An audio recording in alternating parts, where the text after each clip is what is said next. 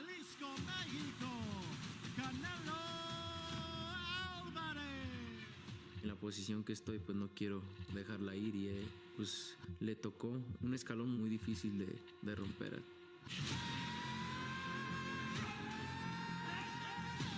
I'm not gonna give you respect. Yeah. You know what I'm saying? Because I want your spot.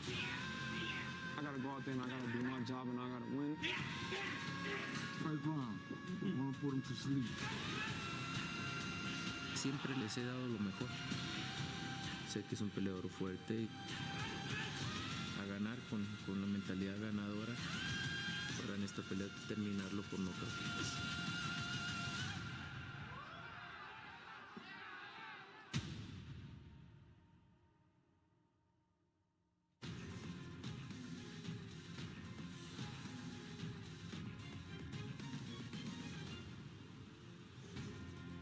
You know, the Mexican Independence holiday brings out the Canelo fans here to Las Vegas.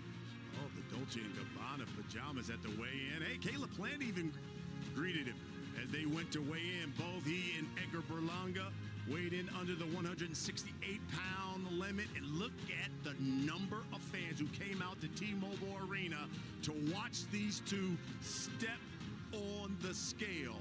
And you are talking about an intense face-off as these two fight for the unified super middleweight title.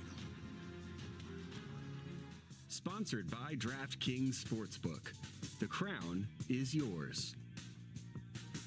VMC Tequila Cocktails, El Origen ante todo.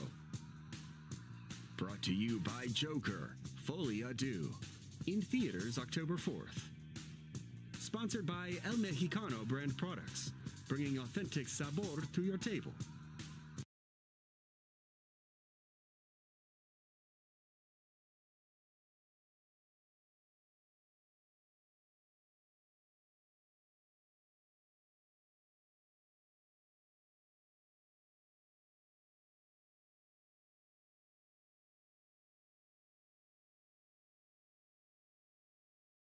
With that stirring knockout of Amir Khan. Of course, it is the main event. Mexico versus Puerto Rico. Canelo taking on Edgar Berlanga. And then the co-main is the return of Danny Garcia out of the ring for 2 years, moving up to middleweight. He's going to challenge the ageless one, the WBA middleweight champion, Erislandy Lara. Well, hello, everyone. Welcome to Las Vegas. I'm Brian Custer. Well, tonight we get boxing's version of Red Sox versus Yankees, Lakers versus Celtics, and, of course, Cowboys versus Eagles. That's right. It is Mexico versus Puerto Rico. You know, these major fights have become customary for Canelo Alvarez, who's undefeated at 168 pounds and has 21 victories in world title fights. Now, this will be a major step up in competition for the Brooklyn-born Edgar Berlanga, who's fighting for the world title for the first time in his career. You know, Berlanga, he started his unbeaten career with 16 straight first-round knockouts. That is the fourth longest streak to start a career all time. All right. We are going to go down ringside now to the men who will be calling all the action tonight. We got my main man. I call him the GOAT, Mauro Ranallo, the Hall of Famer Joe Goosen, and former 3-division world champion Abner Mares. Gentlemen. Hey, BC, thank you so very much. And Joe, you look at the main event, and Canelo has a Grand Canyon-size edge in experience. He's a staple on the mythical pound-for-pound list. But the undefeated Berlanga's bravado is highlighted by the fact that he predicts a violent changing of the guard via sixth-round stoppage. For his part, Canelo, who rarely looks at a crystal ball, took a peek and he sees himself scoring an eighth-round knockout. Am I led to believe, then, that on this Mexican Day Independence weekend, we're in store for some fan-friendly fistic fireworks in the main event? Oh, without a doubt. Look, first off, Berlanga is a great fighter. Don't underestimate him. He's 6'1", he's very tall. Canelo's 5'7.5". He's got a great jab, Berlanga. Now, he's fighting one of the greatest fighters that has ever lived, no doubt about it. Last time we saw Canelo, he was genius against Munguia. He's the greatest. But I will tell you, don't underestimate Berlanga. He's got a great jab. He's got good head movement, great defense. He's got great footwork. This is going to be a great fight. This is no pushover. I don't think it's going to be a 6-round knockout for Berlanga. If he's smart, he'll use all of his intelligence and try to box Canelo. It was 11 years ago tonight, right here in Las Vegas, that a then 23-year-old Canelo faced an all-time great in Floyd Mayweather at 154 pounds. That night in the co-feature, Danny Garcia recorded the biggest win of his career, dropping and outpointing the heavily favored Lucas Matisse at 140. Abner, tonight, the former two-division champion once again finds himself an underdog on a Canelo pay-per-view. Garcia, after making a pit stop at 154, moving up to middleweight to challenge Erislandy Lara. He's looking to become the Fight Factory known as Philadelphia's first three-division champion. What are the keys to victory for these two decorated veterans who are looking to secure a spot in the Boxing Hall of Fame? Well, for Danny Garcia, you want to disrupt the timing, the rhythm from Lara. How do you do that? Feints. Jab first, beat first. Have him believe that he's got something. Have him overreach, and when he overreaches, counterpunch. Danny's so good at counterpunching, so fast. He's 36 years old. Lara is 41. So the older fighter, Lara, you want to have him use his legs, tire him out. And once you tire out Lara, Danny Garcia, you want to look for that Philly special, the mean left hook that he's got. Now for Lara, Lara's so cool, calm, and collective. He's got to stay relaxed. Hypnotize Danny Garcia with his lead hand, and when he does, the left hand, wow, so powerful. I think Lara was, if he lands it, he's going to be trouble for Danny Garcia. All right, we are set for the first fight of the night here in Las Vegas, and it's Las Vegas's own Rolly Romero looking to bounce back from losing his 140-pound title via knockout to Isa Cruz. He takes on the upset-minded Manuel Jaimes. The only reason Jaimes, normally a 135er, is moving up to 140 is because he gets to kick off a Canelo pay-per-view. He's looking for the upset. It's Romero versus Jaimes, scheduled for 10 rounds at 140 pounds here in Las Vegas with the tail of the bet. Let's go back to BC. Okay, Mo, it is Vegas, and for the first time tonight, let me introduce you to our DraftKings boxing analyst, Dan Cadovio, my man. What's going on, Good everybody? to see you. Hey, listen, let's make some people some money. I love making people money. I like making money, but I love making people money out there with some bets. Let's get right to it. What you got? All right, so for Jaimes versus Rolly Romero, it's the closest odds of the night tonight. At minus 250, take a look at the tail of the bet coming up right here. Look at Rolly Romero. Hasn't been in the ring since that Pitbull loss. Closest odds of the night, only a minus 250 favorite. What I like and what I'm looking at, what you cannot see on here, is the draw. It's only a 10-round fight. Rolly is very inconsistent in there. The draw is for going for plus 1,600. Throw a little bit on the draw. Rolly should come out on top in this one. He's been at that weight a little bit longer than Jaimes, but the thing with Rolly, you just never know what you're going to get in there.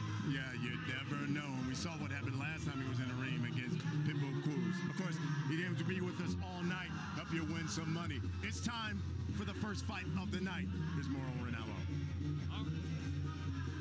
Thank you very much, Brian. Time for the El Mexicano tail of the tape. Romero an inch shorter, an inch and a half reach advantage for Jaimes, so he's the bigger, despite fighting at 140 for the first time. And let's face it, despite winning a title under dubious circumstances, Romero hasn't exactly been lighting it up at 140 either, so we'll have to wait and see. Romero, who is worth a chuckle or two to his many followers, getting a mixed response as he enters the ring here in his hometown. I guess the kids call him a professional troll. He is the clown prince of boxing, but when you look at what's happened lately, Abner, to Rolly Romero, he gets knocked out by Gervonta Davis, gets dropped by... What's going on, YouTube? It's your boy, Tony Smiley. Yeah, we going live. Rolly Romero. Hey, I'm the third man in the ring tonight. I'm calling it down the middle. Rolly's coming up now. He's in the ring, wearing yellow and black like Rocky Balboa. Let's listen up. Here is Jimmy Lennon Jr., the Hall of Fame ring announcer, to take us through the pageantry. Ladies and gentlemen, a very good evening to you, and we welcome you to the T-Mobile Arena here in Las Vegas, Nevada, as Canelo Promotions and Premier Boxing Champions present a PBC pay-per-view on Prime special event brought to you by Canelo Promotions and TGB Promotions in association with Matchroom Boxing. Our opening attraction is sponsored by DraftKings Sportsbook.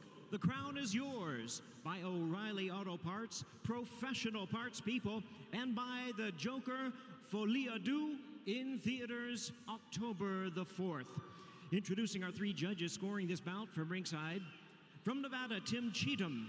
Also from Nevada, Patricia Morse-Jarman. And from New Jersey, Steve Weisfeld.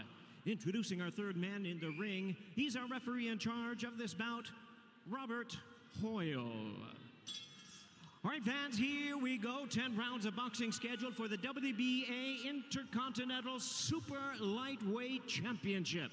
Introducing to you first, on my right, fighting out of the red corner, entering the ring wearing white trunks with red and green trim, and joining us from the fight town of Stockton, California.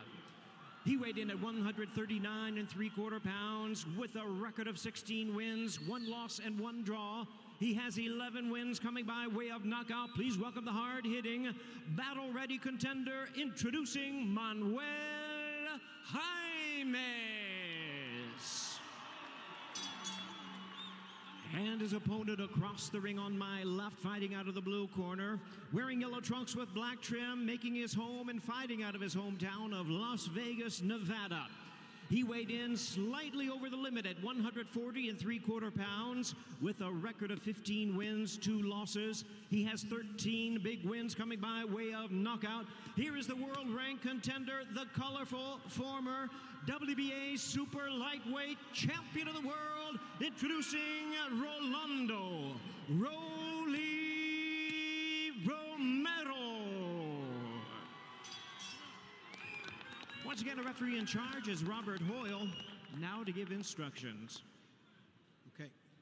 Gentlemen, we went over the rules in the dressing room. Punches here are good.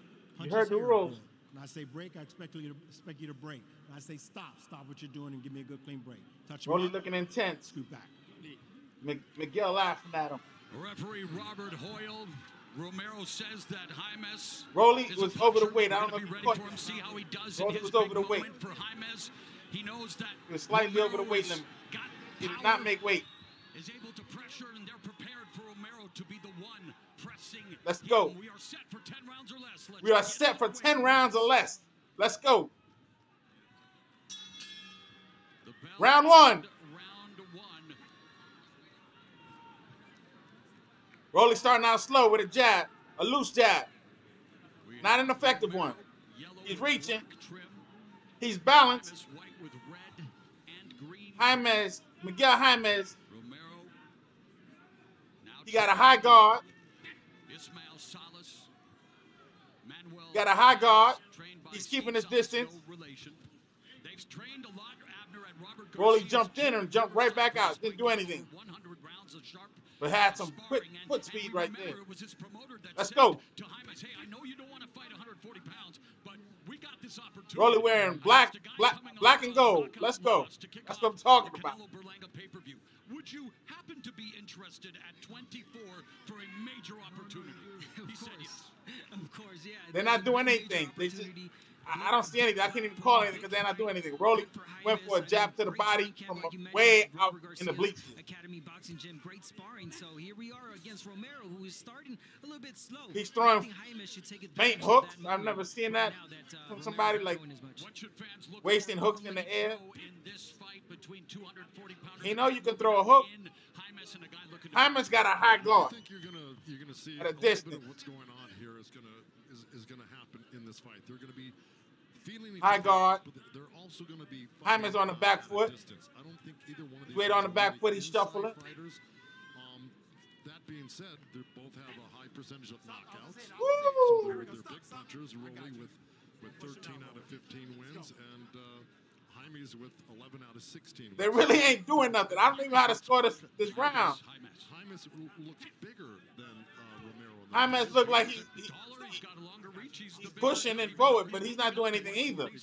He'll try to take advantage of that as well. A minute left here in a getting to Broly's keeping his good distance. And after you've talked about it before, they almost He went for a jab to the head, jab to the body on the back foot. Broly is doing something crazy. He's dropping his right hand when he throws the jab. He just got caught with a jab. Mentally not always been the strongest fighter. He leaned forward, and Hyman leaned on top of him. Roughly broke him up. Set back up with the jab. The jab is pouring. He's pouring with the jab. When I say pouring, throwing it and bringing it down. He's not really popping it. Pop, pop, pop. You know, you got to pop it, not pour with it. It's like the proceedings here on Prime Pay-Per-View as we head to the final 10 seconds. 10 seconds of the first round. 27, James 2 of 17. I don't know how to score this first round, man. They didn't do nothing but dance around the ring. And I think Rolly's the A side, so I guess you give it to him. I don't know. Subscribe. Hit me up in the chat. You gotta wait 5 minutes, so you gotta subscribe to get on that chat. It's free, baby. Help the channel out. Hit the like button. Hit the like button. Punch you with that overhand left. What do I need in this round? The 1-2, the one uppercut, underneath, and overhand. He changed it. Okay, Rolly's corner man is telling him to throw the 1-2 and the 6 and get out of there through combinations on the new guy on Hyman. So let's see what happens. Round 2 is about to go down. Let's go. We're back in the ring. Insight from Ismael Salas for Rolly Romero and Joe. Having heard Abner's translation, do you agree with Salas? Oh, most definitely. What did he say, Abner? He's like, what did he say? He didn't even pay attention to him. Rolly is throwing a faint jab to the body. It's not really reaching. Nice. Okay, Rolly's picking it up. He threw to the body. Hyman tried to duck, and get out the way. Rolly threw 2 hooks, and it looked like he connected with one of them. The most beautiful street fighter I've ever seen. Well put. Again, the power, as Jaime, Miguel Jaime got his high guard. I mean, he's up there. He's up there. He's up there. But because he's so far away, Rolly caught a jab, straight jab. Again, 2 jabs to the face. And Castro now on the march forward and Romero used to doing this, going back and forth, lateral motion, trying to maybe Rolly got his guards down. Let me tell you, his guards are right here. They're right here on his chest. He's in trouble. Going backwards, he doesn't. He's mostly going forward, so take it back. He's too close right now. He's taking a risk. Now he's holding. His hands are down here by his chest. My man got a high guard and he's throwing the jab. The problem is Jaime is not consistent with that jab. If he was consistent with that jab, he would set up the right or the overhand right to catch Rolly because Rolly got his hands down.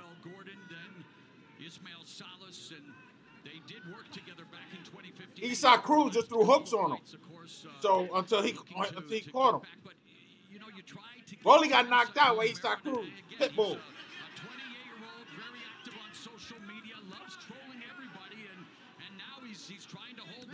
They're not talking about the fight. Listen to what they're doing. They're talking about his social media activity. They're not talking about his activity in the ring. Punches from Jaimes, in my belief, especially the overhand right. You want to do that. You want the feints for Jaimes. Have Romero. Look, man, Rolly needs to set up his punches and stop throwing haymakers. He was throwing jabs to the body earlier in the first round. Wasn't really effective because he was so far away. He's not filling out his distance. Now he's too close with his guards down. He's not even doing the Philly shell properly when he gets too close. And he's trying to throw overhand right. Let's see. Let's get back in the ring. Again, I'm trying to call it down the middle. I'll give Rolly that round. I'll give him both rounds. Again, Jaime is not giving me nothing. How do you feel? They're in Jaime's corner. Let's see what they say. The guys tell him, don't let him off the hook.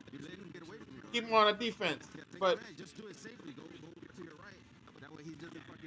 I don't know if he's giving him too much respect or not. But Jaime he's not doing what he should be doing. He should be popping him with that jab.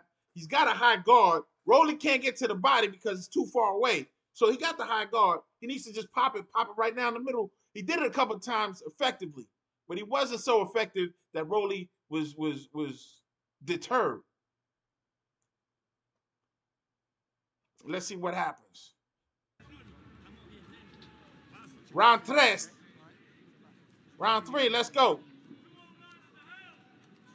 Rolly needs to win this because he's coming off a knockout and a layoff. Remember, he was champion. Lost to Pitbull Cruz by knockout. And before that, before he beat the old man for the belt, he got knocked out by Gervonta Davis. So that's his record for now. His last couple of fights. This fight's going to unfold. Last few fights. Let's go. I think the next round or two, it's going to really pick up. And you can maybe even look for Castro, even though they're hitting, or Jaimes, excuse me, even though they're hitting. Rolly throwing hooks. Rolly throwing hooks. Rolly throwing hooks.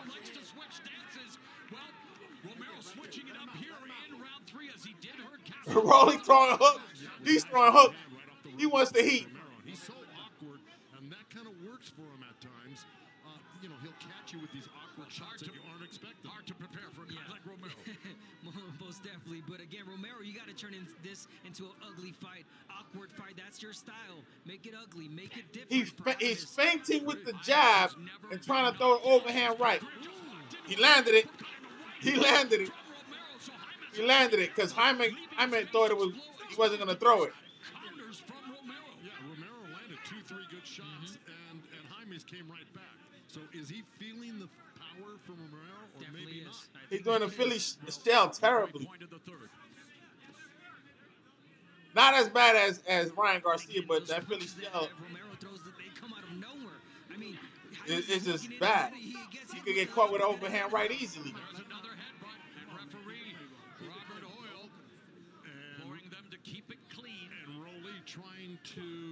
Rolly can't keep this fight clean. Rolly needs to get dirty. He needs to get nasty. Throw them hooks again. Because he got a high guard. Slap the hook around the guard. Bring the arm down, right down the middle. All day long. Jaime is slim pickings. And he's walking in with his chin when he throws his right. Rolly just caught him with a left hook. Romero pokes his chin up a lot when he's punching, which is very dangerous. Got a lot of defensive flaws. He pulls straight back. There it is. Right hand by Romero. Yeah, Rolly needs a messy. They messy right now. It's messy. Referee Hoyle calls for the break. Oh, very nice. Protect yourself at all times, baby. You got to push him if you're James. To time a guy like Romero. Really hard. Because when you feel like you had him, he throws a punch out of nowhere.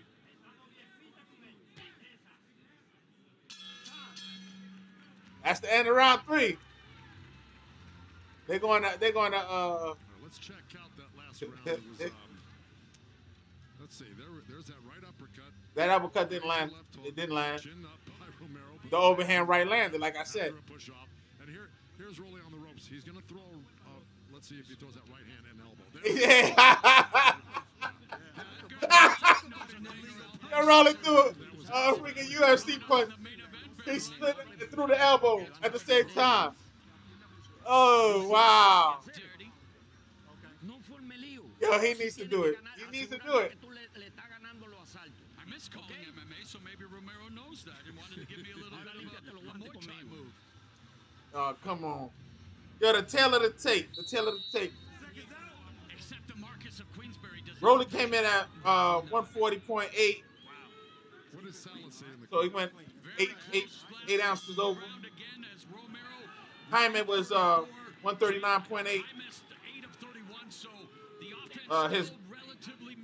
His height, Rolly's height is 5'8", where Hyman is 5'6", but Hyman looks bigger for some reason. I guess because Rolly giving up his height by bending his knees and being, oh, we got caught with a straight jab. I told you about that jab. Hyman needs to throw that jab. The reach, it was not written down. And Rolly's record is 15-2-0 with 13 knockouts. Rolly could win this if he throws hooks. All he got to do is throw hooks and rough him up. Just fight him crazy. Because Hyman got this high guard. He's blinded. This high guard is covering up his whole peripheral vision. Good point. You go around the guard. Just go around the guard. He can't see you if you step to the side. From 45 degrees, go around the guard and then follow up.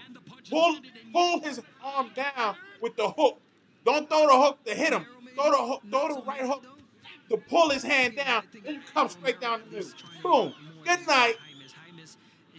Hyman got 16-1-1. So they're both losers. And there it is. There's that right hand, left hook, and then a nice right elbow.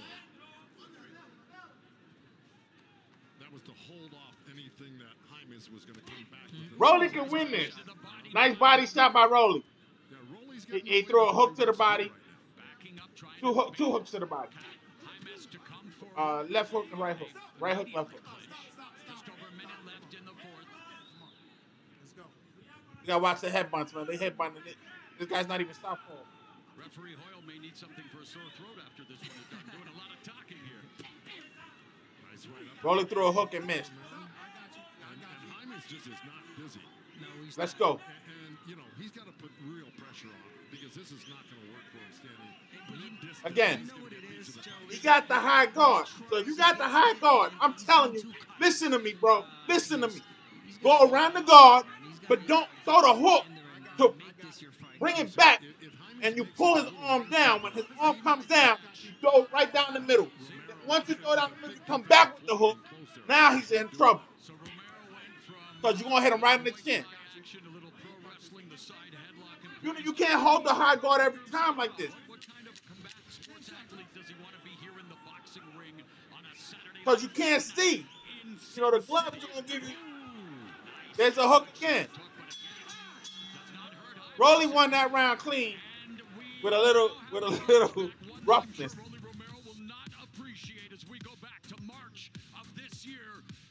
Hear me out. They showing him and Pitbull fighting right now. We're not watching that fight. We know Rolly got beat up, and he got caught with hooks. So he got caught with hooks in that fight because Eastside Cruz was just throwing them, hitting him in the temple and all of that. But what I'm telling you is he can win this fight. He's over here trying to tap the body. He can't reach the body because he's keeping his distance. When he comes in, he throws crazy hooks and he's smothering his punches. He needs to go clean, set up his punch, pop the jab, step to the side, bring the hook. When you bring the hook, you don't hook to hit him. You hook to bring his guard down because he got a high guard. So bring the guard down with the hook. It comes around, bring the guard down. Woo! Good night. Let's go. They back in the ring. 5th round. You talked about the one gear about Cruz, which is going forward. That's what Hyman needs to do. Hyman has to push him back. Hyman has to get Rolly Romero on the ropes. To me, Hyman is looking like the aggressive one. So the judges could look at that because there've been a lot of hugging. They could be giving him those rounds that I was like, I don't know, like the first round. Isaac Cruz caught him all night long with that. There, Romero delivers the right uppercut almost as a decoy, lands a bigger left upstairs. Rolly punchy, so all you gotta do is hook on his head. Hit him in the You gotta temple. give it to Rolly. He's using his jab really good. Esau Cruz is not a boxer. Oh, he caught him. He caught him. Rolly caught him. Rolly caught him. Rolly caught him with an uppercut. He got dizzy. He's still in there though. He's looking even fast, Romero, in this round. He is. Rolly threw the uppercut, caught him. Very nice. Your chin is just up way too much. That close to it. Like Jaime's dropping his guards. He has a high guard and he drops it when he comes close. But like, he's throwing a punch when he's dropping. Yeah, I get you, Joe. Like, As a coach, he throws a punch, he drops it. Rolly's trying to catch him with that left hook. He's trying to do a Ryan Garcia. He got his foot back and he's just waiting. He just threw the 1-2 in the air. And then Jaime held it. This is for the super lightweight.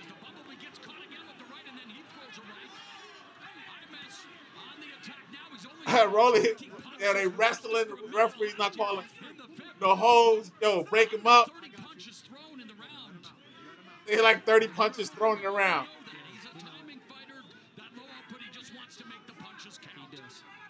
And he's doing it in this round. He's timing those punches really good, waiting for Jaime to get in, and when he gets in, there it is.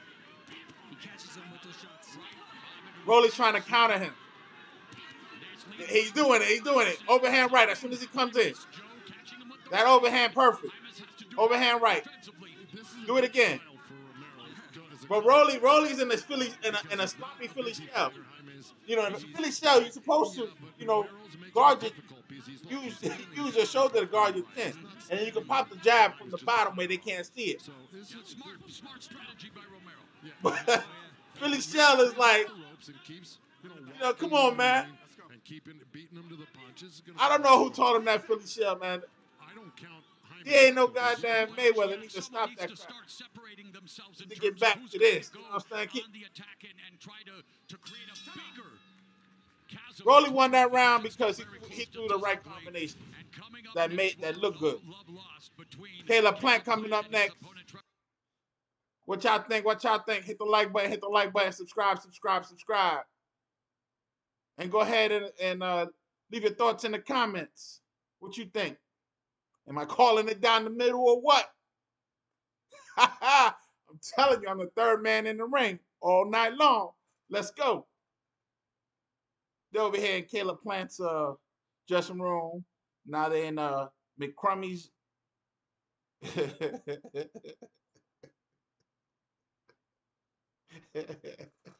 McCrummy.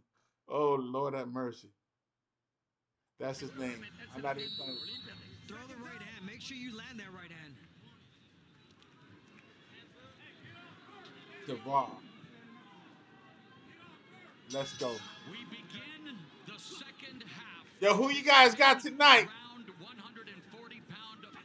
Canelo. Oh. Rolly just throwing crazy punches now. 168 punches. Jaimes has landed only 34 of 143 punches. Not a lot of offense yet. And nobody looking at the Conky box.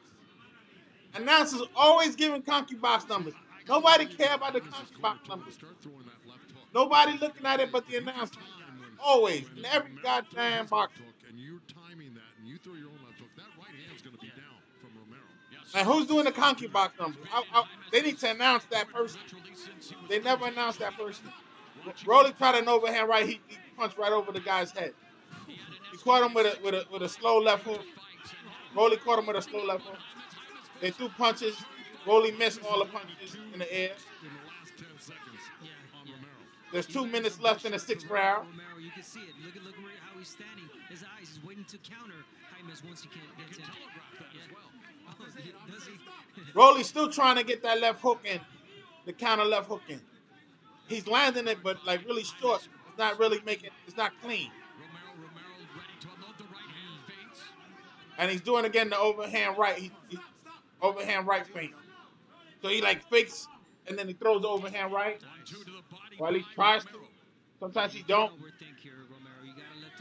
But they're both pump fakes. Exactly. Jaimes is not even throwing a jab, even a feeler jab out there. You got to keep that left hand busy against Romero. He's not keeping Romero busy. missing.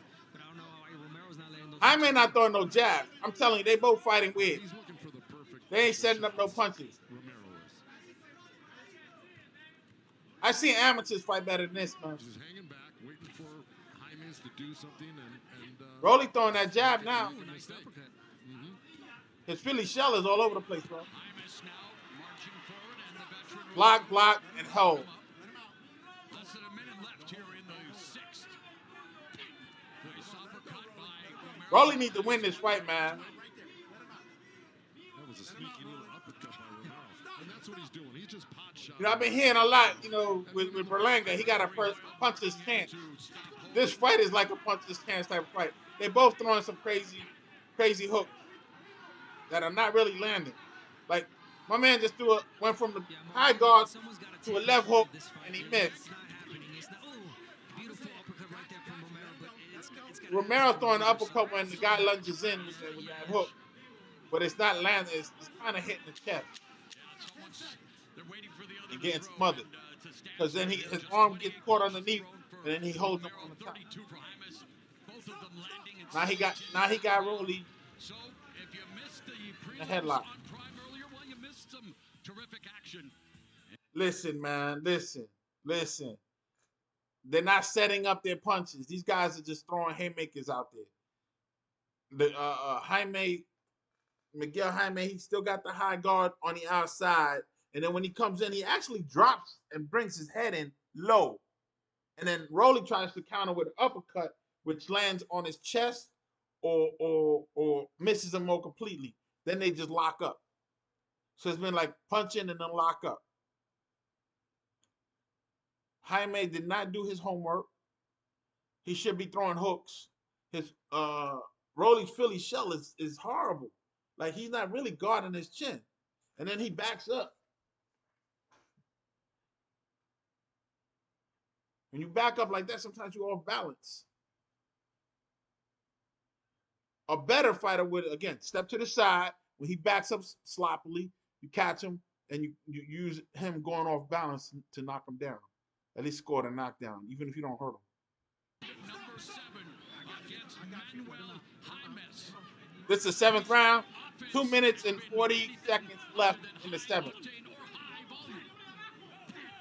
How we doing? Oh, he caught him with a left hook. Jaime caught Rolly with a left hook. It's really Romero that's landing the hard shots. He's not as busy. They scored the first round a 10-10. So it's a tie round. And the rest of the rounds they're giving to Rolly just because he's the A side. Jaime needs to fight him like he's the champion. And you can see Jaimes, no range management. Overextended on the jab. Hand over the knee. Front foot. There's the feint. And he's in the left hook counter upstairs. At this point of the fight, they should not be pump fakes unless the guys, you know, you should have studied the guy early on. There shouldn't be any pump fakes. There should be clean combinations. We're in the 7th round. And according to the unofficial scorecard, Jaime needs a knockout to win this fight. Because they gave him the tie the first round.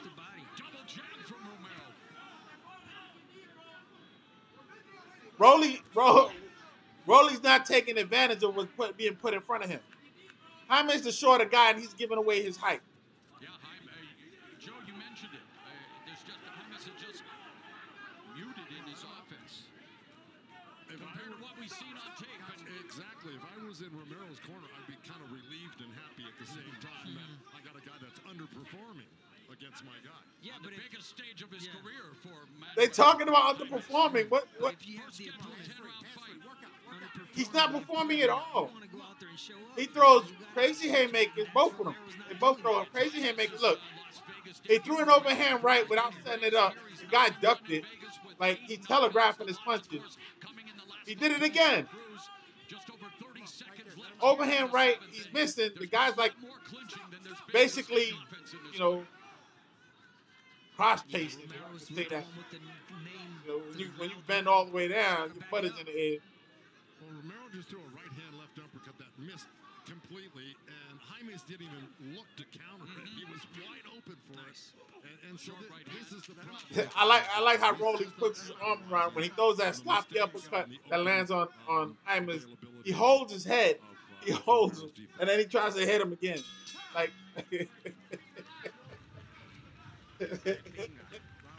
some old third grade box fighting and stuff. Look at here. Rolly's winning this fight because that guy is terrible.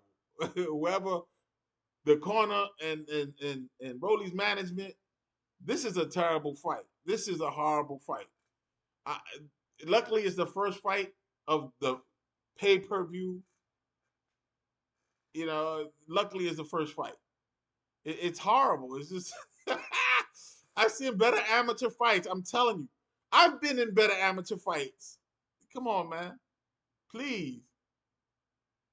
This guy's supposed to be a world-class athlete and a champion. I mean, you can't take that from him. He had the belt. And Jaime, come on, man. He got no Mexican-style boxing. He got a high guard. That he got. Because he kept that high guard. That high guard still there.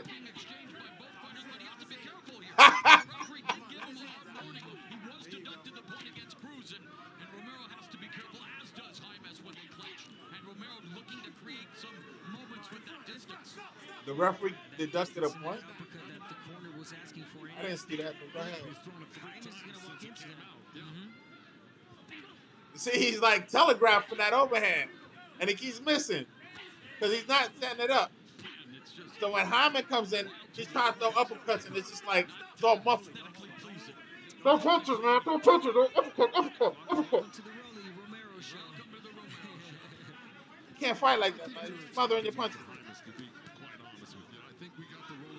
Ha! Hook! Come on, man. There you go. A straight right landed. But he didn't set it up, he just threw it and it landed.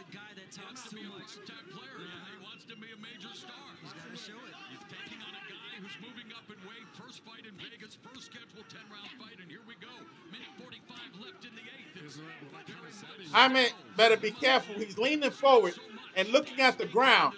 When boxers do that, they're leaning forward trying to push you back. And they're looking at the ground. They're susceptible to an uppercut and a left hook. And if you throw the uppercut properly, when you lean back on your legs, press down, bring it up. You're going to bring that whole, boom, the whole body up and everything.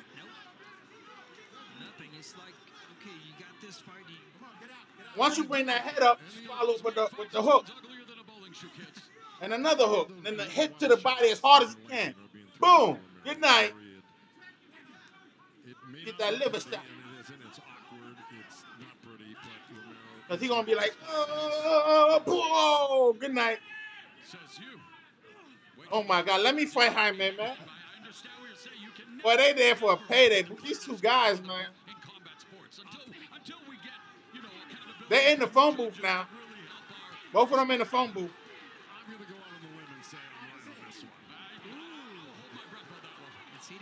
We're waiting for one clean punch. This is crazy. We're waiting for one clean punch. Everybody just... Is that it? Is that it? One clean punch. Oh, my God. Yo. Rolly telegraphed that right hand. He caught him, but then this guy threw some crazy left hooks, and he caught Rolly with him. He should have been thrown hooks. That's how he got knocked out in the last fight. Rolly said, "Oh my God!" He telegraphed the right hook, the left hook. He telegraphed the left hook and almost spun himself around. I'm talking about Rolly there. Oh my God! I didn't want to hear what's going on in the corner, man. Whatever they tell him in the corner, he ain't listening anyway. But this shorty, his trainer, man, his coach. Jesus, man. This is a terrible fight. This is terrible. It's still more exciting than Shakur Stevenson, so hey, whatever. Like both of them, they just wasting a lot of energy. There's no sweet science there. It's just like luck of the draw. Whichever punch lands. When he tries, he lands. And he needs to land, and he needs to. They're hyping it up. He lands. He hit him on the shoulder. And then he hit him on the wrist. And so they're talking about Jaime there. When he tries, he lands. No. It was not good. Rolly throwing hooks now and uppercut.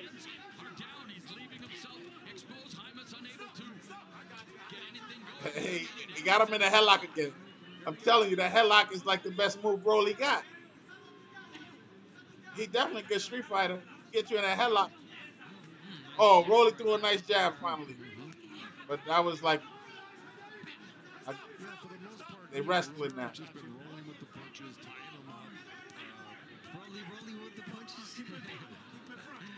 I like that. Jaime's just jumping in with the jab now. But when he jumps in with the jab, they start holding each other.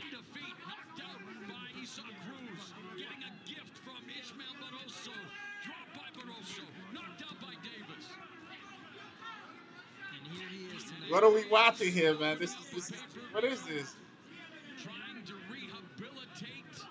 Yeah, I just give Rolly the fight because he's the A side. That's it. People know him. You're gonna make more money with him for the next fight. Truly understand your point, Mark. He got the Rocky trunks. We got the 209 being represented. That's Diaz country, Stockton, California. They're fighting in the phone booth, but they're missing both of them. I don't know how you missing the guy standing right in front of you.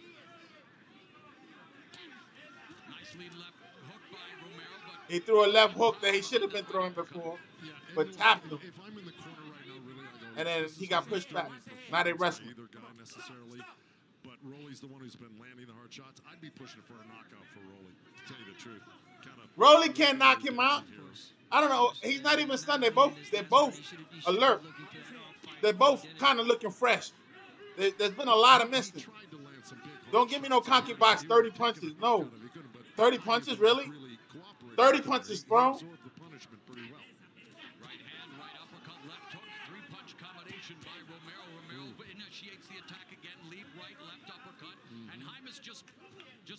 Yo, this fight is about to end. They both can go to the club after this. Unless something happens dramatically in the 10th round. There's a lot of wrestling, a lot of holding. The referee's getting the most work in. Rolly can't put a slew of combinations together to save his life. He's throwing haymakers. He's just looking to land. Come on, man. He's not setting up the punches.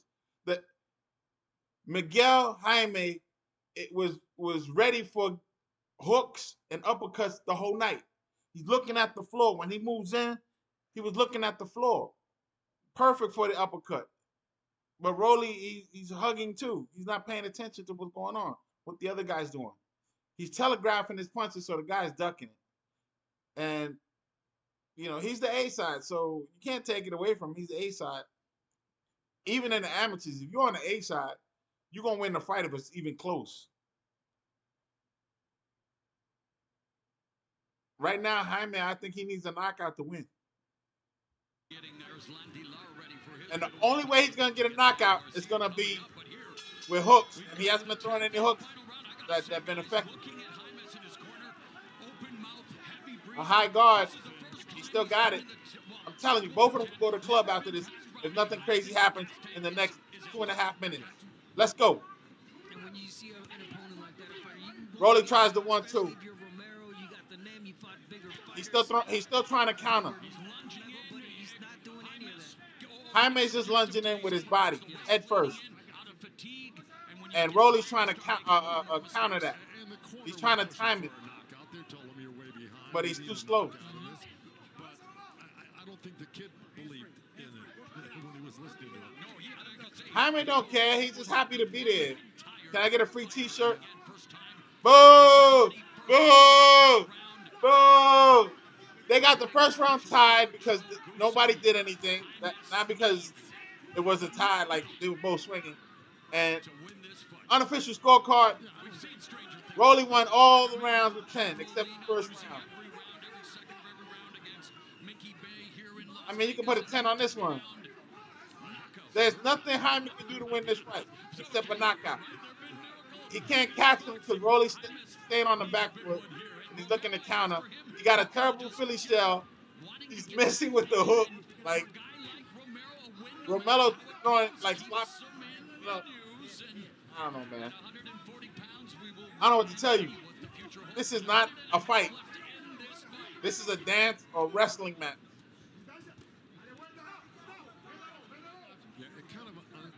The best punch of the night was the elbow.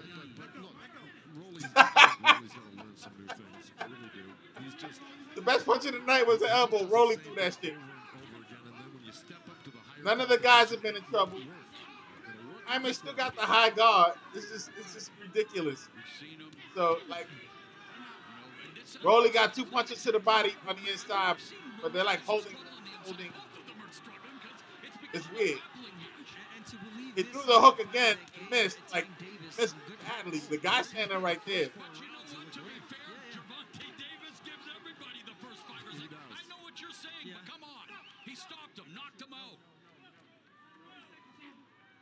These guys are talking crap.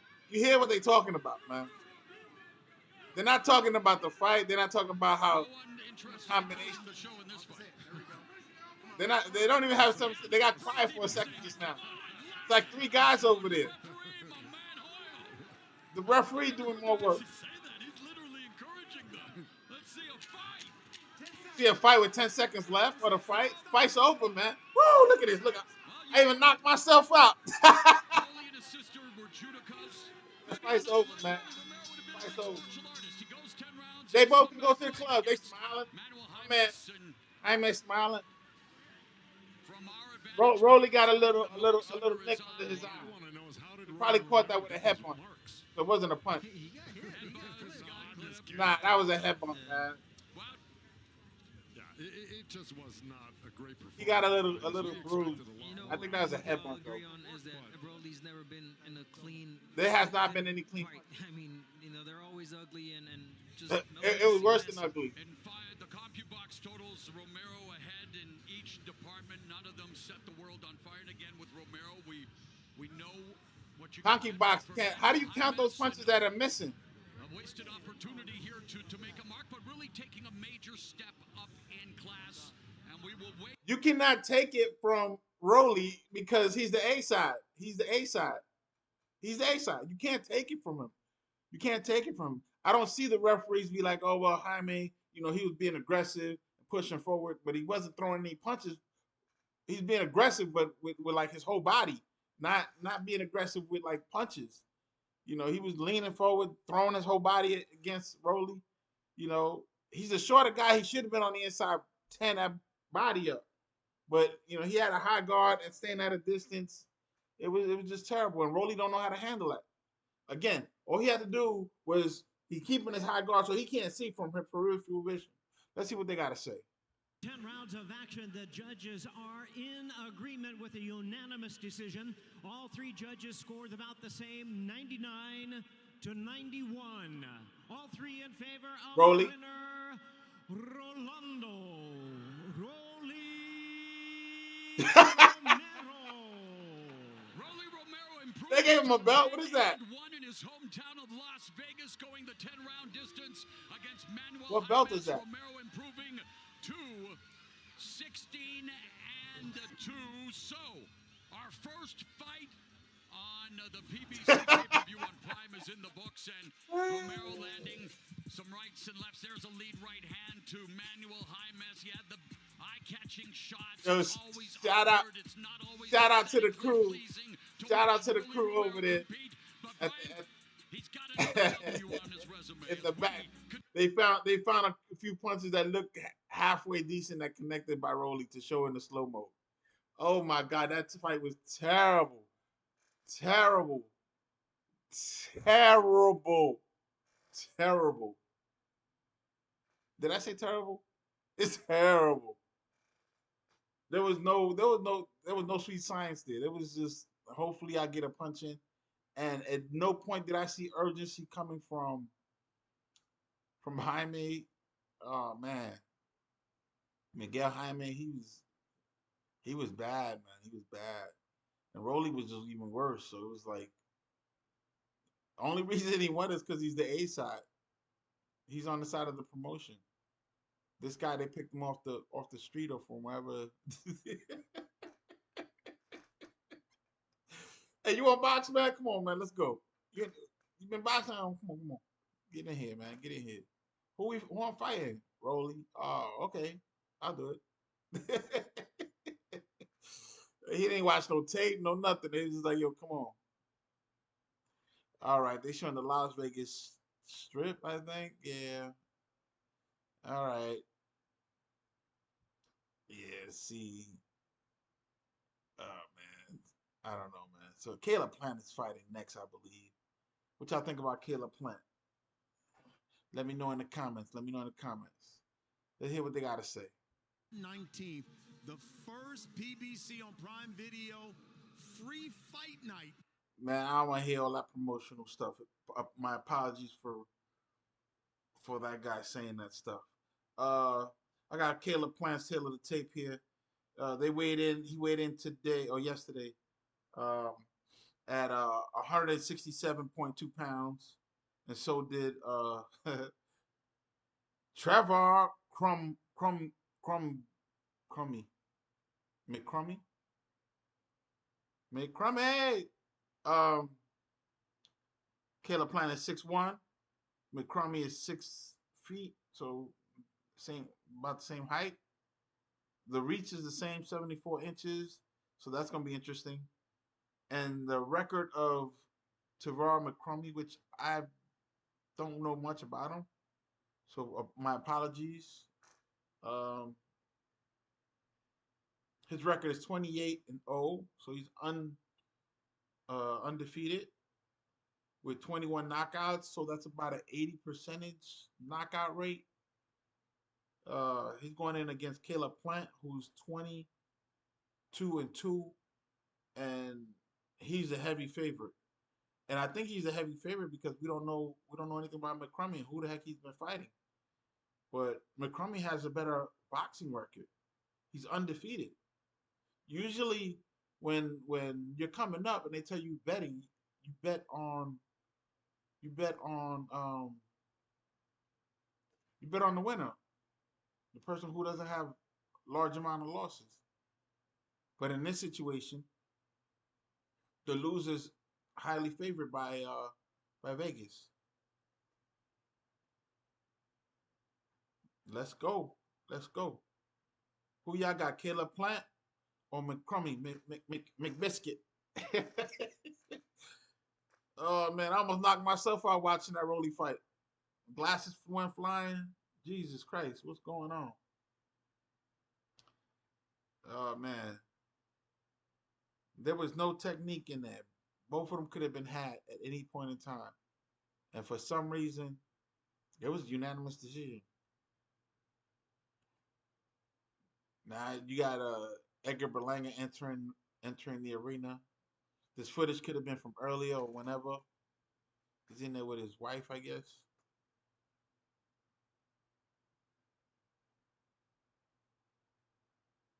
Or his pops. His pops like talking smack.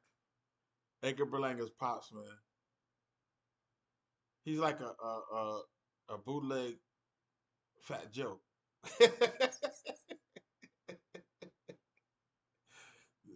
They look alike. It's like his double ganger. Edgar Berlanga's father.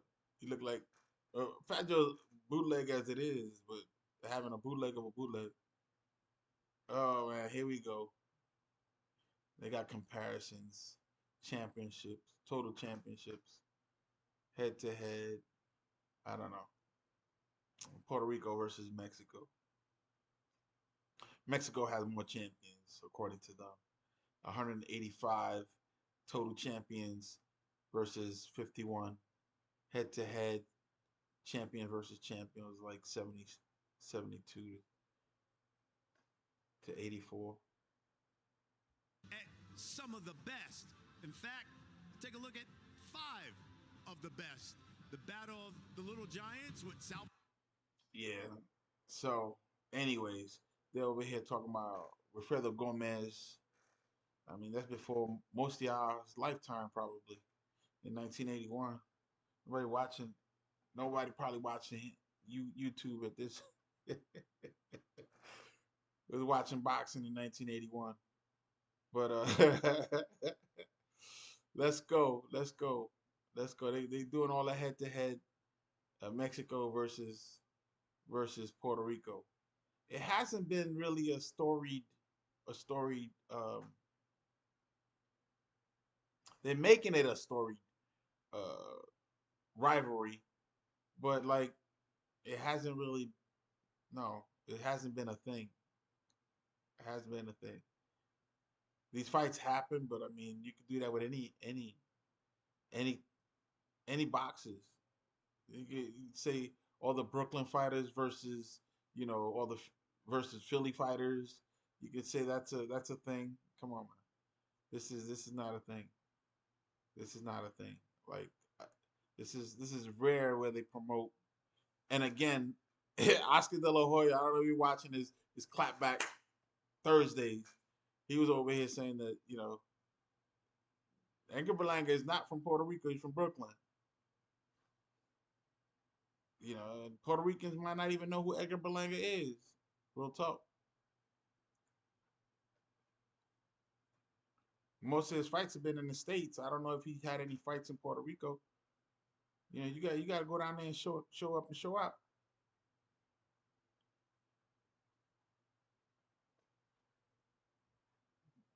Time for the tale of the bet.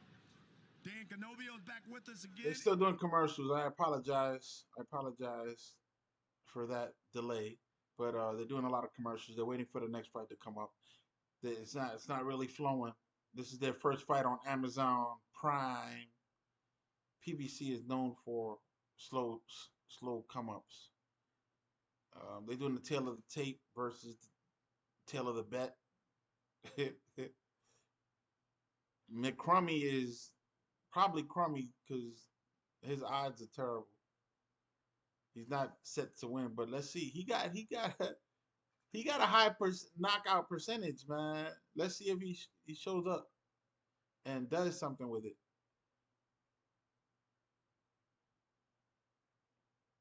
Because Caleb Plant can box.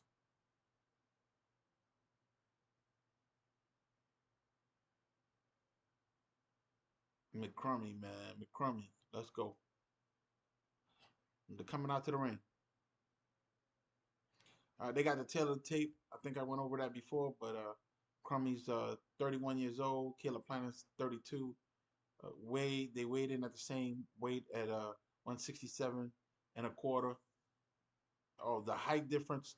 My height tail of tape is wrong, according to them. They got McCrummy at 5'11 and a half, and they got Caleb Plant at 6'1. They had him at 6 feet over there.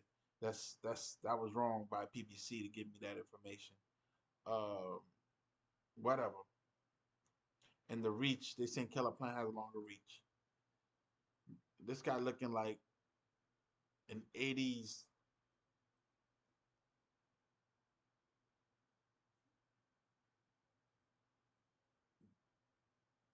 Yeah, man, let's go. Caleb Plant walking into the ring. Caleb Plant is the A-star. Being stopped by Canelo, but when it comes to this fight, Caleb Plant has said, listen, Trevor McCumbee has no business being in the ring with me, has no experience, has never faced anyone near my level, and he is looking to make an example. I'm calling him McCrummey here tonight and make sure that he stays in contention at 168. McCrummey. I'm not gonna change it until he does something. Canelo, he got a high knockout percentage. An arena he opened up in style back in 2016, knocking out Amir Khan. Just for the record, Canelo Alvarez is not undisputed anymore. He is a unified champion. He lost the IBF. You know, the IBF introduced the 168-pound division back in 1984. Scotland's Murray Sutherland was the first champion. But the IBF also the first to take away one of Canelo's titles, making him a three-belt unified champion for tonight's main event. It is the Canelo show. I just told you that. All attention on the same weight class, but it's Caleb Plant against the upset-minded Trevor McCumbee. McCrummy. Jimmy Lennon Jr. Trevor. Well, fans, from the T-Mobile Arena here in Las Vegas, Nevada, Premier Boxing Champions presents a world title attraction in the super middleweight division, brought to you by Canelo Promotions and TGB Promotions in association with Pro Box Promotions. This bout is sponsored by DraftKings Sportsbook. The crown is yours. By VMC Tequila Cocktails, El Origen Ante Todo. And by El Mexicano brand products, bringing authentic sabor to your table. I swear to God, I saw him on TV in the 80s. McCumbee. President Gilberto Jesus Mendoza. McCumbee. Man, his name is all messed up, man. I'm messing it up. Terrible. From Nevada, Chris Migliori. And also from Nevada, Dave Moretti. Introducing our referee in charge, he will be giving instructions after the introductions. Alan Huggins. He got the mustache. He got the shade. Right, fans, he got the old dirty hat and the American flag. This dude. WBA Super Middleweight Where did they find him, man? Championship. Introducing 31 years old. My right, fighting out of the red corner, wearing black trunks with silver trim. Joining us from fighting out of Arizona by way of Chicago, Illinois.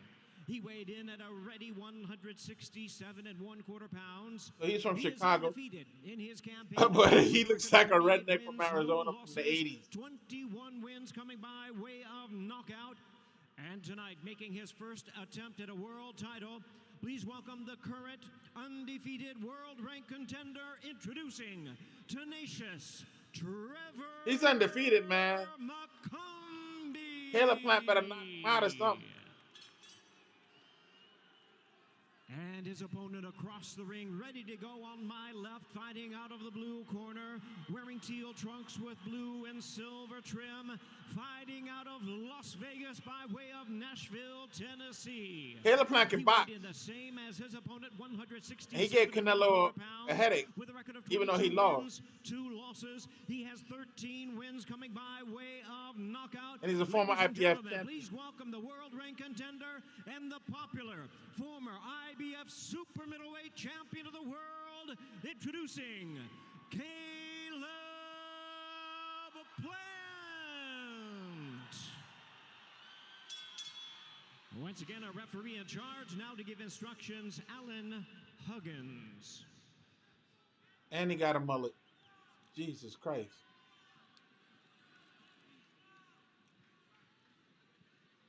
Business on the top, party in the back.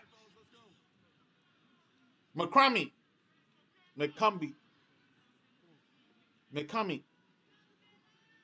Okay, gentlemen, you both been giving my instructions. Obey my command. They using the same referee. They're not even switching them out. From here on up is good. Anything from here on up is good. Same referee from the Rolly fight. Referee Alan Huggins in charge for this fight, and fight fans hope to see lots of slugging, no hugging. Trevor McCumbee moving up in class. Oh, he got his name tattooed on his chest.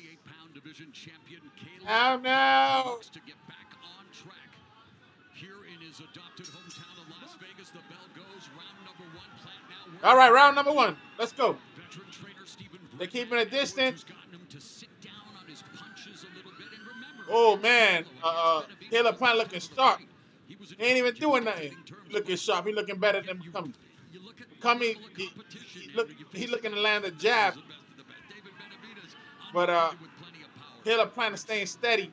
You can only do so much, and Plant was unable to withstand. Probing with the jab. So he's just like two of the best 68-pounders that ever laced. Not really throwing it, just in the air like. Oh my God, fast hands. Didn't touch nothing. 1-2 to the shoulder of McCumbee from Caleb Plant.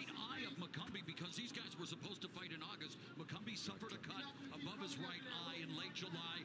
The scar tissue, I'm sure, is going to be a target for Plant's vaunted jab. Plant is like flat-footed right now. He's in the middle of the ring. Hands. He just put a high guard up, but he went back down to the standard guard. High guard. I guess he's trying to bait him to go to the body. 2 jabs to the chest. 1 to the face, 2 to the chest. He's also making his first appearance in a 12-round fight. So Caleb Plant showing his fast hands. Ooh, he's trying to counter with overhand right. You can see it right away in this very first round. Look at Plant. Just McCumbee better not throw no lazy. Waiting for McCumbee to make a mistake, and he is. Lazy right. If he throws a lazy right, he's gonna get countered hard. It's been as high as 183 pounds, but in his last 3 fights, he's been at the super middleweight division. Plant by far his first championship caliber opponent. Plant has fought 5 of those. Man, Caleb Plant trying to go through the guards. All those punches hit that you heard hit the glove of McCumbee. McCumbee. Trevor. Great defense, great counter punch. Trevor's going to the body. He's leaning straight jabs to the body. They're not hard jabs, they're just taps. That he's faced, so he's only growing and getting better. Yeah, McCumbee introduced to the sport by his father, a police officer and Marine. A double jab to McCumbee's face. While he went into the Philly shell. Oh, nice counter. Caleb Plant went right hook to the body, and McCumbee came with an overhand right and landed. It was a tap, but it was enough to get Caleb Plant's attention. So he stopped that. Nice body shot again from Caleb Plant. I think Caleb Plant got faster hands. Plant won the first round because of fast hands. That's not good, because this is usually the feeling out round. Caleb Plant won the first round. Fast hands. They're showing Caleb Plant fighting Canelo right now. We've seen that already. So if not, you can watch it on YouTube. But go ahead, hit the like button, subscribe. They're showing him getting knocked out with an uppercut for leaning forward. Canelo.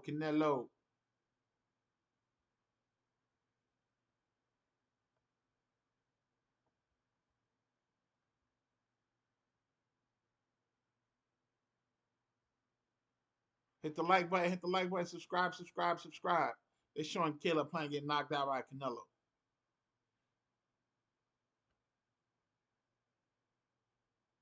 Now they're showing him embracing some footage. They're not into the fight right now. I don't know what they're doing. They're using Caleb to promote Canelo. Wars, and I have respect for him, respect for me, and I love that guy. It's hard not to like Leo Santa Cruz. Round 2. 2 minutes and 45 seconds. Do you guys know that he bought the domain EdgarBerlanga.com and has been making money off Berlanga's website? Berlanga's upset. He and Berlanga got into it at one press conference, and you talk about Canelo's respect. In English, he told They're not talking about the fight that's going on right now. They're talking about Edgar Berlanga, who's not in the ring. This is what I talk about announcers. Oh, nice body shot. McCumbee caught Caleb Plant with a body shot. It looked like it stumbled him. I don't know if he slipped or something, but it looked like it hurt him. Woo!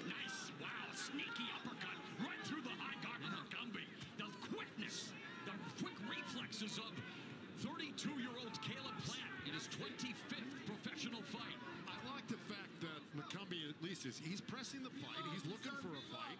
He's throwing hard leather. He's got. That's why he's here, right? He knows the task at hand. Yeah, but McCumbee don't want to lose. He's undefeated. There's no reason why he needs to lose to Caleb Plant. He needs to look for the win.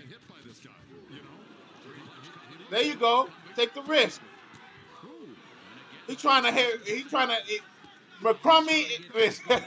McCumbee is coming out with hooks. He's a hooker. Caleb Plant is trying to go through the guard. McCumbee has a high guard. The counter punching is what's gonna save Caleb Plant. It's gonna save Caleb Plant. The high guard. I mean the counter punching. The counter punching. Counter punching is gonna save him real quick. Let's go. And I think Plant is too well educated in this sport. He knows what's coming. The jab, setting up everything, waiting for McCombie again to lunge in, which he is. And plus, Plant's got it is a 12-round fight, so you know he can take his time. Wow. 1-2 hook around the guard. Remember I told you I was telling Rolly to do that? Around the high guard and splitting the guard through the middle with the right. McCombie doing poses to the audience. Here in your first step-up fight, you're trying to secure the big upset win, and it's too early to be doing that against a guy like Caleb Plant, is all I'm saying. Caleb Plant is going around the guard, stepping and then going around the guard. What I was telling you before that, what do you call it? Rolly should have been doing. Oh, nice chin check. He's down. I think he got knocked out. I think he got knocked out. He's not on his feet. Wow! Oh my God! Plant got hit with a hard hook to the chin. He was on the ground. The referee called it a slip. I want to see this again. He threw an overhand right. McCombie threw an overhand right and came back with a left hook. And Caleb Plant got hit. Next thing you know, he was on the ground. When he gets up. Yeah, he's still hurt. He's wobbly. And he stumbled to his corner. That's right. No knockdown. The referee called it a no knockdown. Now that was a right hand to the body that knocked. But that goes to show you how powerful McCombie is. He knocked him off balance with that. Yeah, he moved him off balance with that right hand to the body. But it's like Wow, I'm telling you, McCombie has a high knockout rate. So if Caleb Plant better be careful. I think he got knocked out in that last round. At the end of the last round, the referee waved it off. He caught him again. Again, Caleb Plant got caught again, and the referee waved it off again.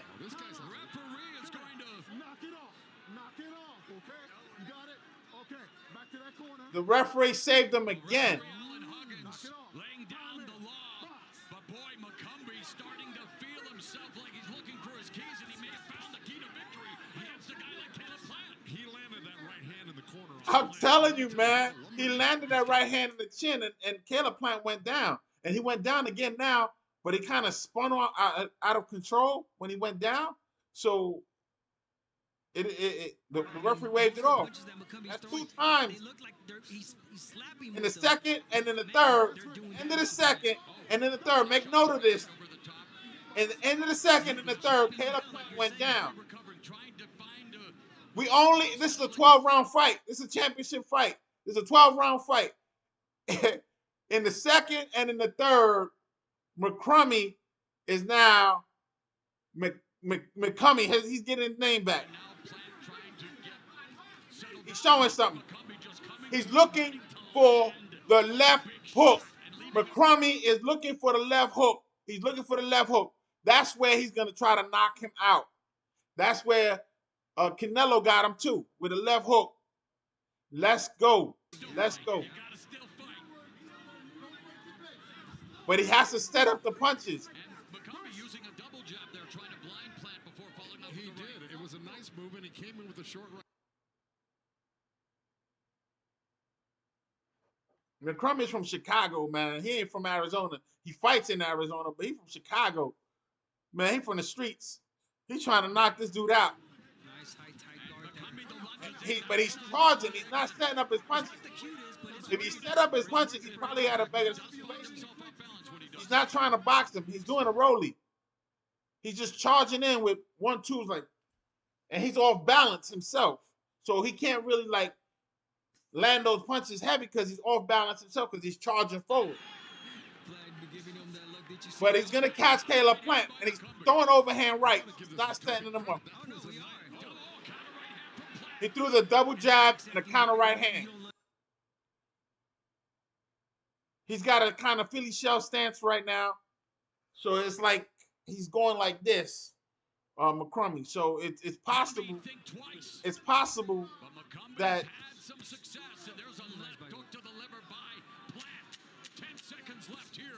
Oh, nice hook. A lead hook from Plant made McCrummy stumble. 10 seconds left in the third round.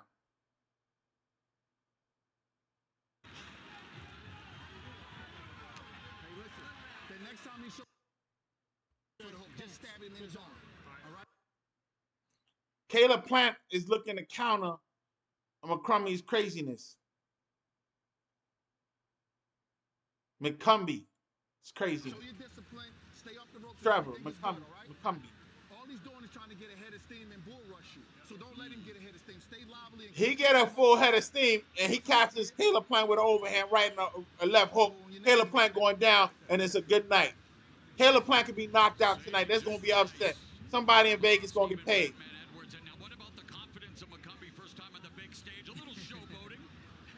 Like, where did that go? And that's the left hook from Caleb Plant. And the corner just told him, all right, you're landing that hook, but we don't want it yet. Hide it a little bit. And I know Joe's been talking up the power and the offense of McCumbie. Right now, he is credited with landing only 18 of 85 punches compared to 41 of 98 for Plant. But again, round by round numbers don't tell the whole story. You know he's looking for the knockout for sure. Yeah, and it's effective punching. You know, the amateurs, it's more. McCumbie is looking for the knockout. He's really sloppy, so Caleb Plant could counter him. But the problem is, does Plant have the power in order to put him down to give him some respect? McCrummie has no respect for Plant right now. And the more he lands those heavy shots, the more confident he's going to get that he can take him down. McCrummie no longer has a high guard. No longer has a high guard. He's doing some weird Philly style, and he's catching the jab straight to the nose. He got a double jab of himself. Very nice, very nice. Okay. Nice jab from Caleb Plant. High guard again. The high guard is back. Oh, he missed. Very nice. Caleb Plant tried to throw a hook, a lead hook, and he ducked underneath. He was behind him. If he could have stepped to the side, he could have countered that with a hook and knock Caleb Plant out. So Caleb Plant better be careful not to do that again. A lead hook, he ducked under it and was behind him. There is no rule you can't punch in the face from behind. You just can't hit in the back of the head. So if he stands behind him and he throws a hook from the side from behind him, that's a legal punch and lands on his chin. He's just a great trainer. The referee can't stop that. They're holding and body shots from McCumbie. Caleb Plant's not looking too hot. He's looking tired already. It's in the fourth round. 45 seconds in the fourth round. 40 seconds in the fourth round. Oh, he down. Caleb Plant down with a body shot. Oh, very nice. Better count it. Nah. Caleb Plant fell out the ring with a body shot. Caleb Plant in trouble. Caleb Plant in trouble. From what I said, don't bet on the loser. Caleb Plant got a high guard.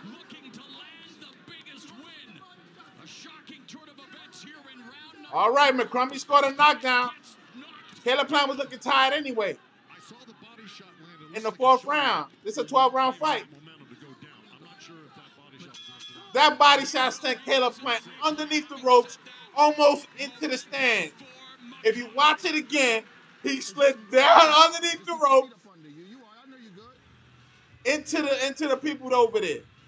If he would have fell out the ring, they would have gave him a 20-second time to get back in the ring and continue fighting. But because he was underneath the ropes,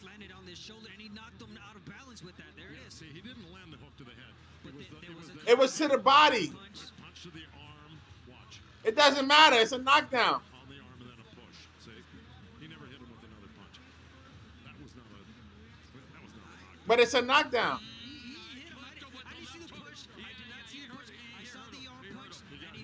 It's a punch to the arm. It's still a knockdown. It's a valid punch. He fell down. This is the third time that he fell down, and the first time they counted the knockdown. Caleb Plant's been on the ground 3 times already. And even in the amateurs, when you start seeing the guy falling on the ground, it's not a good look. He's gonna have a bad night. Caleb Plant just took overhand right and a hook and went all the way across the ring.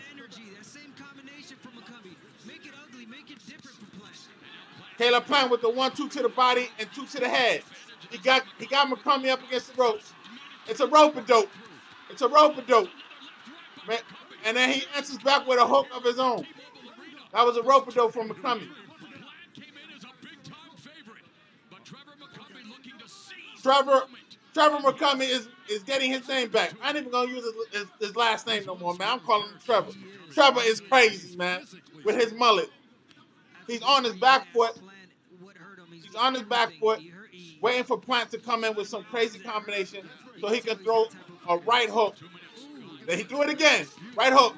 He's just looking for the right hook. Caleb Plant trying to hit that liver shot. They're in the phone booth in the corner, in the white corner, in the neutral corner. They're in the phone booth.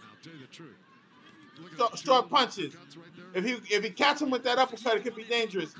Coming throwing uppercuts on the inside and overhand right. He missed. Woo!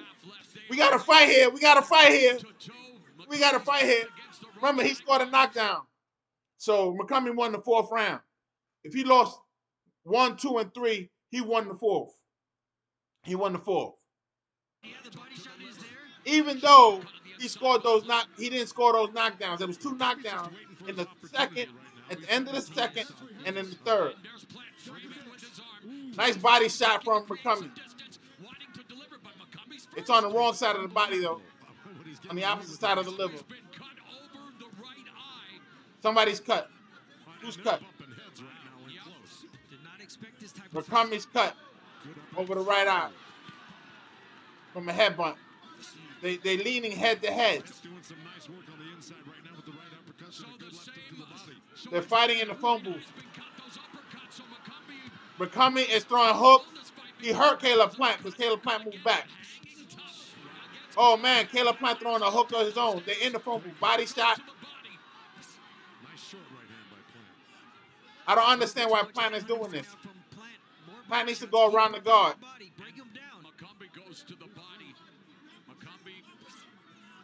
He's using his shoulder to hold him up against the rope, and then he's throwing body shots. Caleb Plant has McCombie up against the rope. It looks like he's doing the rope-a-dope. Now they're talking shit.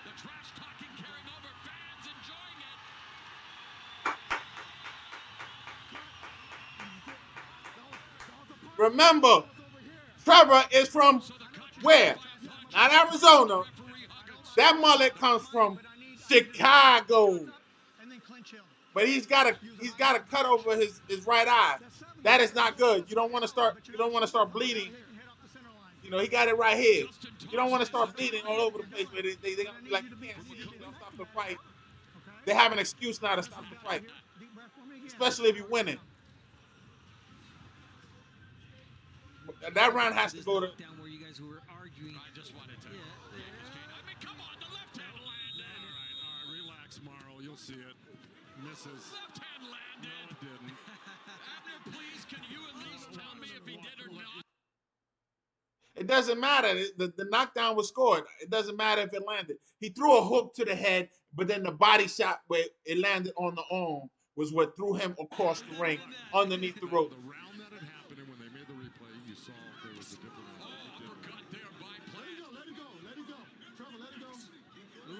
But there's been 3 knockdowns, and Caleb Plant been on the floor 3 times. 1 time was scored.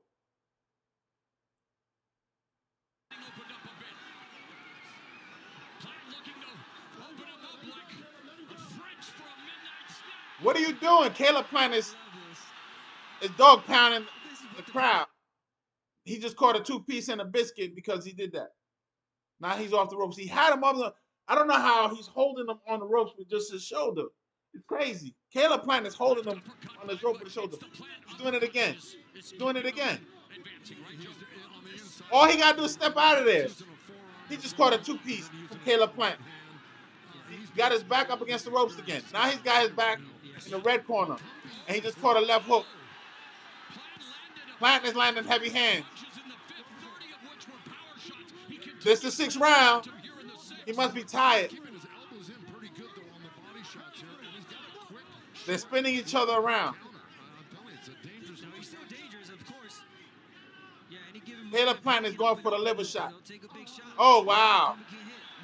Wow, Caleb Plant had his arm out, and he threw 2 hooks that didn't go anywhere like a little kid. It was straight like...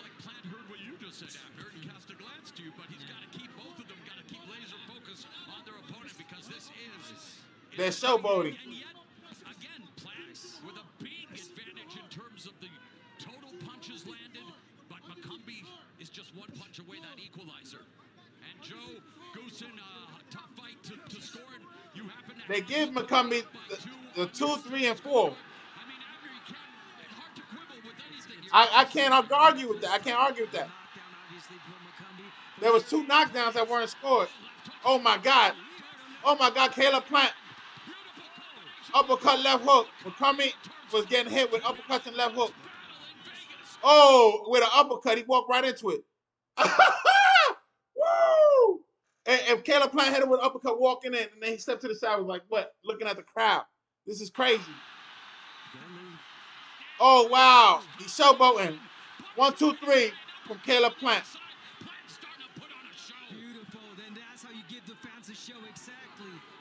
Straight showboating. A 2-piece and a biscuit from Caleb Plant to McCumbee. No answer back. Caleb Plant is putting on a show now. Caleb Plant's putting on a show. 2-piece and a biscuit. Especially for Caleb Plant. There's Jordan Plant, our colleague, and baby Charlie, their child. Both of them in I think McCrumb is gonna lose his undefeated streak if he lets Caleb Plant run away with this. He needs to start throwing those hooks to the body and to the head. He's blocking that body shot there. Now he's looking for the counter. Should he stay on the ropes? No, he shouldn't. But he's looking for something. He should put Plant on the ropes. Yes. Turn him and put him on the ropes. But again, if McCumbee is falling just inches short of landing great counters. It's entertainment as much as anything, especially with the way of the world these days. Caleb Plant threw a 1-2 and then swiveled his hip in that last round. It's just straight showboating. Plant looks to rebound from the loss to David Benavidez. Trevor McCumbee looking to just record his first major victory. Oh, left hook counter, right hook counter. Excuse me, right hook counter from Plant. It slowed McCumbee down. He's getting hit with some heavy hands. He's getting hit with some heavy hands. Trevor McCumbee is getting hit with some heavy hands. I don't know if he's going to last long with that. And he's got the cut over the eye, too.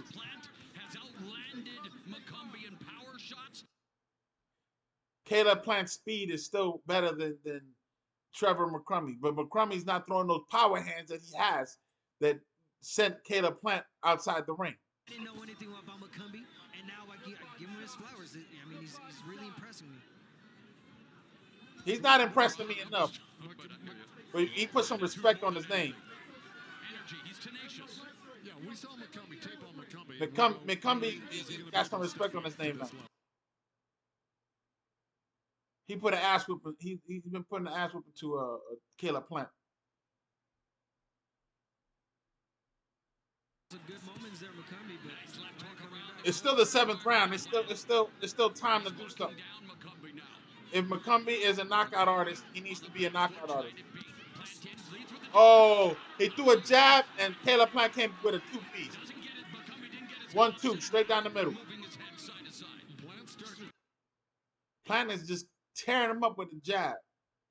and the 1-2. Pop, pop.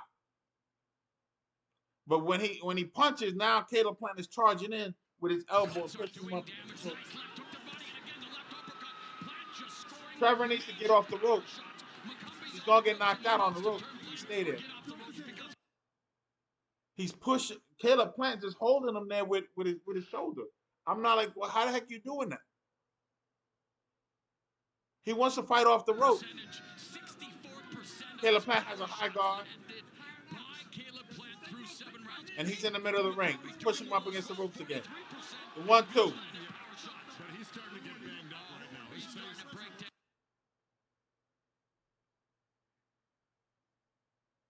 He's catching 1-2s down the middle from Caleb Plant, which are being really effective.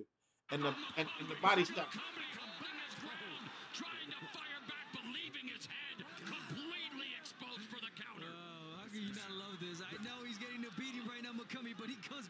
McCummey is tired. He is tired. I think he's done. He's exhausted. The 7th round. It's a 12-round fight. This is a championship fight. He's not going to make it. He's not going to make it if he don't try to knock Caleb Plant out now. He's not going to make it. He needs to fight. He needs to fight like this is the last round. From a loss to David Benavidez, while Trevor McCumbee hopes to remain undefeated. He's not going to be undefeated fighting like that. Up his back up against the ropes. I'm just giving Caleb Plant that round. Got a cut over his eye. Keep putting the pressure on him. I need feints before you come inside, okay? And stay off the ropes. Finally, somebody tell him to stay off the ropes. If he does get on the inside, listen, manipulate his hands, okay? He's got 2 cuts. He's got one over his eye, and he's got one over his eye, but in his eyelid. He's got 2 cuts. And I think he caught one of those from a headbutt. Because Caleb Plant was in there with his shoulder holding him and then using his head, rubbing his head, his forehead. You know, dirty boxing. You know how it is.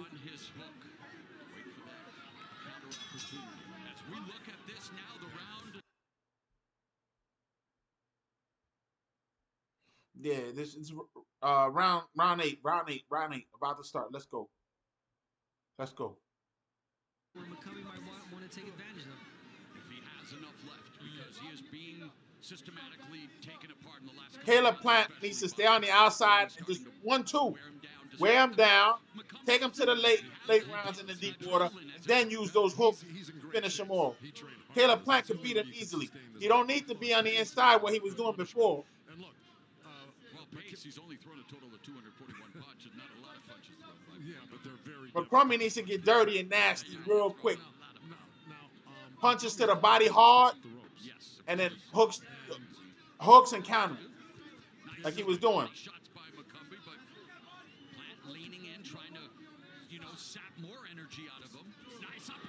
Two uppercuts from Caleb Plant that rolls his head up in the air. You cannot be looking at the ground. I don't care if you got your guards up or not. You cannot be looking at the ground. You better look at your opponent. Hands up, chin tuck, eyes open. Woo! Overhand right from McCumbee to Plant. Overhand right was nasty. Messed up Plant head. Oh, shook his head. Oh, uppercut from Plant again. They're in the phone booth. Uppercut hook. I mean, anything over 40% when it comes to power, Abner, is a good night at the office. Oh, very good night. Yeah, that's like almost 1 or 2 punches hitting you. Get off the ropes, man. Spin them around. There you go. Don't go on the rope. McCumbie's in the middle of the ring. He's throwing overhand right. There's a triple jab.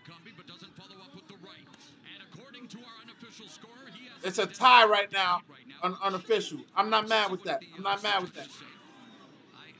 Remember, McCumbee scored a knockdown.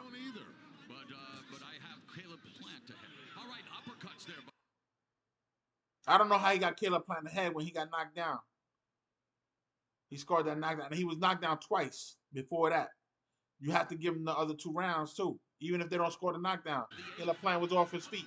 Almost through 2/3 of this. He's off his feet in the second. He was off his feet in the third. And he got knocked down in the fourth. But I think McCumbee is tired.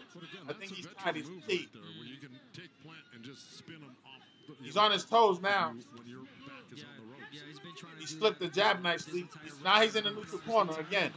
McCrummy has his back up against the neutral corner. Now he's on the rope in the neutral corner.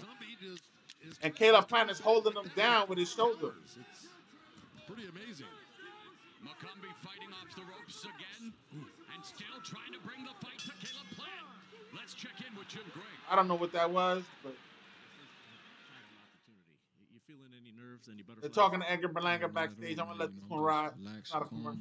and I'm ready for the storm. You know, they say the quiet before the storm, so I'm just locked in. You know, he has so much experience. He has 24 title fights. You have 22 total fights. Is experience a factor at all?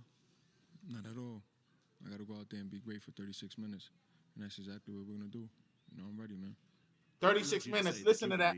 That you can knock him out in the 6th round. I got that type of power, you know, but it's about sending up the shots, sending it up correct. You know, he's a guy that got a lot of experience. He's been in there with a lot of great champions, so I got to use my IQ and break him down slowly, you know, push him back and break his will. Where do you feel you have the advantage? Everything. I feel like everything right now. You know, I'm young, I'm fresh. You know, even though he has all the titles, he got all the experience, you know, but it's time for a new reign champion, you know, and that's Edgar Berlanga. Edgar, best of luck. We'll talk to you afterwards. Thank you, I appreciate it. Edgar Berlanga said 36 minutes. Because he's talking about 12 rounds of fighting. They mentioned a 6-round knockout, but he didn't seem confident about that. He's trying to win all. He's trying to go 12 rounds, which is the best thing to do. If you plan to lose, it's good to go 12 rounds with Canelo. Look at Munguia. He still got a career.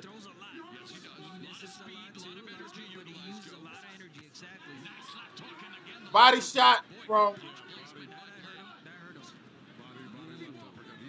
He's trying to go for a liver shot.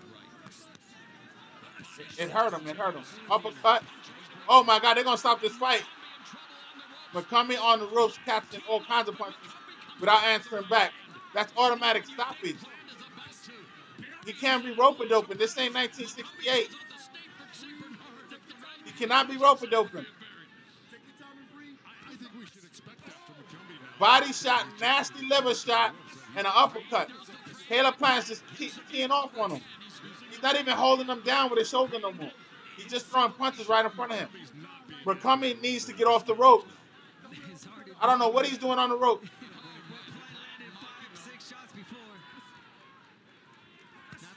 He's measuring him. Plant is measuring him. He got his arm out and just throwing hooks. Body shot, head shot. McCumbee's getting beat up. McCumbee, he's losing his name again. Trevor McCumbee is becoming a punching bag. He's a punching bag. I'm surprised the referee didn't stop the fight. You go with those, you get hit with some heavy punches, they usually stop the fight. Let's go, let's go.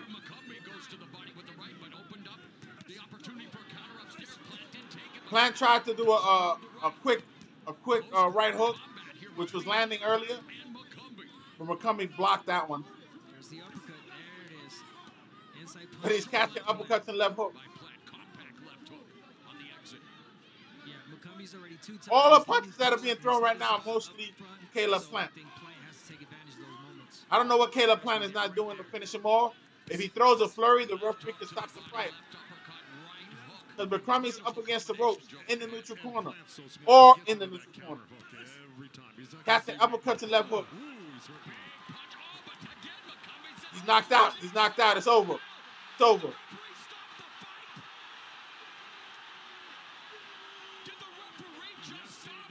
The referee stopped the fight. The referee stopped the fight. It looked like he was saved by the bell, but I don't know if it was just, it's over. Plant won by knockout. You can't stay in the. He lost his O for not fighting.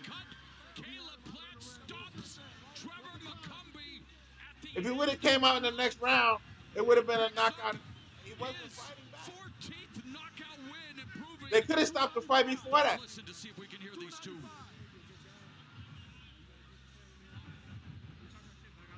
He got tired. He got winded. He got no gas. This animosity turns into respect. This guy should get a bonus. Caleb Plant kissed him. Am I wrong? A lot of trash talking, a lot of war of words. It turned into a war in the ring, a war of attrition, and in the end, Caleb Plant, despite being knocked down earlier in the fight, comes back and stops. Yeah. McCumbee with the It wasn't that impressive. When the guy's not punching back, he was up against the rope, just getting teed off. I was like rope doping. I was saying rope doping. He was rope doping. There's no disagreement.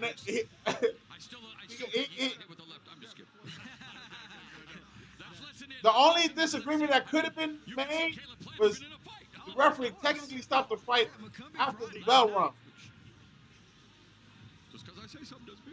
But he was getting teed off on. Like, the referee should have stopped the fight before the bell rang. Listen. All right, action. Lots of it. A lot of it at close quarters, guys. Especially that last round. And Caleb Plant was holding him with, like, his shoulder. Close this fight, close the show. But yet McCumbee still firing. Of course, and he was. Hand got caught in the rope, too, by the way. That's what really did him. That was like Holmes against Tyson when Holmes' hand got caught on the ropes. Great one from the vault. His arm got caught up in the ropes. He tried to throw a hook, and his arm got caught up. McCumbie's arm got caught up on the ropes, and then he caught a left hook to the face. That's what finished him off. It's his fault. He shouldn't have been on the ropes. That is, hey, that should be a warning to all upcoming boxers. You should not be on the ropes. There's no reason for you to be fighting off the ropes. Rope and dope is for the dopes from. Look at how Muhammad Ali ended up. That rope and dope didn't save him in the long run in life. Okay? Rope and dope is not boxing. That's not a boxing technique they teach. No. I never had any coach ever in the Olympic style or in the lower style or in the Army. I ain't had no coach ever tell me stand up against the ropes and let somebody punch at you like you're like no. Get yourself off the ropes, put him on the ropes, and tee off on him. Back at most of the fight here with some highlights. There's that first round with McCumbee scored knockdown after knockdown. Or he was getting him on the floor early on and then just punched his. He gassed out. Don't start.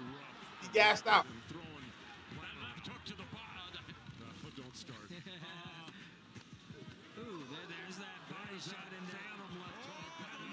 The anchor punch. There it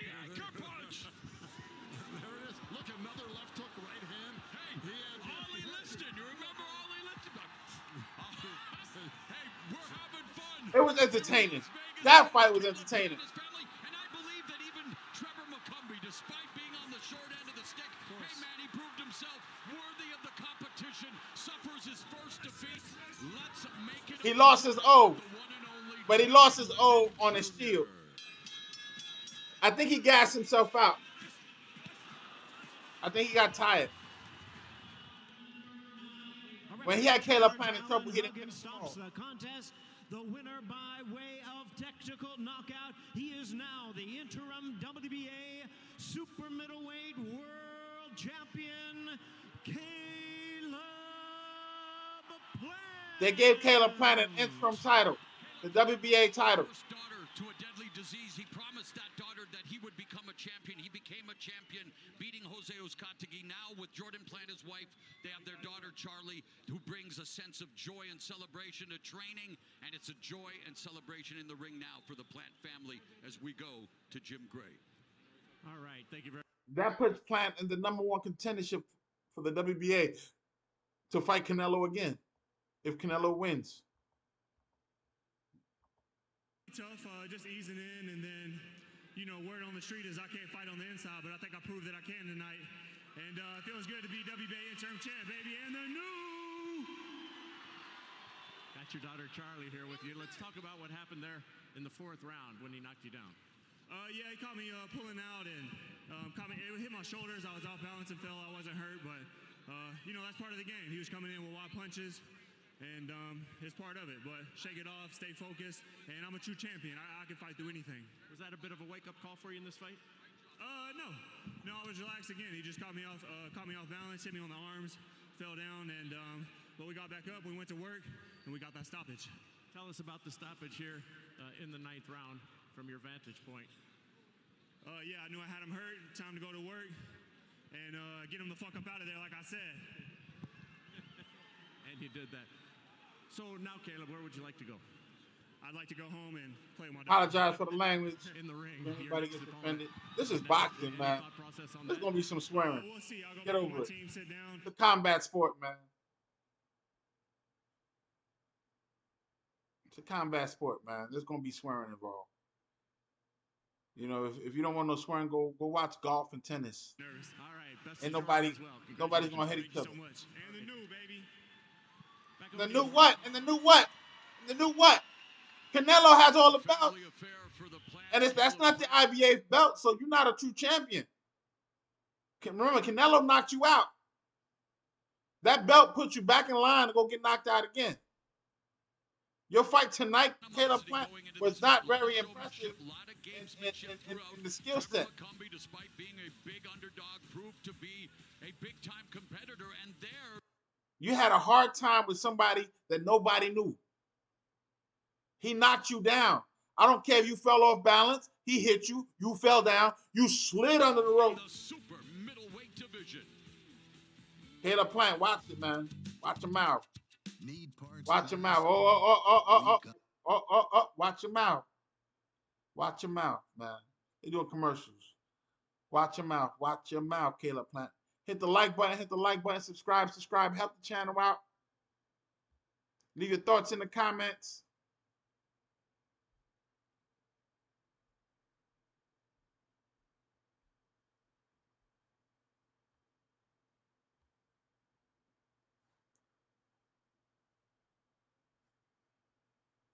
He got tired. That's all that happened. He got tired and tried to take a break on the ropes. This is championship level, man. You need to hit road work. He's in Arizona. He should be up in the mountains training. He should be in Colorado training. Get that endurance up, because he gassed out. It's a 12-round fight. How you gonna be in a championship fight and by the 6th round you gassed out? Caleb Plant was done in the 4th round. You could have finished them all. He got a second win in the 5th round. That was the end of that. What are you gonna do? Come on.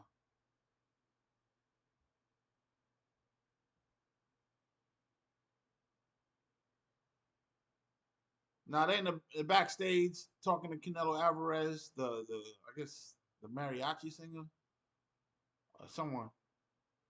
She's in full Mexican garb. Hey, just a reminder, BBC. Here's the thing, man. That fight was more entertaining than the Rolly fight. And if the guys on the A side, if the guys on the A side and it's a close fight, you're gonna lose. Why? Because they can make more money with the guy on the A side. Everybody knows him. Nobody knows McCrummy. All right? Nobody knows who he is. But he was undefeated until tonight.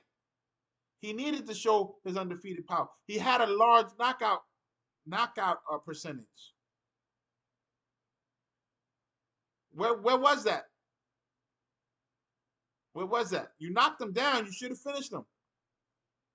Knock him down again. You knock him down 2 or 3 times, the referee's going to look to stop the fight. Not stand on the ropes. Your corner told you to stay off the ropes.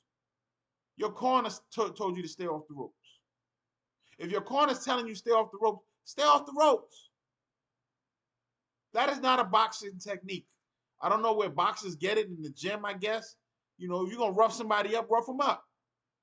Caleb Plant was holding you back, just his shoulder.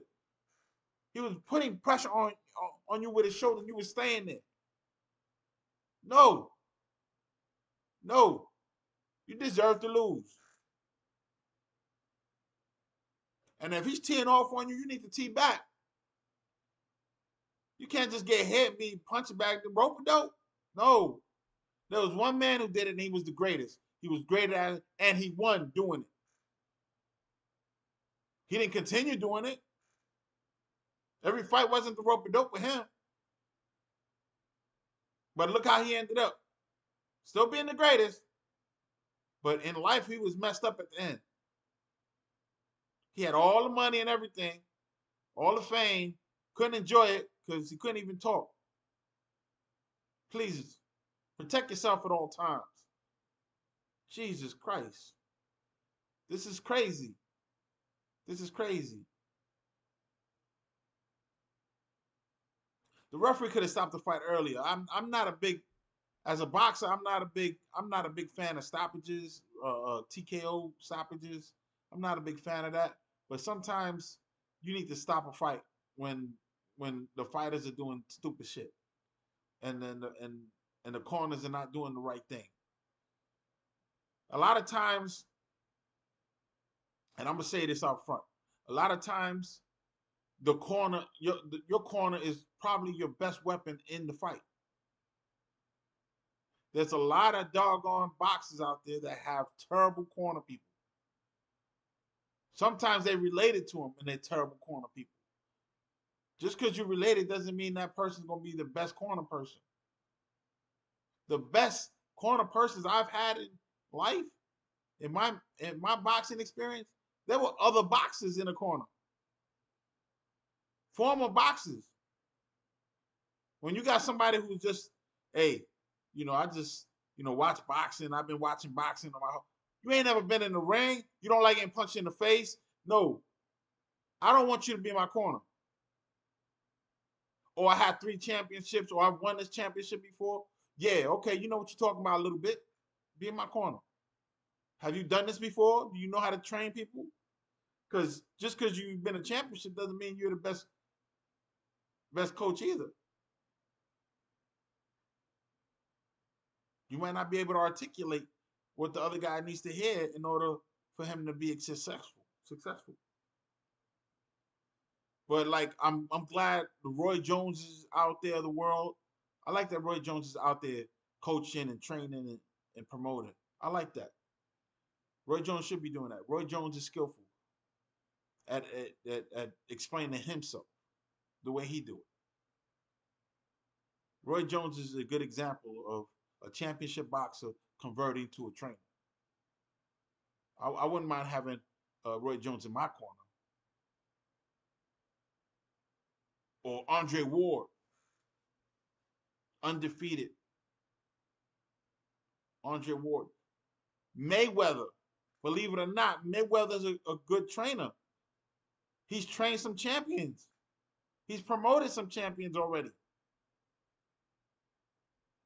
You gotta have it. You gotta have it. Now, Danny Garcia is coming up next. And he's been on a layoff for the longest.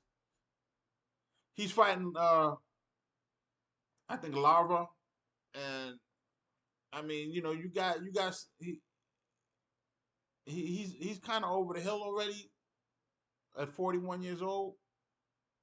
But we'll see what happens. Danny Garcia's been been off for a long time. Nobody really wants to fight him. It's a risk. I guess he has some mental issues or whatever. Who knows? Anyways, he's coming up. Caleb Plant did his thing. That's the first TKO of the night. But it was an entertaining fight. It was a little back and forth there for a bit. The guys were, taunting each other, talking crap in the fight. Okay, it was entertaining. I'm not mad. But protect yourself at all times. Don't be standing there getting punched. Don't be standing there getting punched. If for some reason you need to catch win, it's nothing wrong with taking a knee. Nothing wrong. But get up. Don't quit. You take a knee because, you need to regroup. Yeah, take a knee and regroup. But get up and you better fight once you get up. Don't take a knee and then be like, I'm done. No, ain't nobody want to see that. Nobody want to see that. But if you take a knee and then you get back up and just rail, it's on. Now they're talking about Danny Garcia and Isa Lava is coming up next. The Cuban.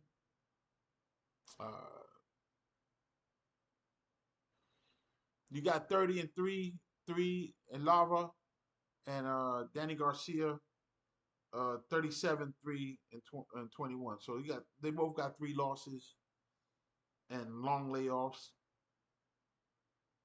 I got the reach advantage for Lava, 75 inches versus 68.5. These numbers are coming from PVC, so I don't know if somebody did their homework properly. I should double check with BoxRec. The numbers are matching what they have on screen right now, so it's not bad. 156 pounds each. 5'9" for Lava and 5'8".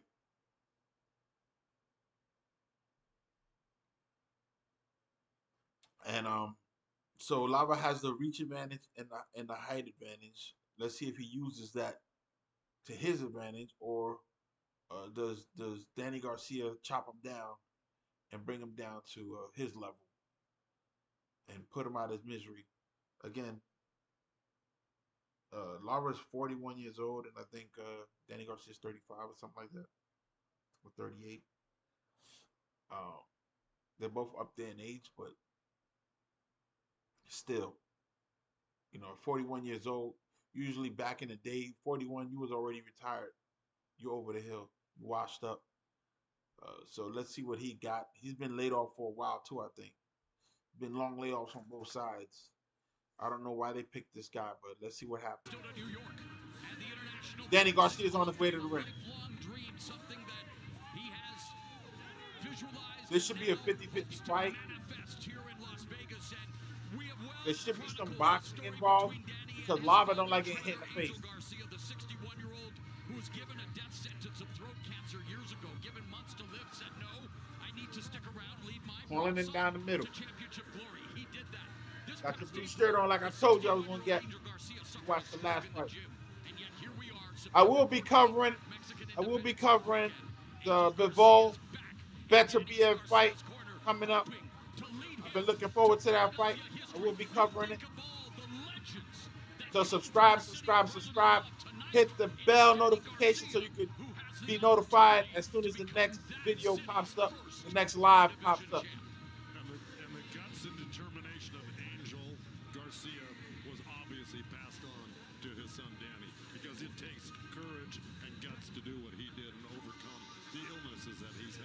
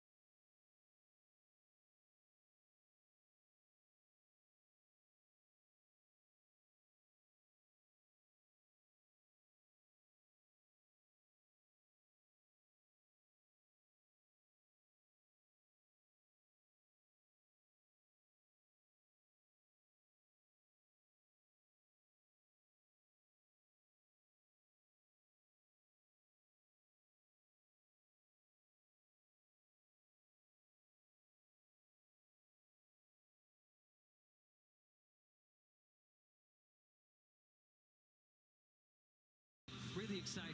All right, here at T-Mobile Arena in Las Vegas, we are set for the co-feature for Eris Landing co-main event is here.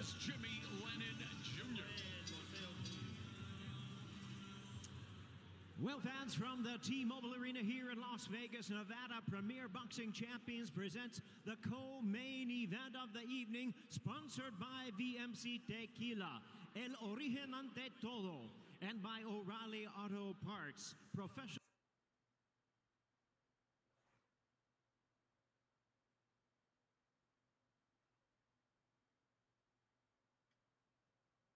And our three judges scoring from ringside. From Nevada, Tim Cheatham. Also from Nevada, Patricia Morse-Jarman. And from Connecticut, Don Trella. And introducing our third man to the ring, he's the referee in charge of this bout, Thomas Taylor. All right, fans, here we go.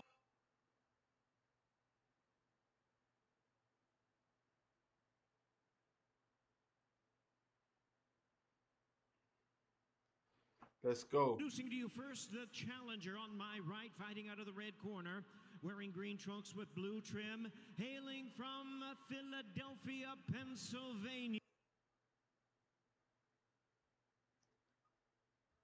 Philadelphia, Pennsylvania. Way of knockout. Ladies and gentlemen, here is the renowned two-division world champion, tonight making his debut as a middleweight. Please welcome the challenger. That's another thing. He's moving up in weight class. With a large layoff, that means he didn't want to do running. He didn't want to do weight. Danny Swift Garcia.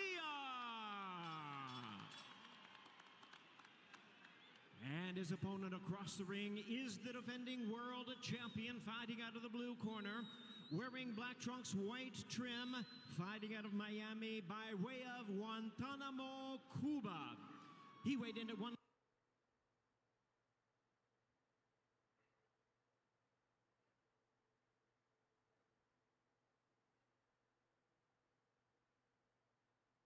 Ladies and gentlemen, here is the ageless two-division world champion. Ageless. Tonight making the third defense of his current title. Not ageless. Introducing the defending Father Time is undefeated, baby. middleweight Father Time is undefeated. He's not ageless. They need to stop that.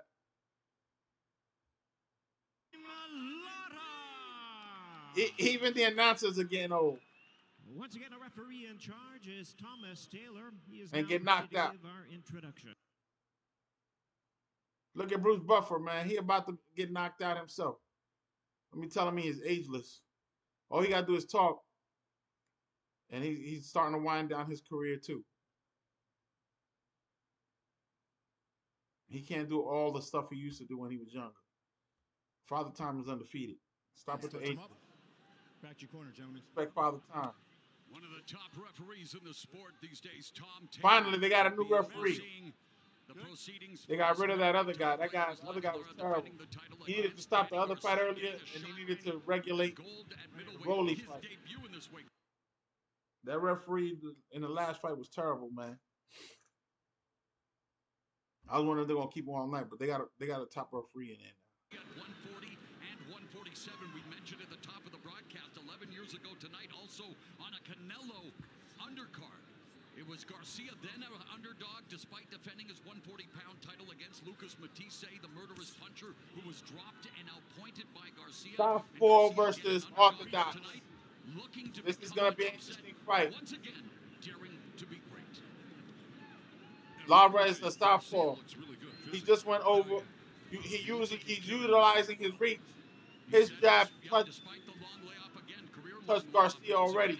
They both jabbed, and Lara's reach touched Garcia. Garcia hit air.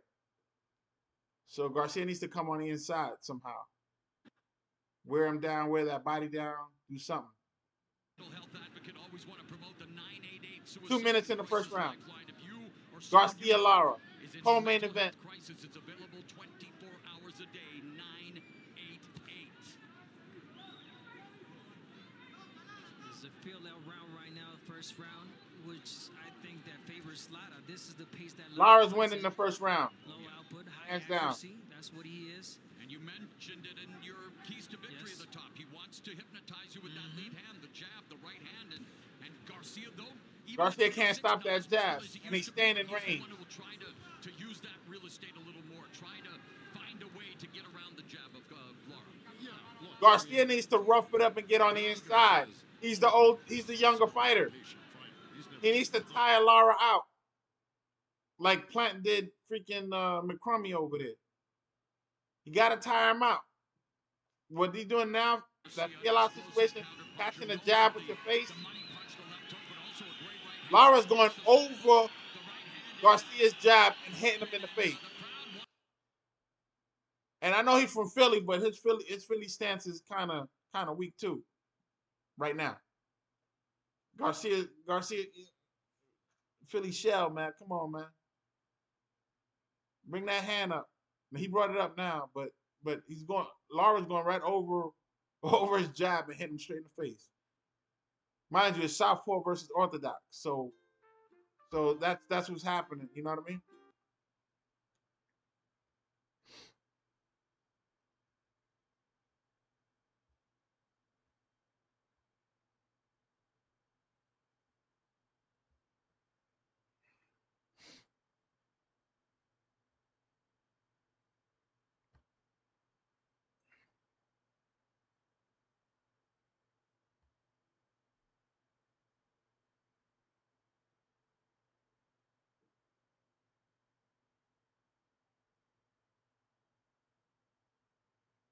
In order to close that distance.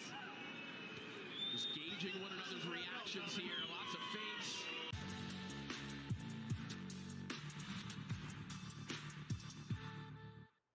They win a commercial. End of round 1. I gave the first round to Lara. Lara got the first round. They're talking to Canelo in the back.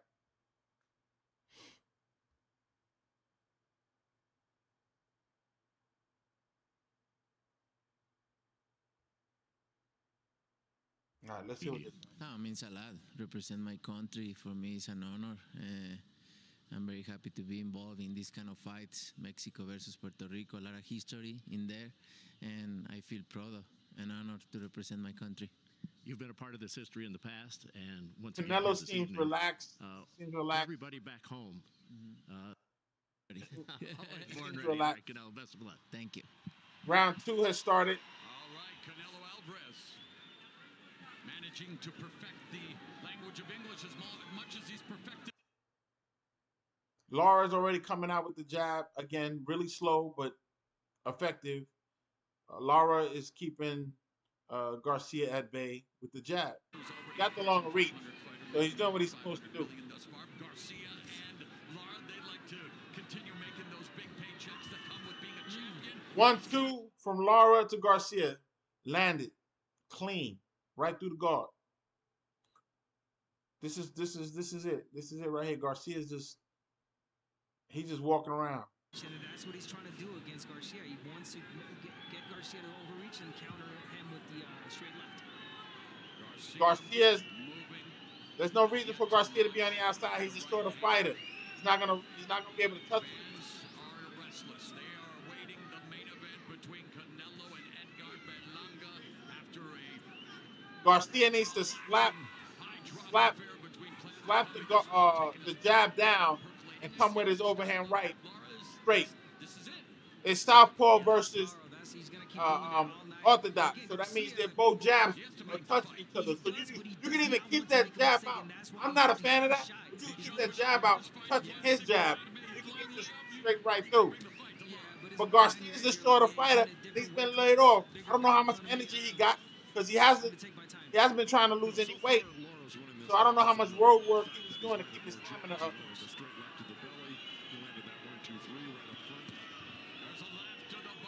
Lara straight to the body. That jab is just disgusting. Lara's jab is disgusting. He's not even moving his feet when he throws the jab. He's just reaching with it and tagging him. To the body, jab to the body right now. And then jab to the head. He's changing levels on him. Garcia does a pump and nothing. Nothing. Another pump and nothing. Every time Garcia pumps, Lara takes a jump back. So he's not giving him, he's not letting him get that distance in. 1-2 and stepped around. Woo, Lara's nasty. That was nasty. 1-2 and he stepped around. There's no way Garcia could have touched him. Lara's got his guards down. I'm gonna tell you that right now. His guards are down by his hips. Overhand left didn't really land really clean, but he's looking to throw an overhand left. That is not good for Garcia.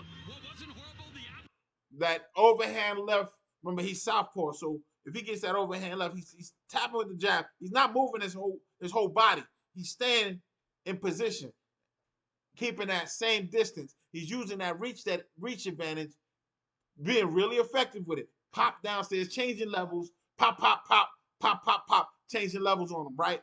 And then overhand right.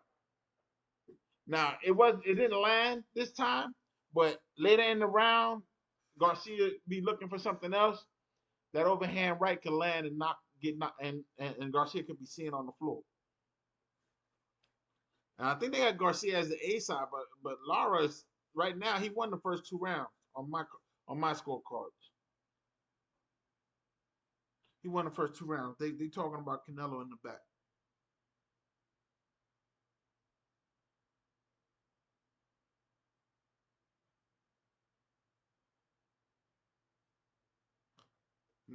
Round 3. Let's go. Let's see what they talking about. Okay. Garcia's face didn't get red on the left side because he didn't get hit. Okay. I'm looking at the fight. Garcia's been getting hit with the jab all night. Garcia tried to throw a overhand right that did not land. 1-2, a 1-2 from Lara. Garcia's getting tagged with 1-2. That was a nice body shot from Garcia. Finally, the right hook lands for Garcia to the body. He needs to throw more right. He's fighting a southpaw.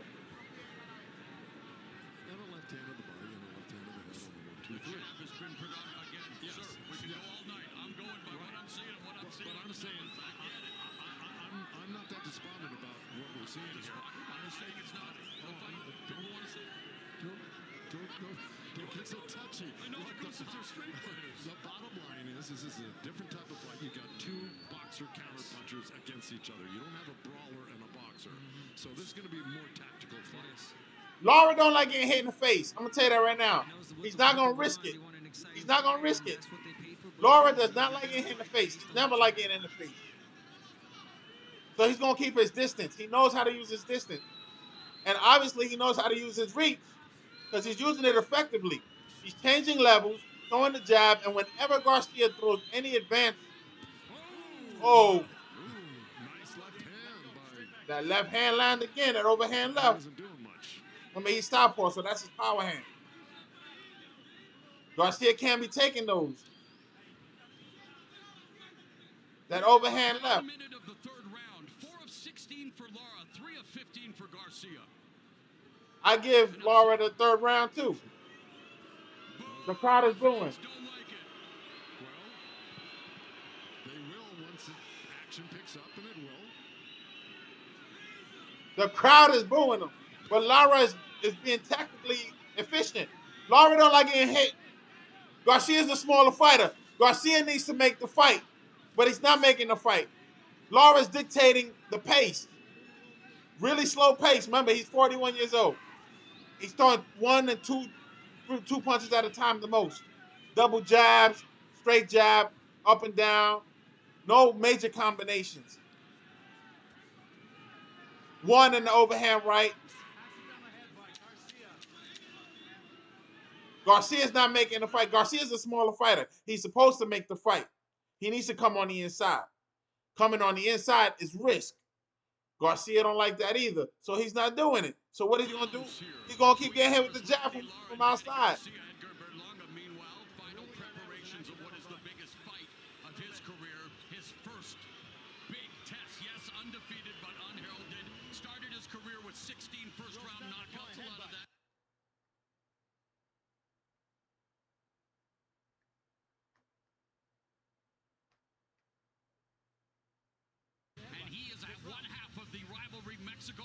Puerto Rico in the main event. Berlanga looking to record the mother of all upsets against one of the best.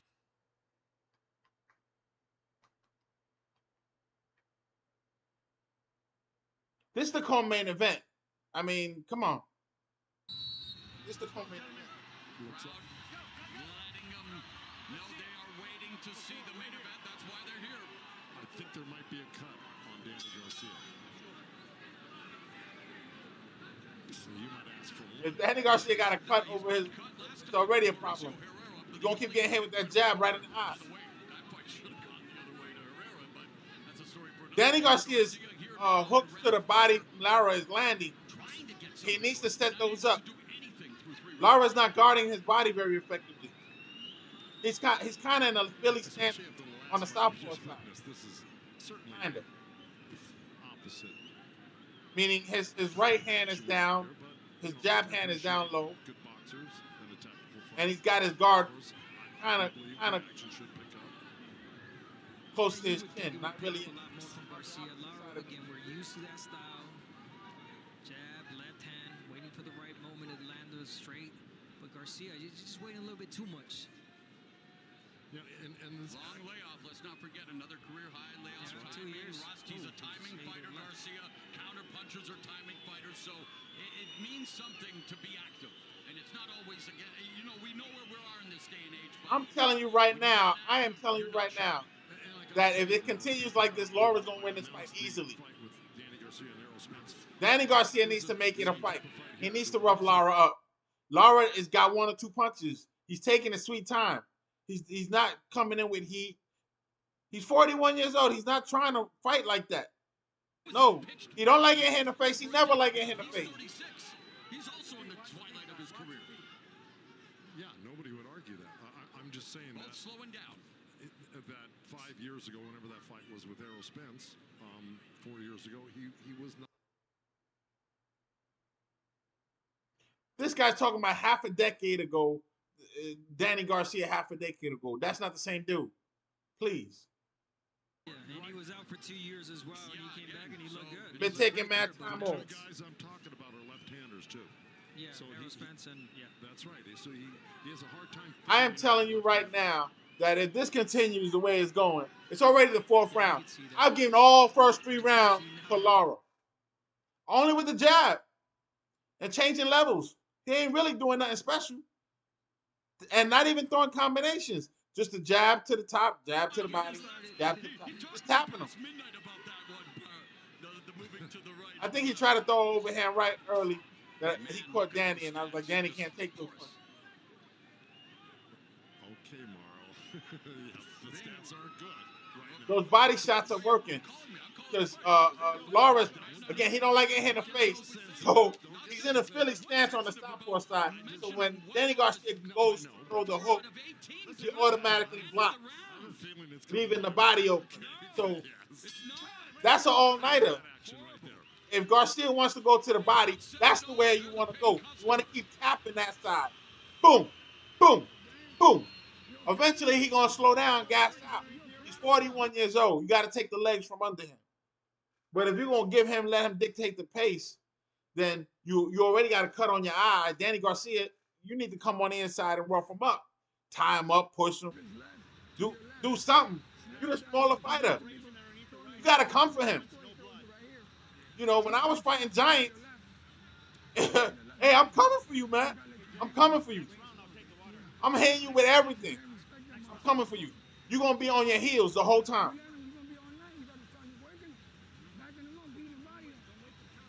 I think Danny Garcia here for a payday, man. I don't think he really wants it anymore. The fact that he moved up in weight and is not trying to lose weight, he's out of his weight class. He's fighting an older fighter and he's not pressing him. Nah, I booed him. I took punches, man. You better stop.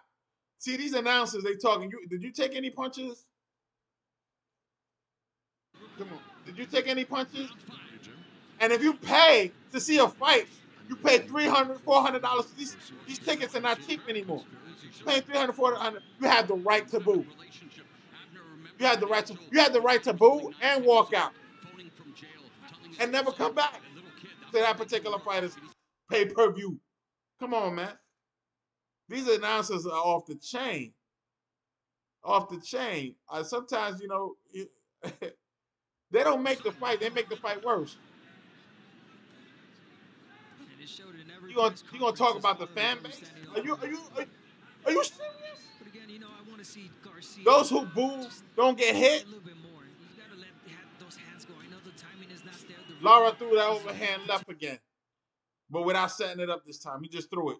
Garcia blocked it. He's telegraphing it now. It's really sloppy now. He needs to just stay with the jab. That's what's working for him. Garcia needs to get on the inside. Garcia's not getting on the inside. Now they hugging. Even right there at that moment, he could have let his hands go. I mean, working the inside, you got those moments there. Lara tried to counter with a straight, with a jab, as Garcia's trying to reach in. Lara is on his back foot. He's not trying to jump in. I'm telling you, this guy does not want to get hit in the face. He don't like getting hit in the face. He's Shakur Stevenson at 40. He'll do this all night. He will travel the rope around the ring, use the jab, he'll win. He'll coast, but it's up to Danny Garcia now to try to make the fight. He's the one that wanted to move. It's the 5th round. What do you mean? We've been telling him he needs to make the fight he needs to do that from the tail of the tape. He's the smaller fighter. You need to get on the inside. Smaller fighters go on the inside. That's it. That's the rule. You can't fight from the outside because you can't reach him. So you need to cut the distance off, cut the ring off, do what you got to do to get on his. This is the 5th round. He's already lost 5. If he loses 7, Lara don't got to do nothing but run around the ring. And my scorecard is 4-0. And we're in the 5th round. 17, 15, 14, 13 seconds left in the 5th round. And I'm giving Lara with 10 seconds left in this round. I'm giving him this round. Danny Garcia's backpedaling. Literally backpedaling. As the bell is going down. And he's laughing. He's losing this fight. What you laughing about? How's that funny? The crowd booed you. The crowd booed you. How is this the main event? How is this the main event? This is almost worse than Rolly. And Rolly's fight was terrible. But at least they were throwing punches somewhere. They were trying to hit something. They were hitting ghosts, but they were hitting something. Rolly's fight was terrible. The only fight that was decent was the Plant fight so far tonight. And that's because McCrummy made it a fight. But he gassed out. So if you don't do road work, you don't train for 15 rounds in the gym, you can't train for 12. You got to train for 15. You got to do more than what you're asked if you're going to be champion. So I don't feel bad that he lost to 0. He's no longer undefeated.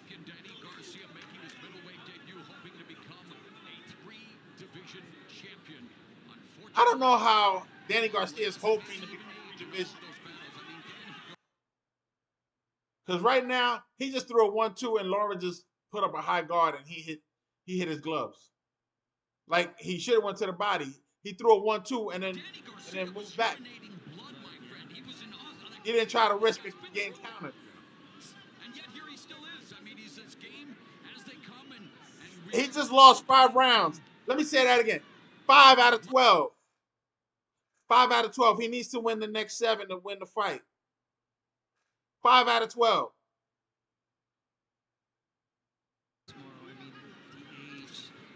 If he loses this round, which he's about to lose on my scorecard, with the jab, because that's all Lara's doing is the jab. Jab upstairs, jab downstairs. And a counter hook if he tries to get crazy. The overhand left has not been landing for Lara. Lara's been trying to. He landed it one time, but it wasn't nothing that to write home about. But if he lands it clean, Garcia could be in trouble. Garcia's not trying to get in trouble either. How you gonna? They're 2 counter punches.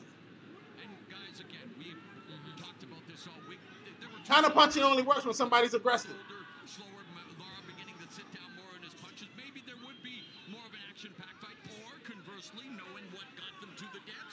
Laura don't like getting hit in the face, so he's not gonna risk it.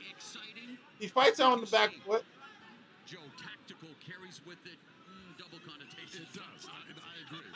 Laura got the longer reach, so he gonna win. And Garcia's still backpedaling. Literally backpedaling.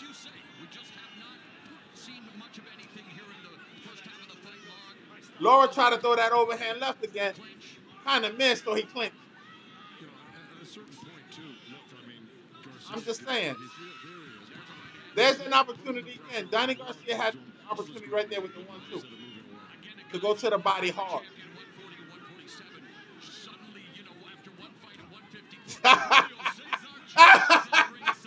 Danny Garcia kept winning with a lazy jab. And again, his reach is less than Laura. Laura hit him with a jab and then a two-piece. Doubled up on the jab and then the two-piece. This is Laura's pace.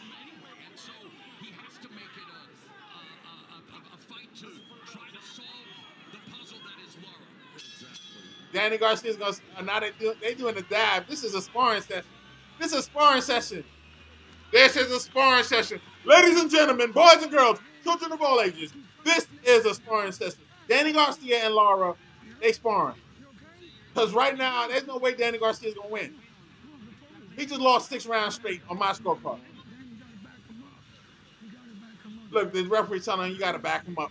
He's been backpedaling for 6 rounds. It's a 12-round fight. He needs a knockout. Are you listening to this? He asked him, he okay? 3-4 times. You waiting too much. You should have told him that in the 3rd round.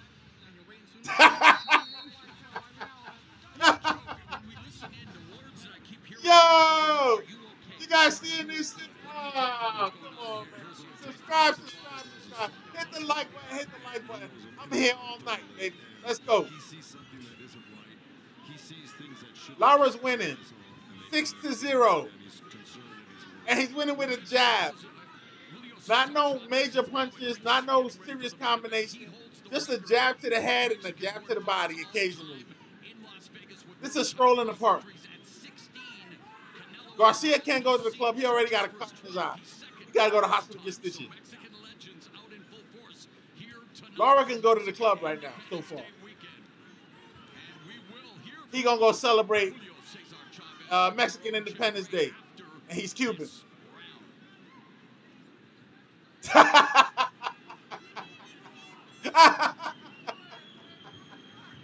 Yo, is the crowd booing again? Yo, he threw the jab and then a straight right to the body. Laura, he finally changed it up. Laura's creeping forward, staying on balance, still on the back foot. His weight is on the back foot. He threw the 2 and didn't even touch him. 2 to the body from Laura. A hard 2 to the body. See, when Danny Garcia tried to reach, he takes 10 steps back. But right now, Danny Garcia is backpedaling again. Backpedaling. Literally backpedaling. I'm not even making this up.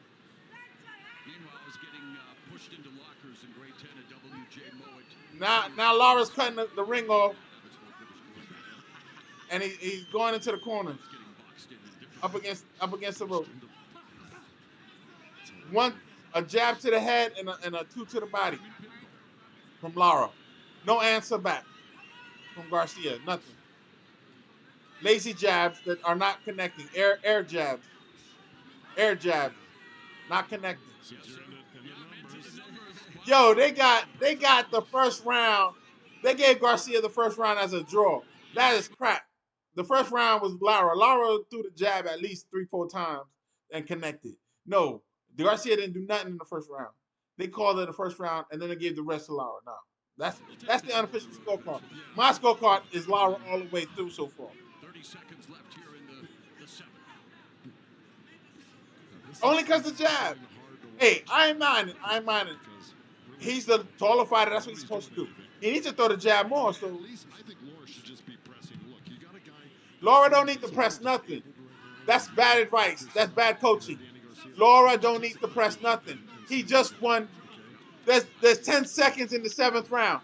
Laura don't need to do nothing. As a matter of fact, from 7 on, he don't need to do shit. He can take the night off. He don't get paid by the hour. He just won 7 rounds out of 12. That's the fight. You're not gonna tell Laura to charge in. Are you crazy? You don't like getting hit in the face. Against Mexico on Mexican Independence Day. How do you see Canelo's fight with Berlanga coming up? Abner will translate. Dice que bueno, pues tú has estado en grandes peleas ante gran rivales puertorriqueños. They're so excited about the Laura Garcia fight that they're interviewing Julio Cesar Chavez, who's been doing announcing for years now and retired. Come on, man. Really? They interviewing the Hall of Famer. Come on. They got nothing to talk about in the ring, so they're interviewing the Hall of Famer to kill time. They're not even listening to the corner. This is how much PBC cares about the Laura Garcia fight right now. He said that, yeah, of course, you know, big rivalries between Mexico and Puerto Rico. Myself against Camacho, Salvador Sanchez against contra quién peleó Salvador Sanchez contra Wilfredo Gomez. I mean, great rivalry between Mexico and Puerto Rico, and yeah, not all of them Puerto Ricos are good. A lot of them just talk a lot, but a great rivalry between Mexico and Puerto Rico. They still interviewing. The 8th round started. They're still outside talking to. They feel that it's important to talk to Julio Cesar Chavez right now. Really. It's the 8th round. It's the 8th round. Doing part of the Mexican telecast back home. They still talking outside. They have a split screen.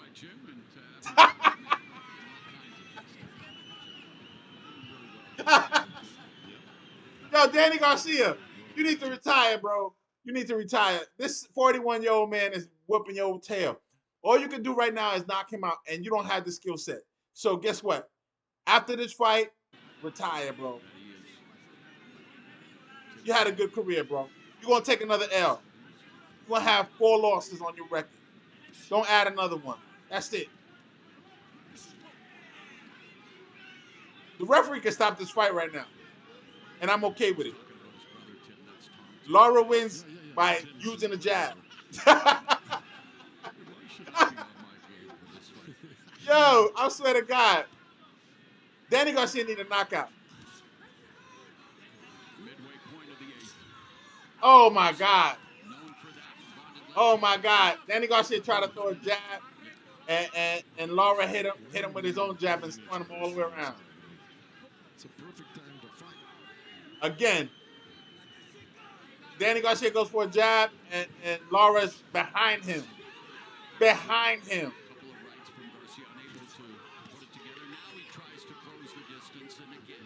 Laura lets him come inside. I don't know why he's letting him come inside. Look, he's telling him to come inside. Laura can lose the rest of the fight and win this fight. He won 7 rounds out of 12. Same thing, one of the most avoided fighters in the sport. Would like to remain active, hard to get opponents, and that's why Danny Garcia brings the name value, brings the credibility, and that's Danny Garcia needs to retire or become a journeyman and let all kinds of young guys use him as a stepping stone. It is a middling.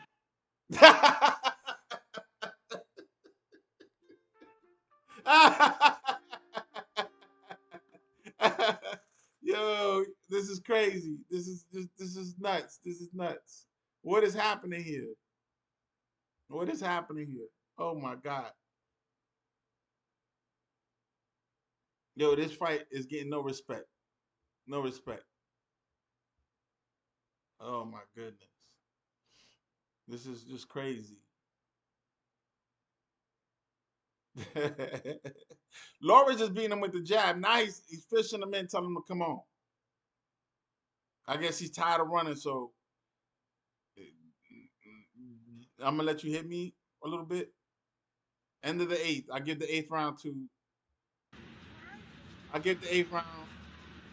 to Lara. Oldest active champions. Danny Garcia's getting Danny Garcia is getting beat up by the oldest acting champion. We're going to see The next oldest is Arthur Beterbiev at 39.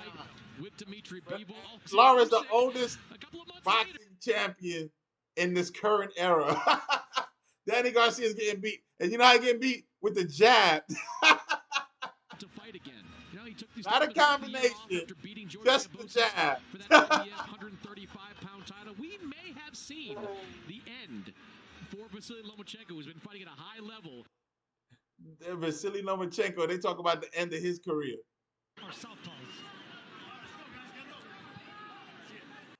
Lara can go to the club after this. I'm going to tell you right now. He can go celebrate Mexican Independence Day right now. He's good. And he don't look hurt. He look fresh. Danny Garcia got a cut over there. He got to go to the doctor and get that stitched up. He going to the hospital after this. This is what is going on here? What is happening? This is crazy. Tonight has been I thought the card was gonna be okay, but it's not. It is not okay. And Caleb Plant won because the guy gassed out and then was hanging on the ropes the whole fucking whole night. Shouldn't you be taking advantage of that? No. Lara won the fight. There's no reason. It's the 9th round. He won 8 rounds out of 12. There's no reason for him to go in and take advantage of nothing. He doesn't have a high knockout rate, so there's no reason to do nothing. This is boxing. If Shakur Stevenson was 41, his name would be Lara. This is why Lara is not a main eventer. He's a co-main eventer.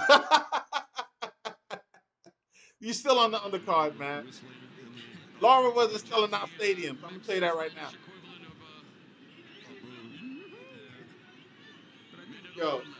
Yo. You see this, man? Are you watching this, bro? Oh my goodness. This is sad. Danny Garcia needs to retire. I think they booing again. So much respect for what both Erislandy Lara and Danny Garcia have contributed to the sport, but the cliche style make fights, yikes. You got 2 counter punches. Danny Garcia has not taken a risk the whole night. Lara is doing this and then hitting him with the jab to the stomach. Now he's showboating. Lara doesn't have to do nothing right now. He won the fight already. This is the 9th round. I'm giving him the 9th round before it's even over. Because Danny Garcia is still backpedaling. Now he's in the corner, catching jabs. Oh, he knocked him out. Yo, I think he knocked out Danny Garcia. He hit him with a straight 2. A sloppy straight 2, but a straight 2 nonetheless. And Danny Garcia took a knee. And for a guy who has gotten one of the best chins, that's the first time he's actually... They're putting cold water on him. Danny Garcia is done. Danny Garcia is done. He's done. He just got knocked out by the oldest boxing champion. They just said Lara is the oldest champion actively right now. He just got knocked out. Luckily, did they stop the fight? Danny Garcia is done. They stopped the fight. It's over. Danny Garcia got beat up by the oldest boxing champion ever. With the jab and the 2. The 2 knocked him out.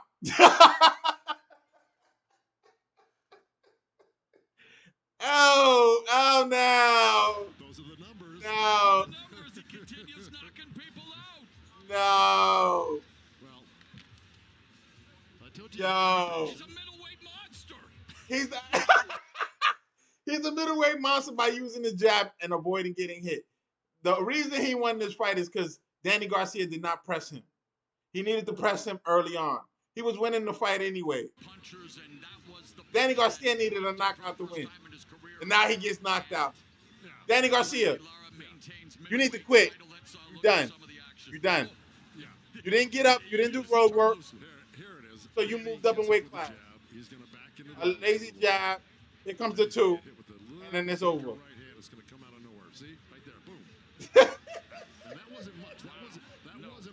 And then he dances in front of it. Put his crotch all in his face. Watch the 2. The 2, come on, man. The 2 was like lazy. Like it's boom.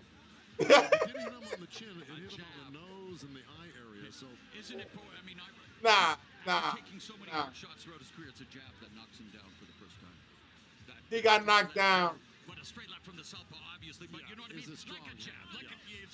He got knocked down with a 2. And a lazy 2. It wasn't like a 2 that was. It's a southpaw 2. You know, so he's standing here. It wasn't like it was like the whole body. It was a flick. It was a flick. It was like he had his arm straight down. Laura was not guarding himself. He said, boom. That was it. From the shoulder. It was a punch from the shoulder. Danny Garcia was done. His eyes got crossed. And he took a knee. But I didn't think it was going to stop the fight. But he lost the fight anyway, so there was no reason for him to keep going. Danny Garcia trash. Ladies and gentlemen, this bout has been stopped at the end of he had a good career. It's done. 9 upon request of the corner. The corner called it off. That's why. Okay. He is the winner I didn't see the referee stop it. technical knockout and still the WBA middleweight champion of the world, Edgar Lundy, the American Dream, Laura, you suck, bro. Yo, he beat him with the jab and then a 2 knocked him out and ended the fight. Oh, yeah, they really gonna have a conversation. Well, what'd you do to prepare for this fight? Well, when I first started boxing, they taught me the jab. What's your assessment of this fight? There was just so few punches. You only connected on 63 punches. Him only 33. 17%. They did cocky box, 63 punches the whole fight out of 9 rounds. And 30 punches from Danny Garcia.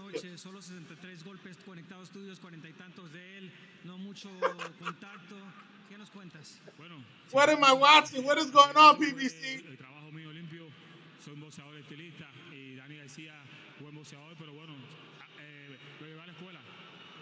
I took him to school. I fought my fight stylistically, took him round by round, landed my shots, and, you know, again, I took him to school. Did you think the punch that ended the fight was enough to end the fight? ¿Crees que el golpe que conectaste era lo suficiente para terminar la pelea? Sí, yo sentí que estaba dando buenos golpes, bueno, ya no tiré mucho golpe, pero bueno, casi todo lo que tiré lo tiré efectivo y dieron. I didn't throw much punches, but the punches I was landing was hurting them. I knew that, and of course, that shot that ended this fight was a big shot. Yo, Danny Garcia got knocked out with a 2. A lazy 2. Not a hard 2. A lazy 2. And the corner was like, look, man, you ain't going to win on the scorecard. You get knocked out. We're going to stop the fight. The corner stopped the fight. The corner was like, you done, man. Come on. You're not good. Stop lying. They booing him. Yeah, I'm good. First of all, I want to thank God. I want to thank Al Heyman. I want to thank... God should have told you needed to go to the gym. You should have got up and went to the gym. I stepped up a weight class. I tried to be great. You know, it wasn't my night. Try to be great. 776 days off is an awful long time in boxing, and then to try to accomplish... No, don't make excuses. No, do not make excuses. No. He did not go for the knockout. He didn't go for the fight. He didn't even fight. He was backpedaling. So, there's no excuses, you know. I guess I couldn't catch my rhythm. I haven't been active. Maybe that was a reason, or maybe he was just better than me. It was a sparring session, bro. You got knocked out with a 2.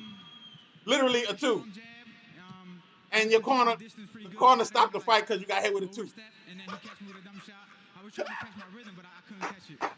And your dad stepped in. Boo! No more.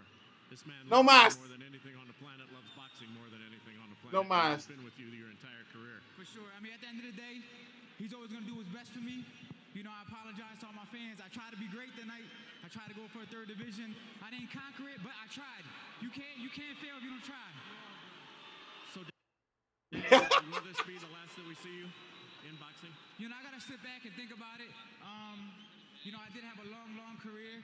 You know, I've been at the top of the game for 12 years. You just got knocked out by a 41-year-old with a straight two. A lazy two, not a straight, not a body from the toe type of two. No, you got hit with a lazy two. It was like a slap. Know that maybe the performance tonight is drawing some of the ire, but there is tremendous love and respect for you across this country and across the world. I overcame things outside the ring, so you know, if you go through mental health issues, you know, just stay strong. You know, I try to fight through it tonight. You know, it just wasn't my night. You know, I tried my best. It just wasn't clicking. I don't have no excuses. He was the better man, and I'm sorry to everybody. You know, I tried. Angel, everybody's come to know you over the years as well. You've struggled with your health 2 times, practically died, and now to be here tonight. It's an honor to be here. See Danny fight. Man, keep your father out of the ring. Let him enjoy his life. You made some money tonight. Co-main event. I know it wasn't chump change. Invest it well. I appreciate it. Don't spend this money. Whatever money you spend in the past, keep your father out of the ring. He looked like he's about to go. Enjoy his life. Danny Garcia, you done. You just got beat by the oldest boxer with a jab the whole night. A jab, and then finally got finished with a two.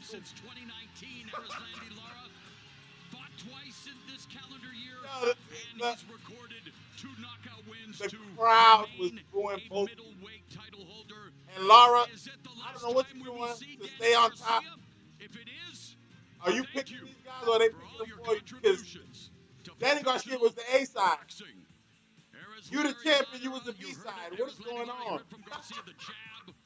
Look, 1, 2. Able to land the jab in the left hands, and for the first time in his career, that straight left dropped Garcia. I mean, if you didn't see this, you're going to see this on replay tomorrow morning. And I'm telling you right now, it was a lazy two. It was like a flick, like that. Danny Garcia, what excuses you going to make? You can't make no excuses. It's showtime, and there's no better way. Yo. We're not doing commercials, man. We're not doing commercials, man. We're not doing commercials. Y'all, nah. Yo, check this out, man. Let's have this conversation, man. Lara, you know you should be done. You just beat Danny Garcia with a two, a lazy two. The whole night you wasn't pressing the fight. You were throwing jabs and that's it. Towards the end of the fight, you wasn't even guarding yourself. Luckily, Danny Garcia ain't had the heart to go after you. If it was me, even in my old age, I'm coming after you like a rabid dog. Lara, hang it up. Because you're going to meet a dog soon, and he going to hurt you. He going to hurt you bad. You was slow, you was lazy, and I don't know how you knocked him out. I don't know how you knocked him out, man. I don't know how you knocked him out. But I know that the corner knew that he wasn't winning on the scorecard, that he needed a knockout. So they just said, you know what, we're done. We're done here. It was the 9th round. He lost 9 out of 9 rounds. And mind you, even in the unofficial scorecard, they gave him, they made the first round a draw. Lara, yo, I don't know how to say this, but you done, man. You done. Unless you keep fighting, you know, retirees, people who, I don't know how you have a belt. You just won. You on top. Don't risk it. Take your money and run too. Vacate the title, man. Let some young guy have that belt. You don't need to be the oldest the oldest boxer in history, man. You good, man. You good. The reason you beat Danny Garcia is because he wasn't fighting back. He wasn't fighting. They got him conky box 36 punches after 9 rounds. 36 punches after 9 rounds. That's not fighting. That's sparring. And not even good sparring at that. Yo, Berlanga, you next, man. I'm calling it down the middle. All right, and I'm gonna tell you right now, I got Canelo winning by decision, if nothing else. Okay? I got Canelo winning. The only thing that kind of gives me pause is that Berlanga has a large KO streak. A KO, yeah. He has a high KO percentage. So he has a heavy hand. He has what they call a puncher's chance. But he has to land that punch. And if he can't land that punch, we know from Wilder's career that he landed that punch until he couldn't land that punch no more, and then he got knocked out. What Berlanga needs to do is stay on his feet for 12 rounds. That's it. You're going to lose your O, man. Tonight, you're going to lose your O. You don't have the skill set to put that pressure on Canelo. So you're going to have to hit him with something he's not ready for. And the chances of you doing that is kind of slim and none. But you can do it. There's a chance. And the way the night's going, it's not going well for a lot of people. I.e. Danny Garcia. I.e. McCrory. I.e. Caleb Plant. Caleb Plant got knocked down 3 times, bro. That's not a good night. Yeah, Caleb Plant got knocked down. He's going to say, oh, well, I fell off balance. No, man, you got hit. If you would have fell off balance, you would have fell straight down. You slid underneath the ropes. Watch that one back, man. Don't make me pull up the receipts, man. Yes, he hit you in the arm, but you was on the ground. He hit you. It was a legal punch. Oh, my goodness, man. Yo, PBC, do better, man. If Danny Garcia is the best you can do as a co-main event, don't do it at all, man. Stop it. See, they're showing footage of Edgar Berlanga throwing overhand rights on jokers that don't know how to defend that. Let me tell you right now, Canelo knows how to defend an overhand right. And that's going to be a left hook to your chin. That's number one. And you got knocked down before, Berlanga, with a left hook to your chin. So we know you could be knocked down and knocked out. Don't be knocked out tonight. I want you to press and get sloppy and nasty with. Do not let. Let me say that again. Do not let Canelo box you.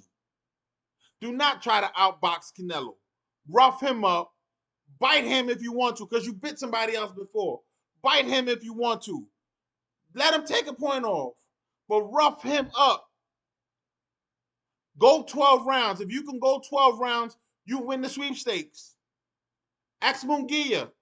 But you're going to lose your O tonight unless you knock Canelo out. The chances of that are slim and none, but there's a chance. I'm going to say that again. You're going to have to knock Canelo out. You're always going to go if you go 12 rounds. There's going to be a slim chance that Canelo's going to let you go 12 rounds. He's going to try to knock you out. Now, Canelo, if he studied any of your losses, to include Mayweather's and to include your last loss with Bivol, he can do the same thing. Beat you from the outside with the jab, just like Lara did. But he has to throw combinations. But he can't stay there. He has to rough you up. He has to rough you up the first 3 rounds. You're going to try to take it slow and study him. No, you're not going to study nothing. You can't let him study nothing. Rough him up. Tie him up. Push him. Bite him. Do whatever you got to do the first 3 rounds to get him tired. Remember, he's the older fighter. He has aches and pains in the morning. Trust me. He's been in wars. He's got 60 plus fights. Even the easy fights were rough for him. He took some heavy hands. Even the Berlanga fight, the Munguia fight, he took some heavy hands. So what did I tell you? If you did your homework, which you should have, and watch the videos, you can catch him. You can catch him, but it's not going to be one punch. It's going to be cumulative punches. And he's going to adjust. He's a champion. He's going to adjust. So if you rough him up and do stuff he don't expect, you can win this fight with a knockout. But I'm telling you right now, I got Canelo for the win. I was going to put a little money on you, but, why risk it, man? Prove me wrong, man. Prove me wrong. Say that I make a mistake. Say that I made a mistake. Please. Please say that I made a mistake. Because you was calling in the last interviews, you've been really respectful to Canelo and thanking him for this opportunity. You thanking him too much. Because if you believe you really earned the opportunity, there's no reason to thank nobody but yourself. He picked you because he think you're an easy fighter. He gonna catch you with that uppercut. If you let him catch you with that uppercut. Why? He caught Munguia with the uppercut. Munguia was looking at the floor. He wasn't looking at Canelo. Keep your eyes on him the whole time. Press him. Manhandle him. He's a shorty, bro. You the big man. You 6 feet. He's 5'7". Put your weight on him. Rough him up. Push him around.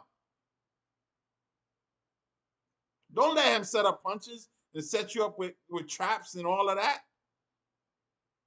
Don't be throwing haymakers. And the worst person that's going to be embarrassed here is going to be your dad if you get knocked out. Because he was talking mad crap. He's still talking mad crap. He's a bootleg, Fat Joe. Fat Joe's a bootleg himself. So, a bootleg of a bootleg, bro. And if you lose, Brooklyn going to clown you. You know that for a fact. You know Brooklyn going to clown you. So if you lose, you better lose in the 12th round by decision. That's my final word on that. That's my final word on that. Let's go. They're about to go into the ring. They're showing all these videos and all these commercials. They need to get to it. Because this fight card was trash. PBC, do better, man. People paying for this stuff, man. PBC, do better, man. Do better. If you got to get with Turkey Island, she can get some of his money. Do better, man. You over here on Amazon Prime trying to show up and show out. Do better. The main event better show up. You putting all your money on Berlanga, not Canelo. Because if Berlanga gets knocked out in the first round, that's the end of that. This fight card would be terrible. So let's not. Caleb Plant. Caleb Plant did not fight through adversity, man. Caleb Plant was looking like a mess. Got knocked down 3 times in the second, in the third, and the 4th round. Yes, he came back because the guy got winded. He got tired. He started hanging out on the ropes, thinking he could do something. And then he got caught on the ropes, trying to throw an overhand right. Got caught on the ropes and got chin checked. That's what you get with hang out on the ropes. Should be a cautionary tale. Hanging out on the ropes. I don't want to hear, I got caught. I don't want to hear, Larry Holmes got caught on the ropes too, got tangled up. No, the ropes are behind you. For you to get caught, you have to put your arm behind you and over to get caught like he did. He put his arm behind, trying to throw overhand right, got caught. Boop. Boop. Chin check. And that was the end of that. Rolly. What was that? Rolly Romero, early on. First fight of the event. Rolly, I'm watching you, man. Somehow, you still relevant in boxing, man. Work on your combinations, man. Work on your boxing skills, man. You sloppy, bro. Very sloppy. I need you to step up on competition. You can do it. People like you. They want to watch you, even if they want to watch you lose. You could be a main eventer, man. You talk trash. You don't want to get knocked out again. You got knocked out twice. You don't want to get knocked out again. Pitbull Cruz and Gervonta Davis, they put you out, man. You don't want to lose your career. Those are two good guys, so check this out. Ain't nothing to be ashamed about, man. But this guy, you was having a rough time tonight.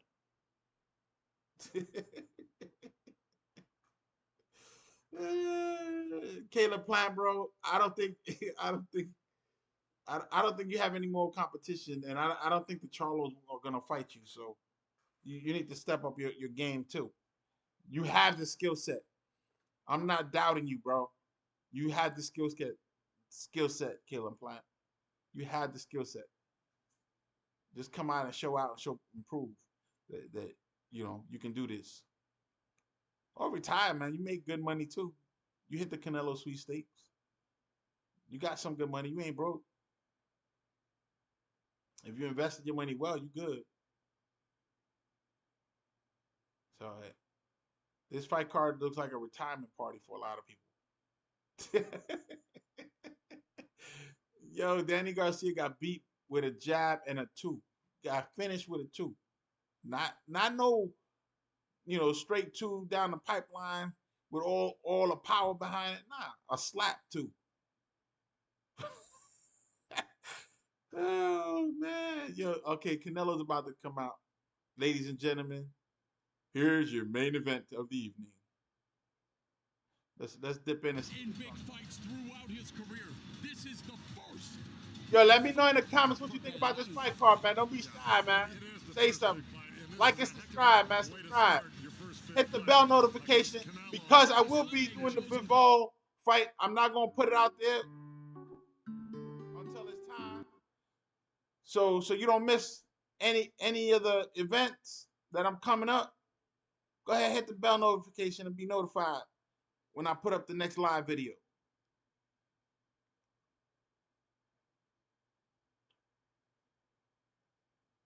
And let me know if you want me to cover the Mike Tyson Jake Paul fight, because I don't know about that fight, man. I think it should be canceled permanently. It was supposed to happen in July. Now it's in November. I want to see Jake Paul be taken down, but not by no 60-year-old that might have a heart attack in the ring or something. Nah.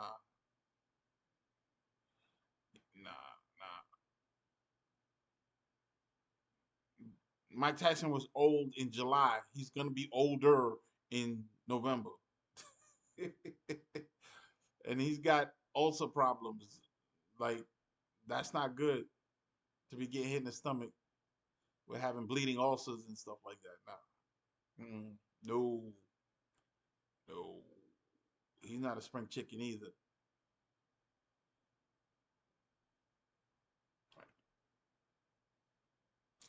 All right, let's see what these guys are talking about. I think they're talking betting. That's what it looks like. I'm not interested in advertising for them. They're not sponsoring my videos.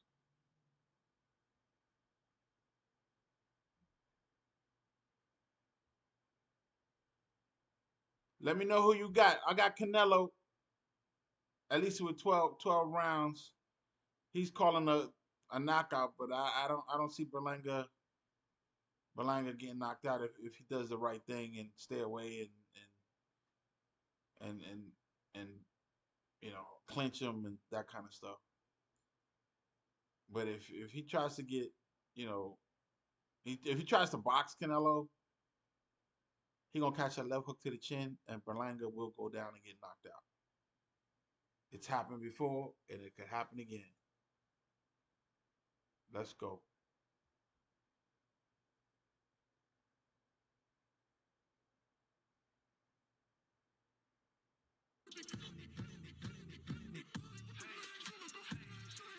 Subscribe.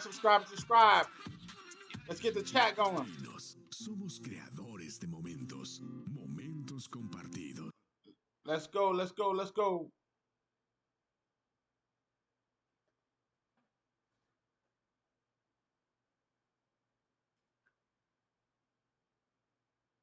Let's go. Let's go. Let's go.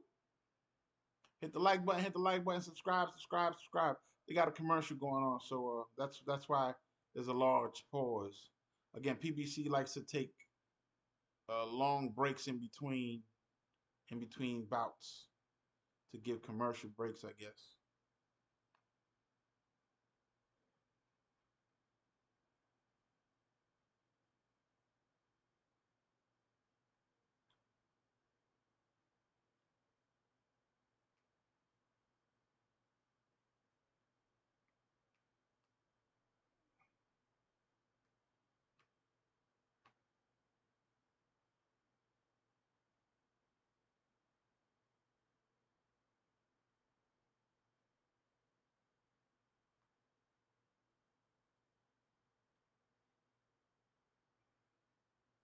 They're still on commercial break.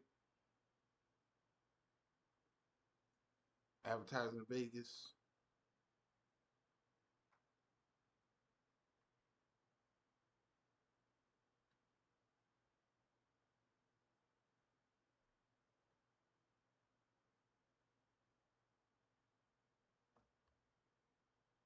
Arc of the WBC and the world of boxing. I like how Martha the WBC Suleiman always was comes married up to with Jose a belt. Suleiman for 55 years and now joins him in eternity.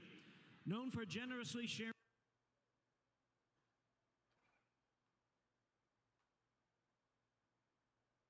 The WBC always comes up with a like inaugural belt. They be selling belts, man. $1,500 a pop sometimes. Get your WBC belt.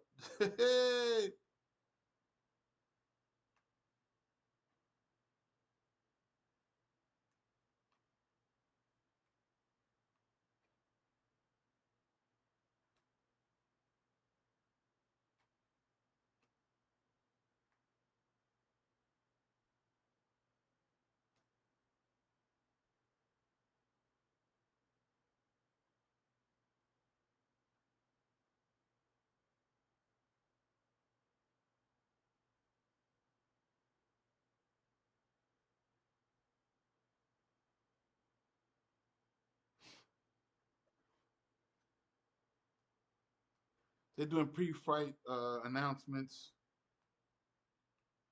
and it looks like they're doing a 10 belt salute.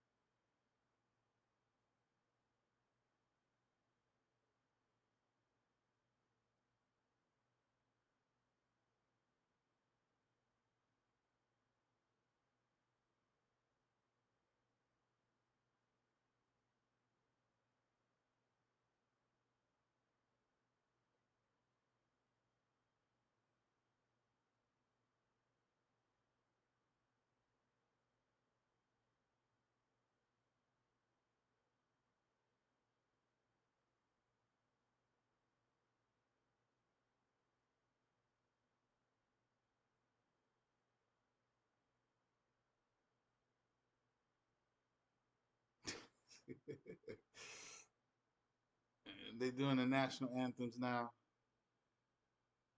So a moment of silence for the national anthems.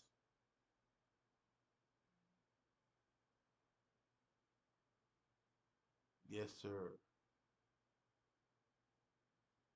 Mexican national anthem first.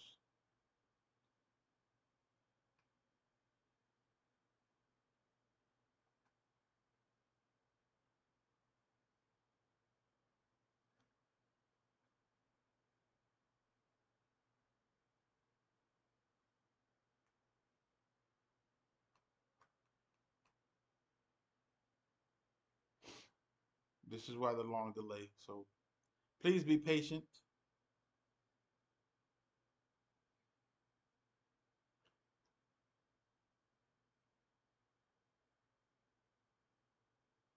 So let me know who you got. What you think about the fight card so far? If you watched from the beginning, there was some prelim bouts that were pretty good.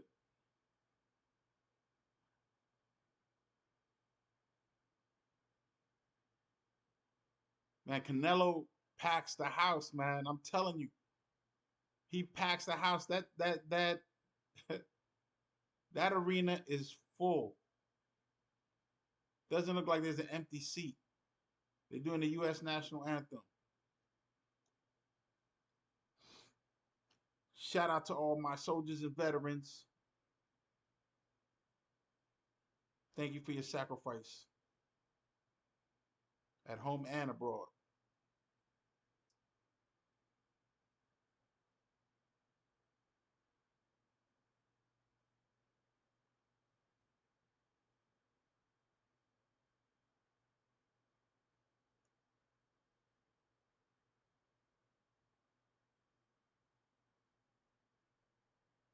Shout out to the soldiers, active duty. I didn't forget y'all. You still fam.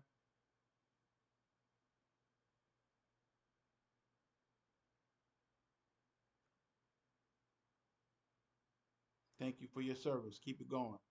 Keep the party going.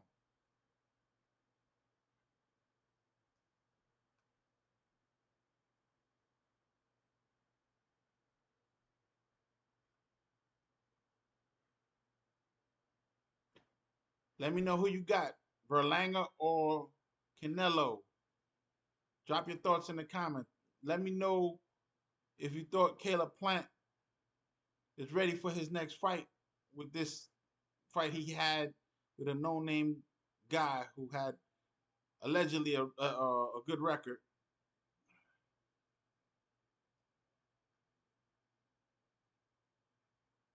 And he gave him a hard time, so he put his name on the map.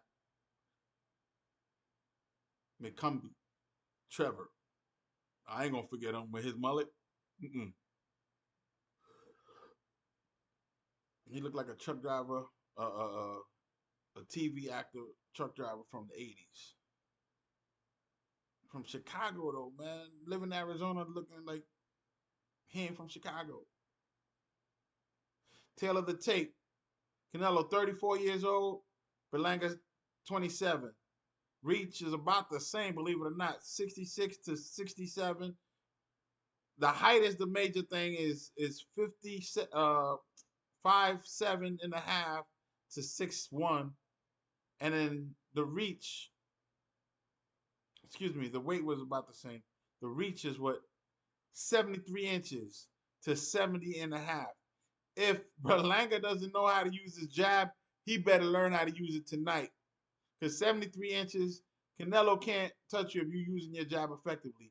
Ask Lara.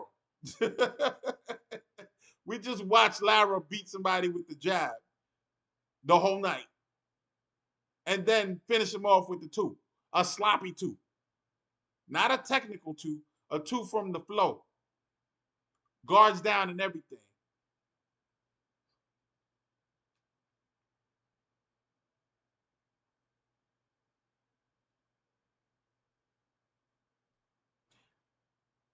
They're comparing Puerto Rico boxers versus Mexican boxers.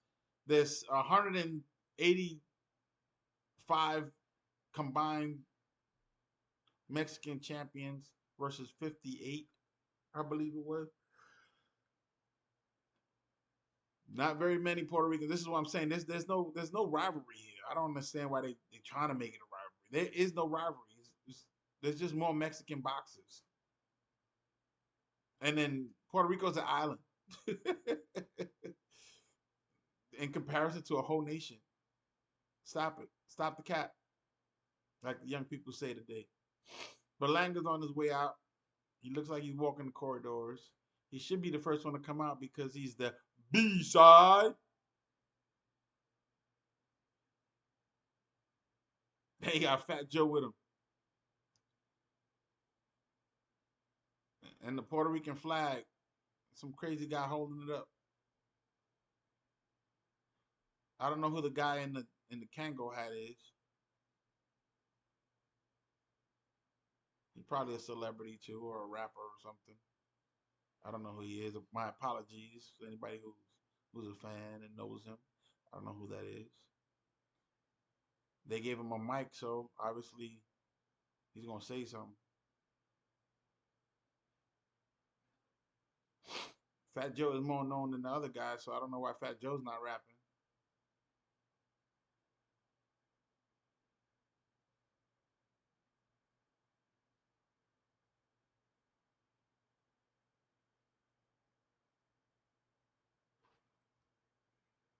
Lean back, lean back. I hope he's not singing that song in the ring.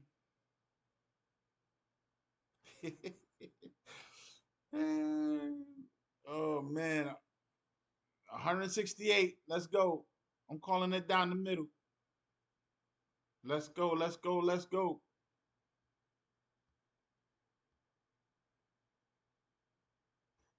Let's hear the And announcement. now, please welcome the boxers as they make their way to the ring. First, the challenger representing Puerto Rico, the hard-hitting, undefeated, world-ranked contender, the chosen one, Edgar Berlanga. Viene Boricua, déjate sentir. Oh, he is a rapper. A reggaeton rapper.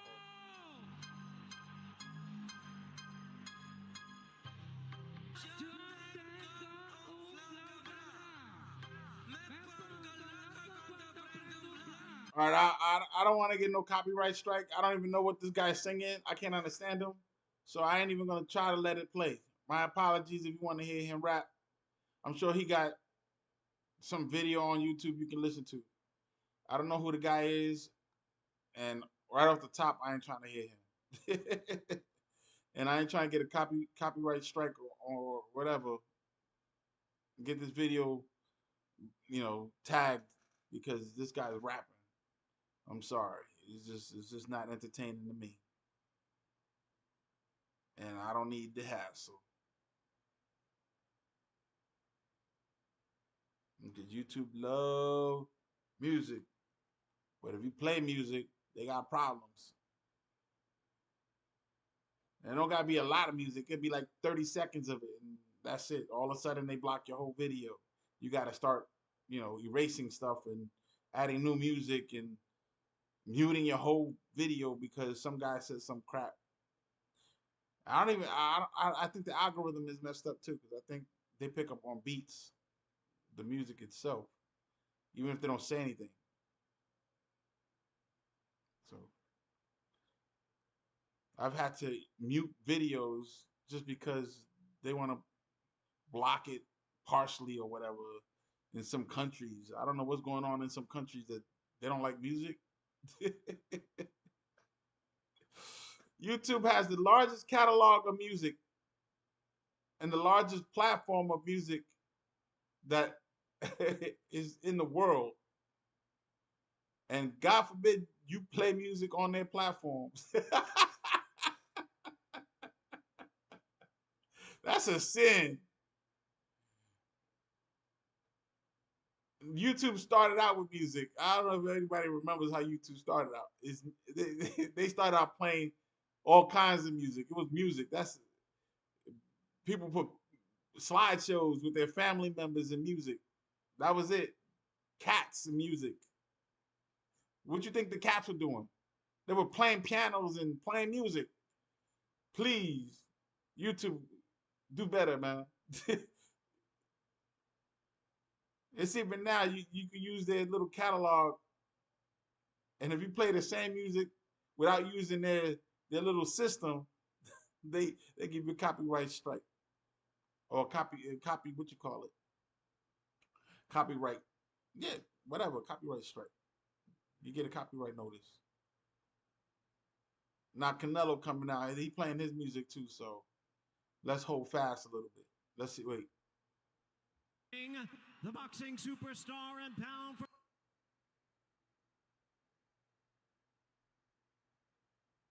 I wonder if you get a copyright strike for a national anthem.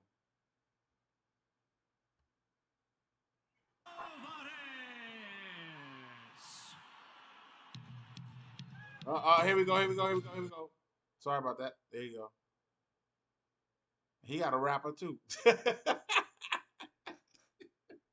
What is happening, bro? Everybody come out with their own token rapper. Okay. Now, this guy has a whole band. Canelo's not playing. He got a whole band. They got an accordion and everything out there. Yo, go ahead, man. Go ahead. Yo, if Canelo ever like retires and becomes broke, that's why he don't have any money. He's been paying rappers and a whole band, a whole orchestra. There's a lot of people playing, man. It wasn't just like 5 people. It wasn't like a mariachi band. It was like a whole orchestra, a straight row of people.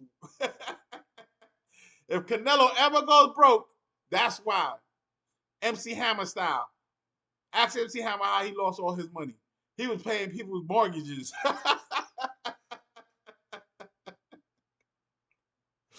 Yo.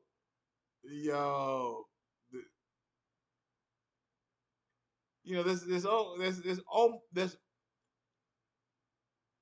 there is a finite amount of money you can have at a certain amount of time in your life. And eventually, if the money doesn't work for itself, then, then you're gonna be broke. Because you can't keep that pace. Canelo cannot fight forever. Father Time is undisputed.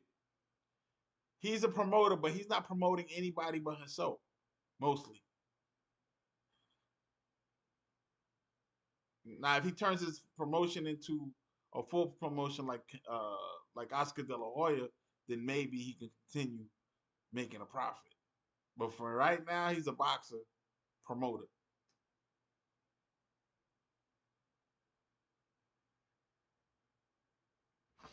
And he might get some paydays after he retires. Like Mayweather's still boxing and getting paid. All right, the announcement is on again. As Canelo Promotions and Premier Boxing Champions presents the PBC pay-per-view featured bout of the evening, brought to you by Canelo Promotions. Yo, I'm calling it down the middle, son. In association with I'm the third man in the ring. Sponsored by DraftKings Sportsbook, the crowd Subscribe. Hit the like button. Hit the like button. In theaters October 4th. Hit the bell notification to find out about upcoming upload videos and live. Authentic sabor to your table. Somos El Mexicano.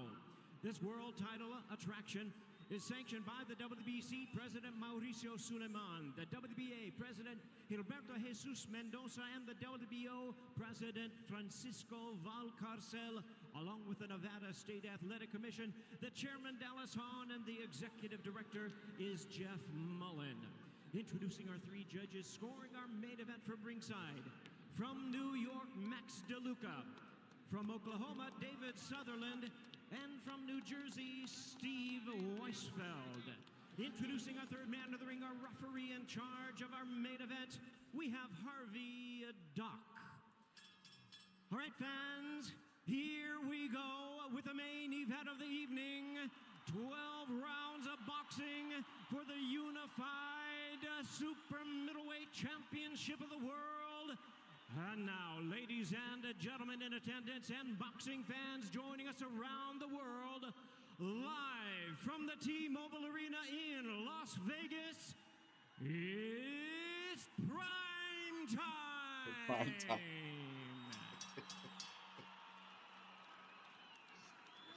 Introducing to you first the challenger on my right, fighting out of the red corner, wearing black trunks with gold trim, proudly representing his heritage of San Juan, Puerto Rico, and fighting out of Brooklyn, New York. He weighed in at 167 1/2 pounds. He is undefeated in his campaign in the ring with a record of 22 wins, no losses, 17 by way of knockout. Ladies and gentlemen, here is the battle-ready, undefeated, all-action and hard-hitting world-ranked challenger, introducing the chosen one,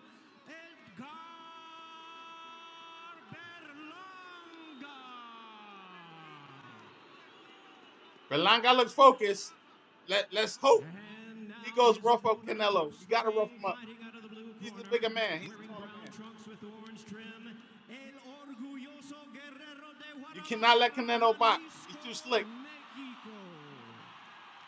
He weighed in at 167 3/4 pounds. He defends his belt 2 times a year. Losses and 2 draws. He has 39 wins coming by way of knockout. Here is the sensational star of boxing, the 4-division world champion. And both times every year he wins. In his 26th world title appearance. 26 times already he's defended his title. They finally stripped him of one, the IBF. Super middleweight champion of the world, introducing The only way they could get the belt off him is by stripping him.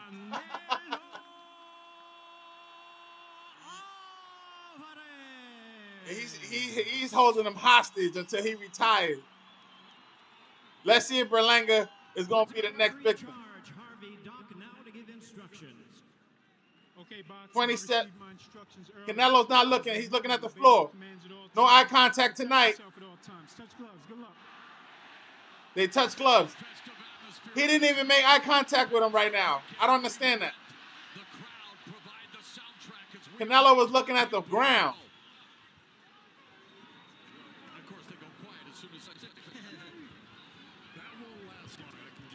No eye contact. They've been doing eye contact this whole week. Canelo Alvarez make the 5th defense of the lineal super middleweight crown. He became undisputed champion, beating Caleb Plant November 2021. Oh, it's already Berlanga's already in trouble, man. He's trying to box. Because he did not face mandatory challenger William Skull. He's the bigger guy. Come on, use your jab. He hasn't thrown a jab yet. Undefeated, but facing his first major test. And boy, is it a big one. He's got his guards up. He's pawing with the jab. He's not throwing the jab. He's tapping Canelo's glove. He's tapping Canelo's forward hand. His jab. With his jab. He's not touching him. Neither fighter has... Canelo threw the first punch. Landed a hook. Remember, Canelo has a shorter reach. There is absolutely no reason why Berlanga should be letting him touch him.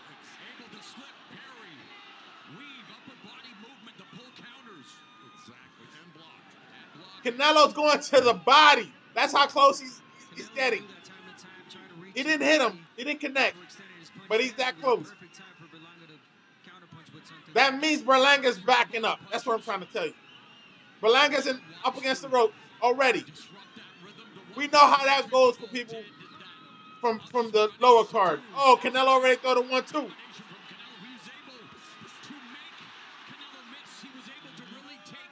Oh, my God. Berlanga trying to have a conversation. Canelo tried to throw a hook.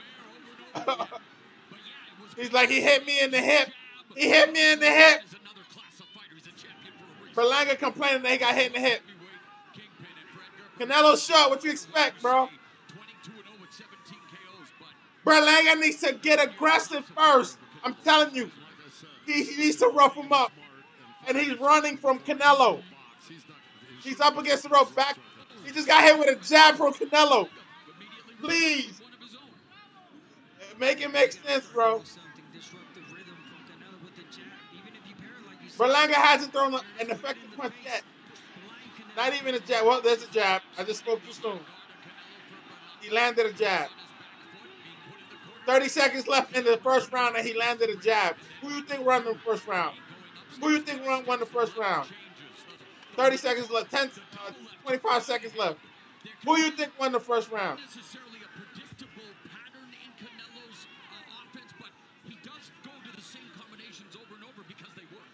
Exactly, and if he doesn't get you one way, he'll get you another. The thing with Berlanga, I just noticed right there. 10 seconds. Berlanga's backing up again. He's getting short. Berlanga's coming down. He's bending down. He's spreading his legs to bend. Berlanga's spreading his legs to become Canelo's height. What are you doing, bro? His father's in the corner. Let's see. The jab is good. He landed one jab, bro.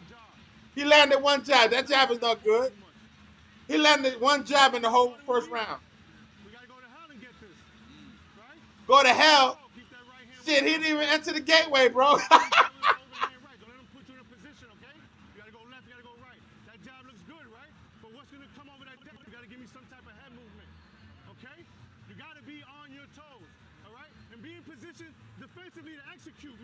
He's scared. That's not good advice, man. That's scare tactics right there, bro. No, go after him. Rough him up, tie him up, push him up against the rope, hit him with an elbow. Bite him like you did the other guy. He's trying to box Canelo ineffectively. Again with a lazy jab, bro. I don't know why they told him that was a good jab. It's very slow jab. He's probing with it. If he's going to probe, he needs to throw the two. Canelo's backing him up. Now he's backing Canelo up a little bit. But Canelo's moving to the side, so he's circling around him. Canelo has a high guard. Berlanga has a medium guard, meaning his jab is not guarding his face. But he got caught with the hook already. I told you about that hook. Berlanga got caught by the hook before and got knocked out. He's got the telephone on, but he still got caught. Canelo went for that hook again. Nice jab. A jab and a hook to the body. Canelo jab and a hook to the body. Berlanga's in the neutral corner. Now he's holding Canelo. It's only the second round. If he's going to hold him, push him, rough him up, put your weight on him. He's holding. Canelo's punching off the break. He can knock him out. He dabbed. He gave Canelo a dab out of a show respect. Come on, man. This is not sparring.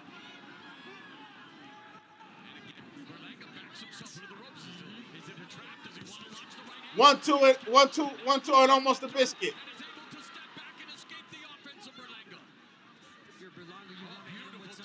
Berlanga's missing.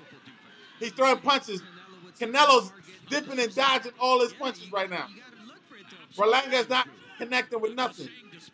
And he just caught another jab. Remember, I already told you Canelo has a shorter reach. He almost caught a hook. Oh, man. Berlanga bent over, and Canelo hit him 2 punches to the body. And then Berlanga hits him back in the hip. So he got his receipt. But the fact that Berlanga is 6'1", hitting a shorter man in the hip, oh my God. Damn. Canelo almost took Berlanga's head off with a jab. A hard, stiff jab. He's got Berlanga in the corner. Berlanga throws an uppercut ineffectively and hits him with a jab, which connects. Another jab. The jab is starting to connect for Berlanga. The 1-2 connected for Berlanga. 1-2. The 1-2 connected for Berlanga. And I still give Canelo that round because he got off his punches too late in the round. Canelo had to work that time. They're in the Canelo's corner.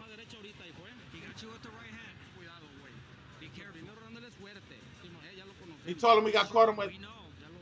Canelo said he figured him out.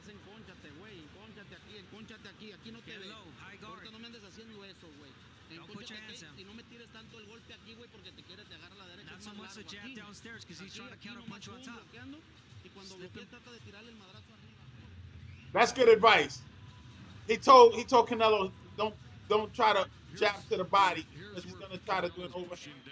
He's gonna catch him with an overhand. And then, hit him on the sides and the back. Berlanga retaliated, with a purposeful low blow. Oh, it wasn't a hip shot. It intended to be a low blow, but Berlanga landed on the hip, but it was going to be a low blow. They showed it on the replay. He got to do that, man. I'm telling Berlanga, it's already the third round. I gave Canelo the first 2 rounds. Berlanga needs to jump on him. Literally jump on him. Put his weight on him. He's the bigger guy. You can even see it. But he's making himself small. You're the bigger man. Fight big. Oh, nice. He threw a hook and an uppercut. That worked. I don't know why he's pushing, why he's doing that. That's wasted energy. Berlanga just like trying to push Canelo back for no reason. And then backs up into the corner.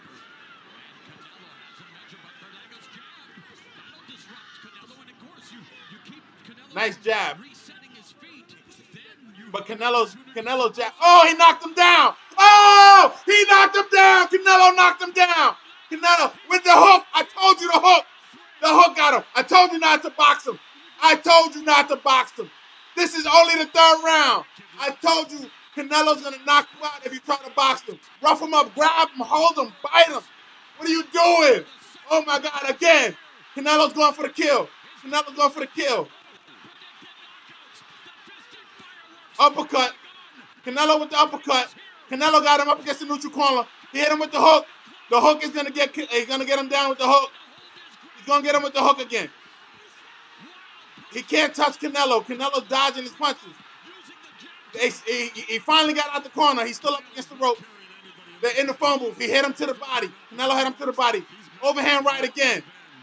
Berlanga throws an overhand right and misses. Berlanga's in trouble. Canelo's taking a break. Berlanga's not throwing any punches. Canelo's taking a break. Canelo's tired of taking a break. Canelo's trying to do the uppercut and the hook. The only way he can get this is a body shot, Mike Tyson style, and then come up the middle and then drop the hook and then knock him down again. Berlanga is the left hook. The left hook will get Berlanga every time. That's the second time I've seen Berlanga. Berlanga's still trying to box Canelo. He's already got knocked down in the third round. Canelo won that round. That's a 10-8 right there.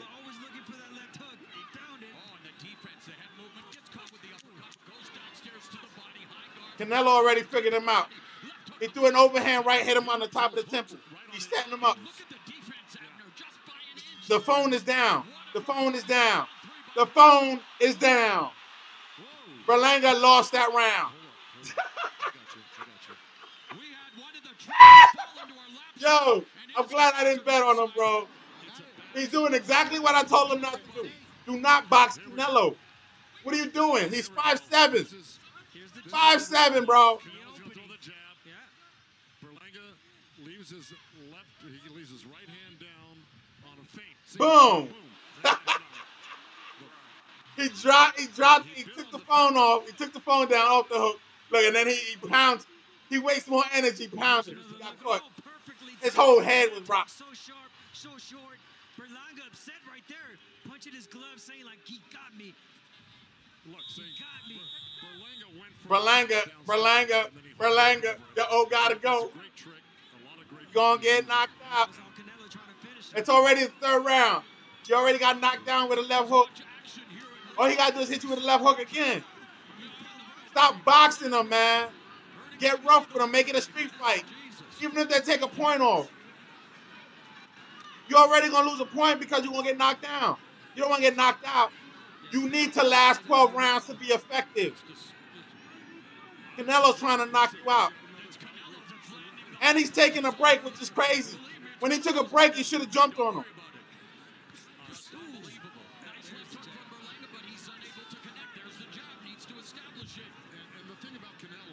No, do not establish the jab. You cannot box Canelo.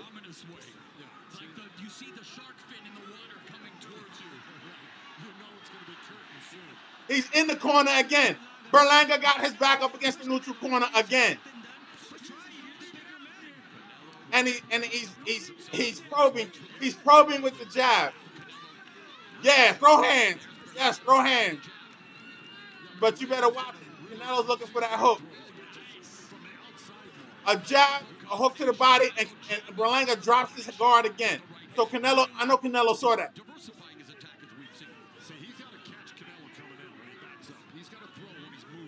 He needs to rough him up, grab him. There you go. Finally, he holds him. Finally, he holds him. Finally, Berlanga holds him. Hold him. Put your weight on him. Push him around. Push, literally.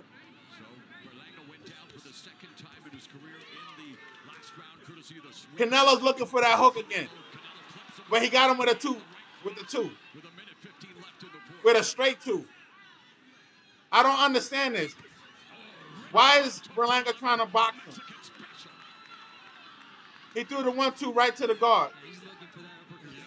At least he's keeping his height now. He's not getting short again. He's not getting Canelo's height, but Canelo's jab is effective. Canelo just reset. He took a step back and walked off a little bit. Berlanga didn't jump on him when he did that. He's taking a break. He's resetting. Eddie Reynoso told him, don't go to the body with that jab. He said he was worried about a counter. I think he's got to switch that up a little bit. Go up and down and not be too predictable with that jab. Berlanga's running around the ring, and he's back in the neutral corner where he got knocked down before. Berlanga has his jab down on his hip.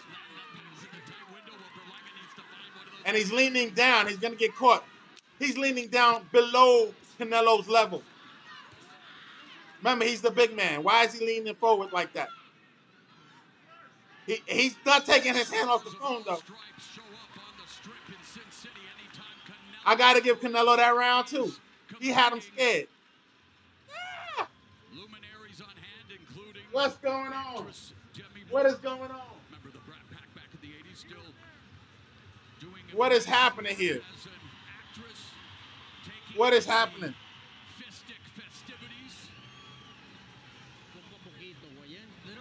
What is happening? What is happening? What is happening? What is happening? What is happening? What is happening? What is happening? What is happening? I'm saying, what is happening? When you see the short jab, go for it, power jab. What is happening? What is happening? What is happening? Brings the guard down, numbs your arms. Yeah. And Canelo, obviously, he's known for that. He's still trying to use that jab, but he's like this. He's throwing the jab from his hip. Instead of being right here, hopping it straight in a straight line. He's got to go down and up in order to hit Canelo. That's the kind of jab Lara beat Garcia with. A lazy jab, boom. Not from here.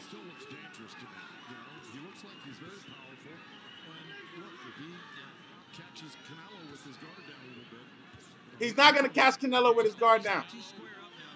Canelo got a high guard right now. And Berlanga's not going to the body. Or doing what I told Broly to do. Slap it, throw a hook, and then you got to come down with the right.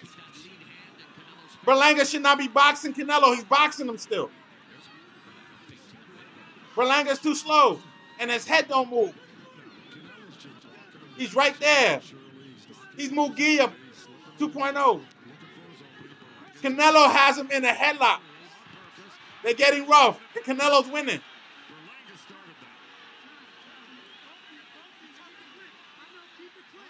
They're arguing. Canelo had him in a headlock like this. Oh, the referee falls down. The referee's down. Yo, PBC, do better, bro. Hey, I see a knockout coming. Canelo's going for the knockout.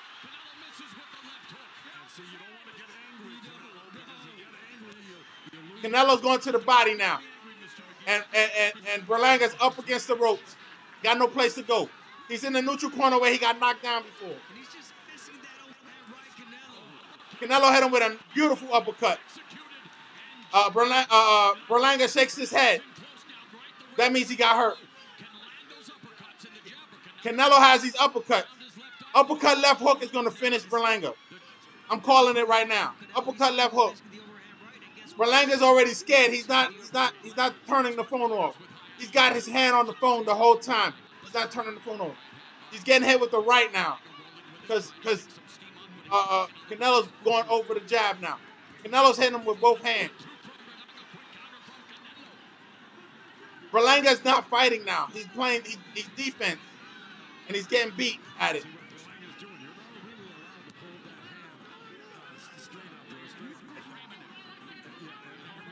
Hold him, rough him up. Canelo got his referee there, the bald, skinny dude that he always got.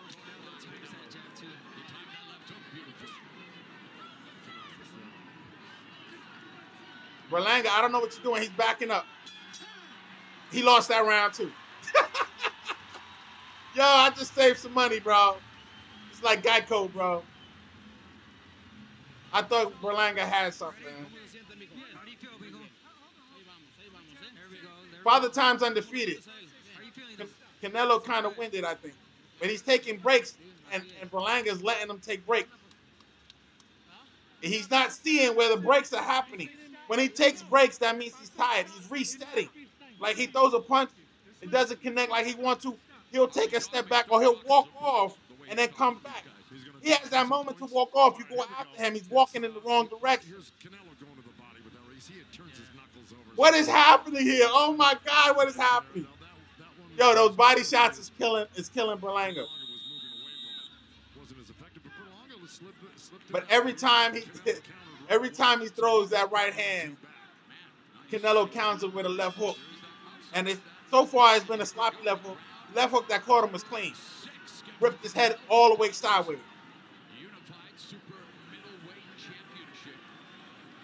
We're in the 6th round. I give all 5 rounds previous to Canelo.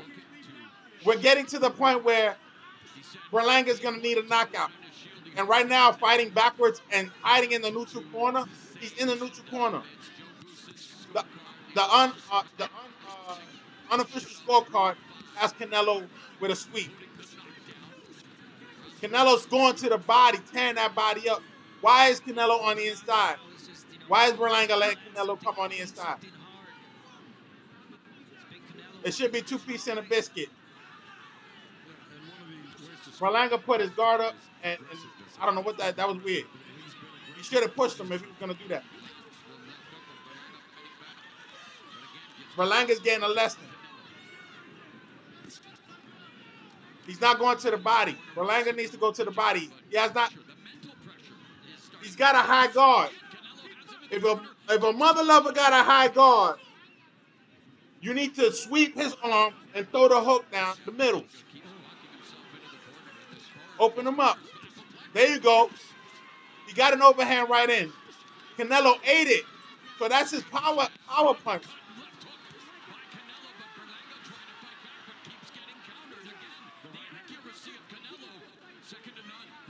Berlanga caught him with an overhand right.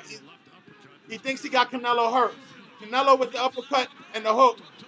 He caught him with the hook again. Canelo's countering. Every time Berlanga throws a punch, Canelo hits him hard to the body. The crowd is calling Canelo. Fulfill that prediction, the prognostication of a 6th round stoppage. Tick-tock goes the clock. Doesn't look likely. Good jab by Canelo. See, when he's in that distance, his range, he'll land first before Berlanga even tries a jab. Berlanga's got to start using his jab. Canelo needs to... Way before Canelo gets close. Canelo got him back up against the neutral corner again. He's in the corner again. Yo. Every time.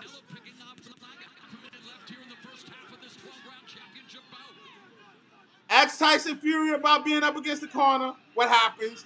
Ask the guy who fought Gervonta Davis. What's his name? Going from corner to corner. I don't know what they think. Is the neutral corner going to be saving? Now he's going from corner to corner. He got caught with a 2-piece from Canelo. Canelo reset. And the round is over. 6 rounds to none. 6 rounds to none. the jab from Berlanga from a distance, and Canelo, yeah, there he popped him with it. Canelo looking to parry it. Now Canelo, yeah, but there's a good parry by Canelo, and then he rolls with the right hand. He does that really well, Canelo. That's right. He rolls with the punches. And there's that little short uppercut. That body shot. That's it right there. And that hurt him. You saw him. That body shot hurt Berlanga. It was almost a liver shot. Luckily, he didn't hit him in the liver. It was in the muscle because you can see the muscle quick.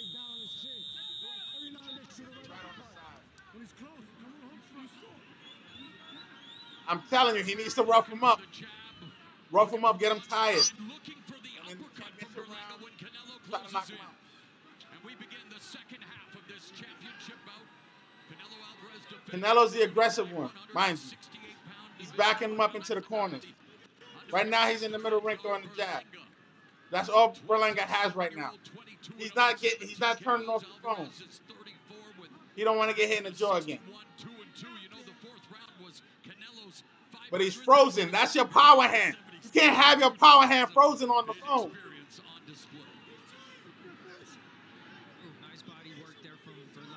Berlanga, Canelo has Berlanga paralyzed. He can only throw the jab because if he moves his hand, he's afraid he's going to get knocked out. So again, in order, yo, Canelo is throwing the jab and effectively.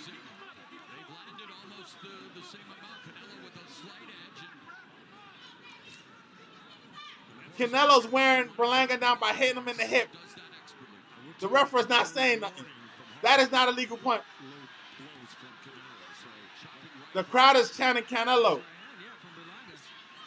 Berlanga needs to jump on him. He's up against the ropes again, waiting for Canelo to hit him. Get off the ropes.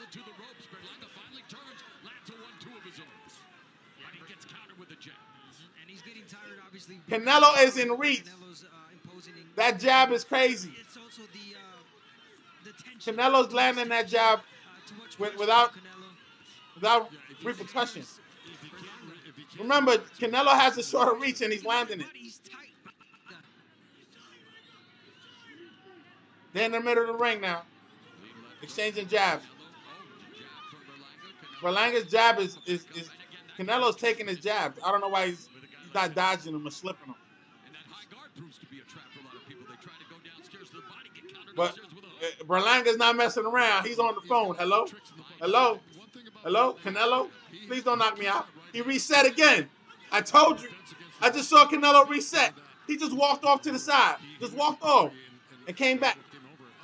Berlanga's again leaning forward. That's a mistake. Berlanga's giving up height.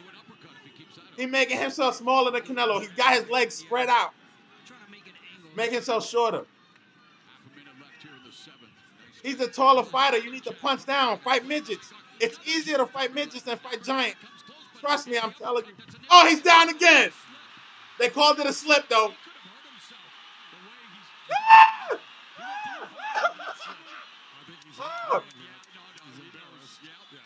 He slipped.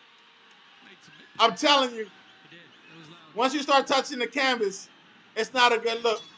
Slip or not. Canelo won that round. It's over. It's over. Berlanga needs a knockout. It's over. The scorecard, he might as well forget it. He throws a wicked right. He threw a hook and missed. He spun himself around and fell. So it wasn't a knockdown. It was a slip. Literally a slip. Berlanga's face is swelling up. The whole side is swelling up. And then you know where we go. If you see something that's wrong, you take it. Be disciplined. How I told you. Patience and discipline.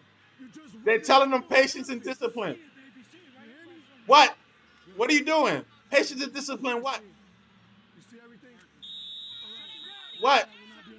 You gonna last 12 rounds and lose? Because he lost all the rounds already. They're not telling him he needs, there's no urgency. But I don't think he won the round because I think the body shots and the harder shots were coming. And Canelo. He didn't win the round. I give that round to Canelo. Canelo was throwing his jabs with him. And the body shots, the combination was coming from Canelo. If any judge gave Berlanga a round, especially after getting knocked down in the second, they cheating. And I doubt they cheating in Las Vegas with all those Mexican fans on Mexican Independence Day. The unofficial scorecard got 70-62.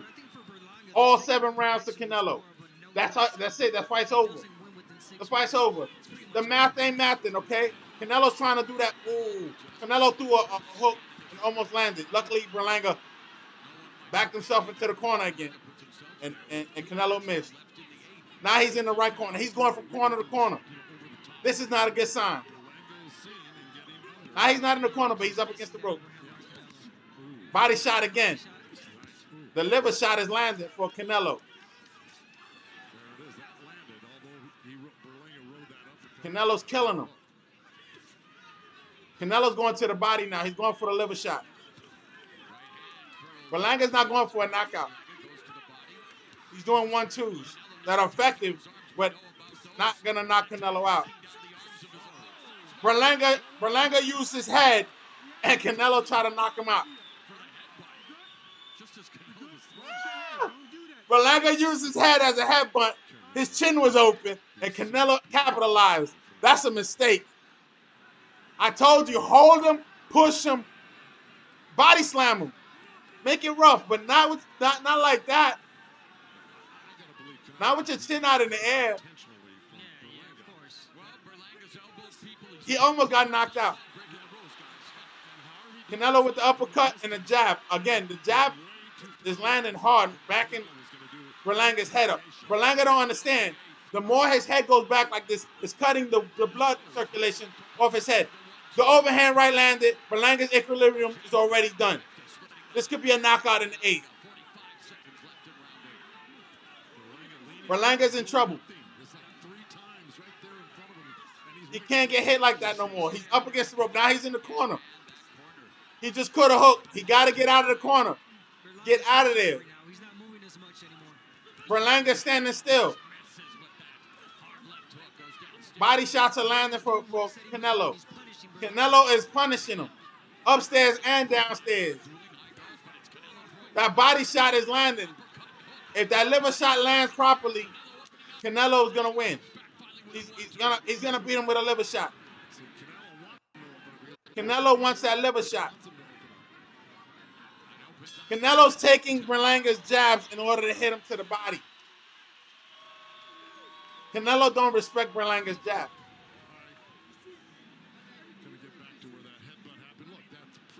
It's so funny, man. Boom! Canelo put his head back and got him for headbutting. Those body shots are killing him. This is what Canelo does to break you down.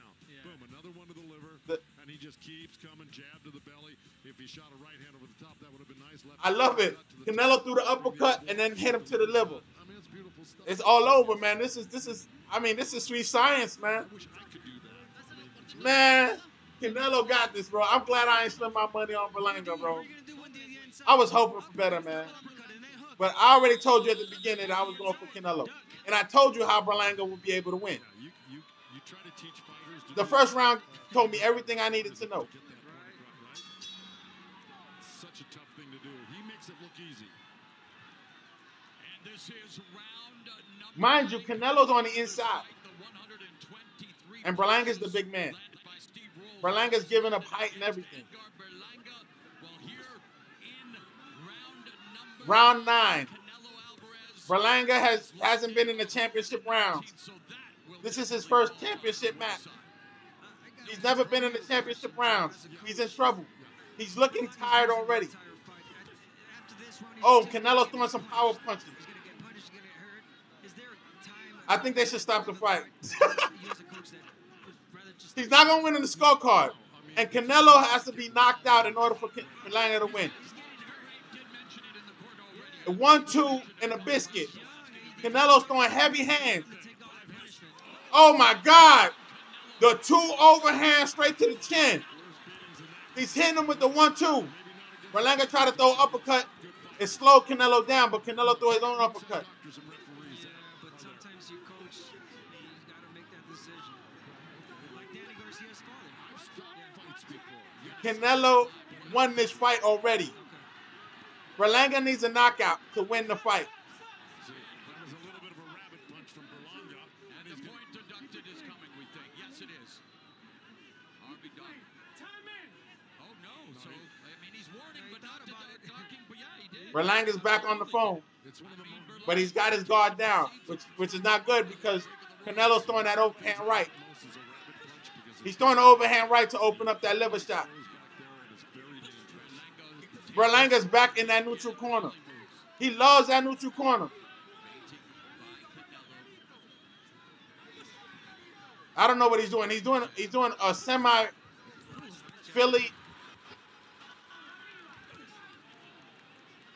He's doing a semi-Philly shell, and it's not working. The jab is landing. Canelo's acting crazy. Canelo started acting with the jab. He's doing this, like teasing him, like, "Oh, you hurt me with the jab," in order to get him open for that hook. Canelo's trying to throw that left hook to the chin. He caught him with the uppercut. Berlanga's in that neutral corner when he's getting hit now. Berlanga's already lost his fight on the scorecard, and he's taking punishment now. I bet you the corner's not telling Berlanga that he's losing this fight. He got his back in the red corner. Berlanga is in the red corner with his back up against the corner. Now he's up against the rope in the red corner. I think there's 10 seconds left. Berlanga took an overhand right. Double jab there. Ended the round with a double jab from Canelo. Berlanga this is terrible. The Mexicans are going crazy. And they drunk too. I think they drunk, bro. I see the beard. Berlanga is done. He's tired. He's defeated. His father,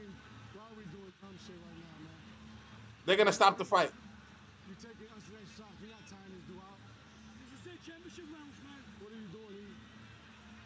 They're asking him what he's doing. They know what he's doing. He's not fighting. He's hurt. I'm sorry, but they gotta stop that fight. Yeah, he's concerned. He asked, "Are you awake?" Yeah, no, he asked, "Are you okay?" He closed his eyes for a bit. Major concern in the corner. He's taking too many shots. Berlanga's hurt. He's tired. He's defeated. There's that rabbit punch. That's a dangerous thing. Still talking to Berlanga. There's no, I mean, a miracle shot would be the only way for him to win. But Canelo's still kind of fresh. Still young. Remember what I told you. You gotta do 15 rounds in the gym before you get into a championship fight. This is Berlanga's first fight. I don't think he did 15, 30 rounds. Canelo do that easily. Mind you, Canelo do it in his silk pajamas. He came to the weigh-in in silk pajamas, bro. So we know he has them.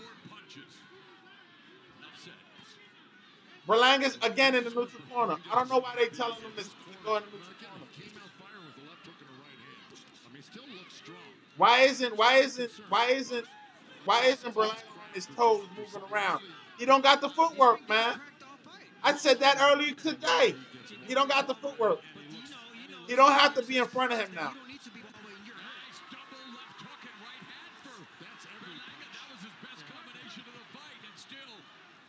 In the 10th round, the announcer says Berlanga has the best combination of the fight. 3 punches out of 10 rounds. He lost 9 rounds out of 12.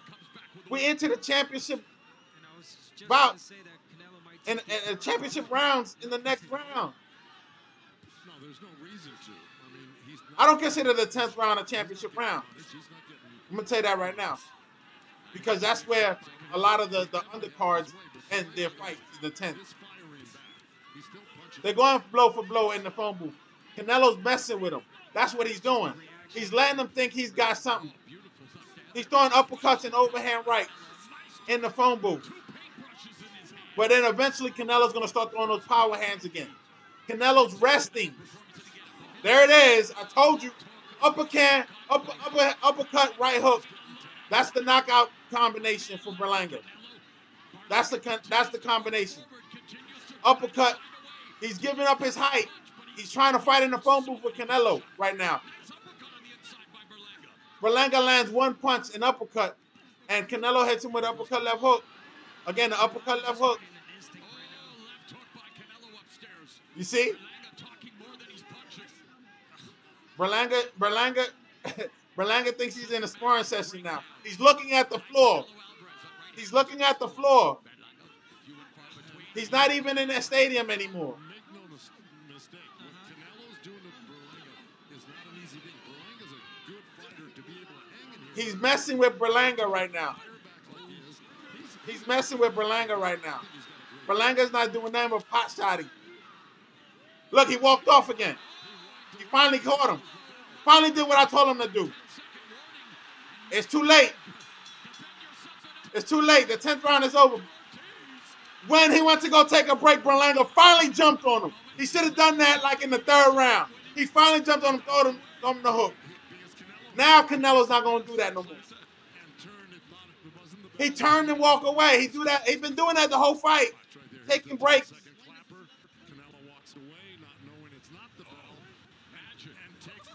Nah, Canelo's been doing that the whole fight. That wasn't no. He thought the round was over. He's been doing it the whole fight. Those are his breaks to reset. Of course not. He's a fighter. Okay. Yeah. Championship rounds are coming up. Look at that right hand. Arm shot. Yeah. That's a typical arm shot. Yeah, but look, Berlanga's just like he's kind of defiant right now. He's being very defiant and very tough, although he's getting... No, Canelo's beat like his son.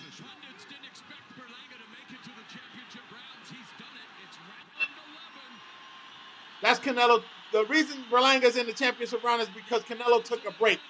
He got tired. He's up against the ropes again. Canelo's not even going for the knockout now. He know he beat him.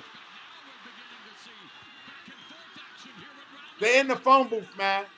That means, if they're in the phone booth, that means Berlanga's giving up his height. Berlanga's headbutting. He already lost the fight. Nobody told him that the fight is over. There's no need for this. Unless he's going to knock out Canelo, there's no need for this. This is abuse. This is child abuse. Canelo is pushing off against the rope. He's back up against the red corner again. As the cameraman wipes the camera with a white towel. Oh, he caught him again with the left hook. Berlanga stumbled.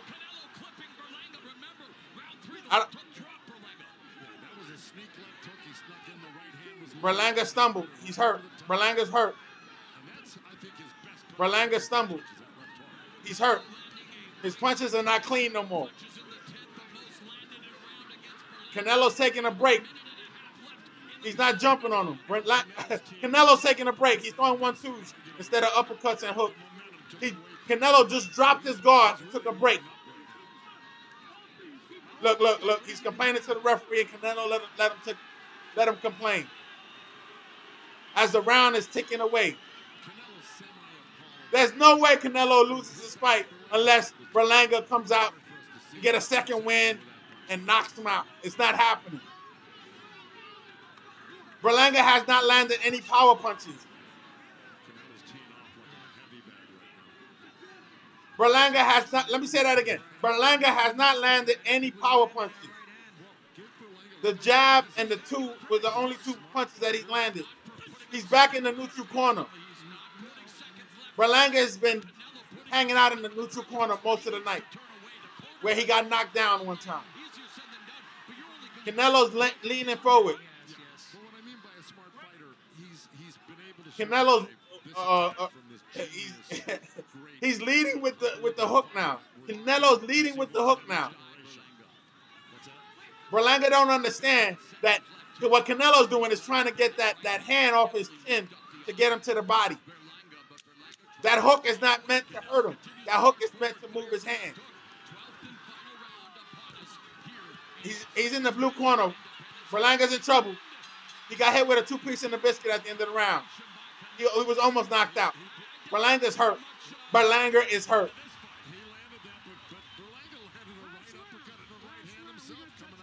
I don't think Canelo's gonna sit down this round. He got stung a little bit. Berlanga's hurt. He's hurt and tired. This break is not helping him. You got to stay in the center of the ring.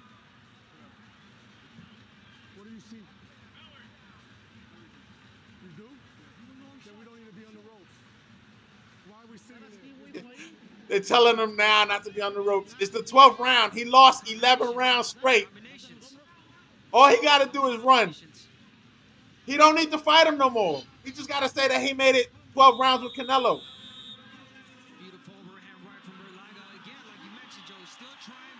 Canelo won this fight already. He won it back in the 7th.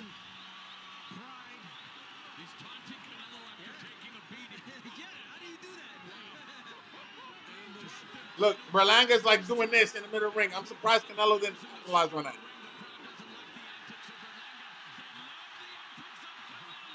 Berlanga's laughing.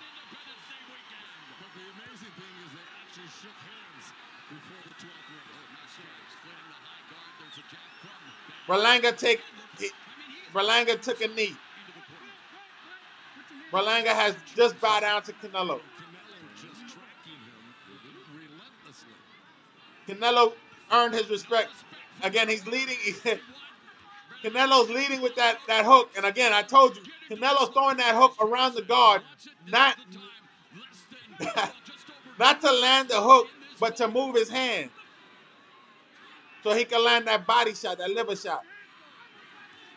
Canelo's not even looking for the knockout anymore. He's just looking for some power punches.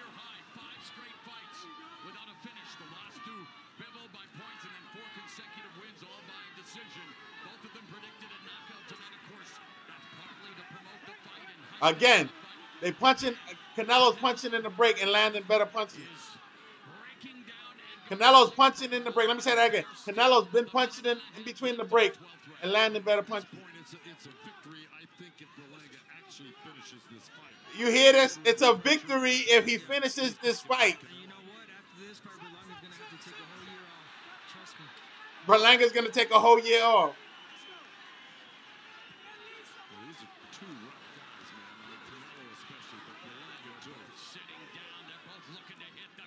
Berlanga got his second win. He's taking chances that he don't need to be taking. He's getting his hand off the phone. He don't got the phone anymore.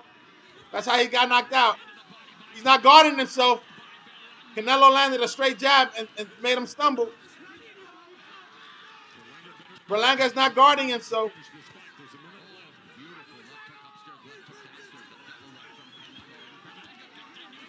Berlanga is taking a risk.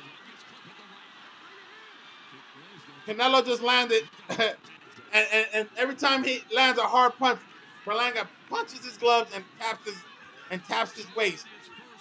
All the punches that Berlanga's throwing are not landing. He's grazing Canelo's high guard. When he throws the uppercut, it's grazing. This fight is done. They should stop the fight, but Canelo's letting him finish. Canelo's not going for the knockout. There's 10 seconds left. Berlanga tries to throw a flurry of punches.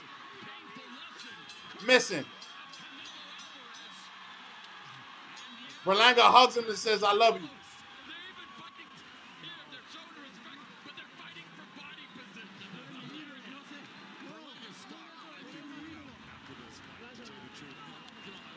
He apologized. And we friends.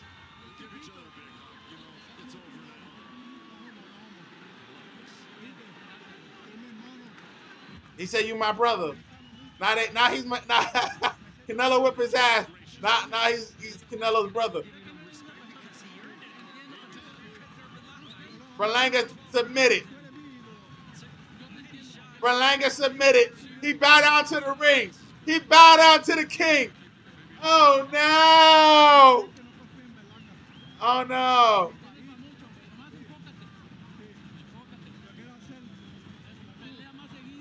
Canelo's telling him to focus.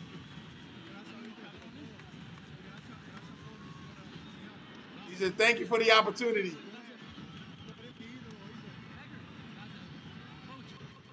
This was this was an exhibition for Canelo, man.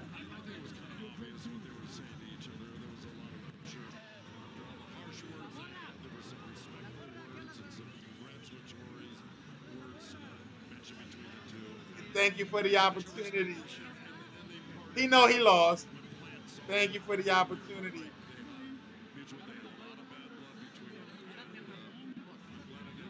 His victory is going 12 rounds with Canelo.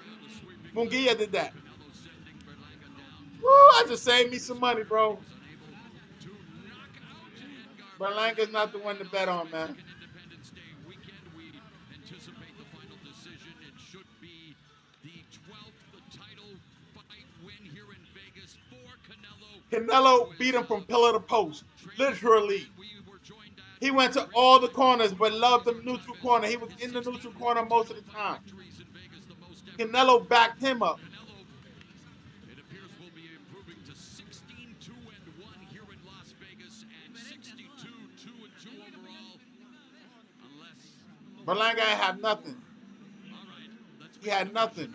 And mind you, Canelo just used his little defense. He wasn't even trying, like, nothing. Ladies and gentlemen, after 12 rounds of action, we go a high guard was the biggest defense he had for Berlanga. The high guard, that's it. Berlanga didn't know what to do with that. Like a shield. 110. Steve Weisfeld and Max DeLuca both scored about 118 to 109. All three in favor of the winner. By unanimous decision. And still unified super middleweight champion of the world, El Orgullo. Was there any doubt? Was there any doubt? The scorecard should have all been the same.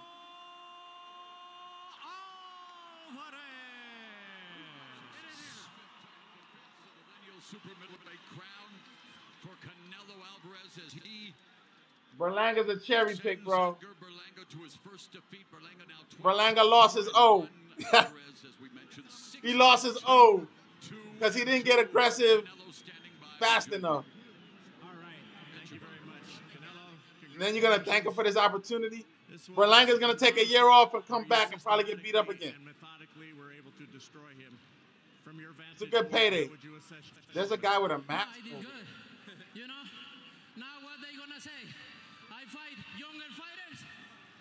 Before they say I fought older fighters. Now what they gonna say? He fought younger fighters.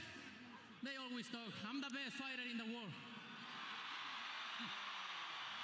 You had a conversation with Edgar for a minute or two.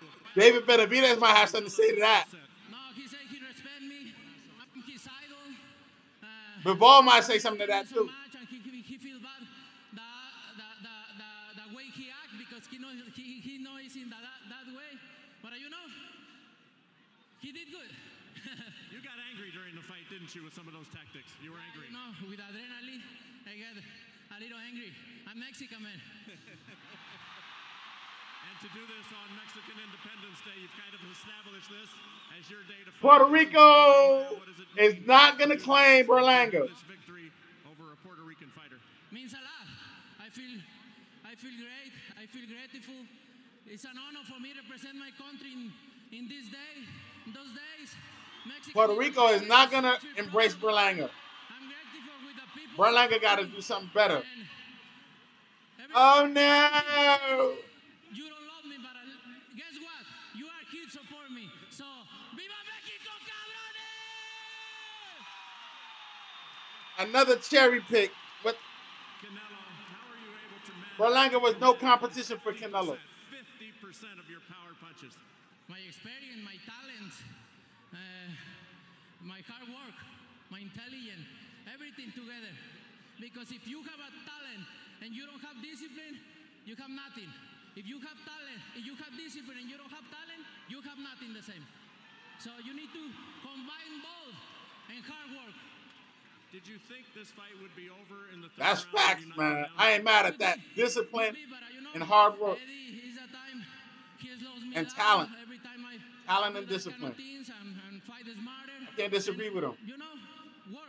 Works, and I did a great show for my people, and I feel grateful about, and I feel good. It's always inevitable that we look forward, so everybody's going to start looking. Canelo beat a taller, younger fighter. Mind you, the taller, younger fighter made himself small. 6 feet don't mean nothing. 5'7" knocked the 6-footer down like a tree. Timber.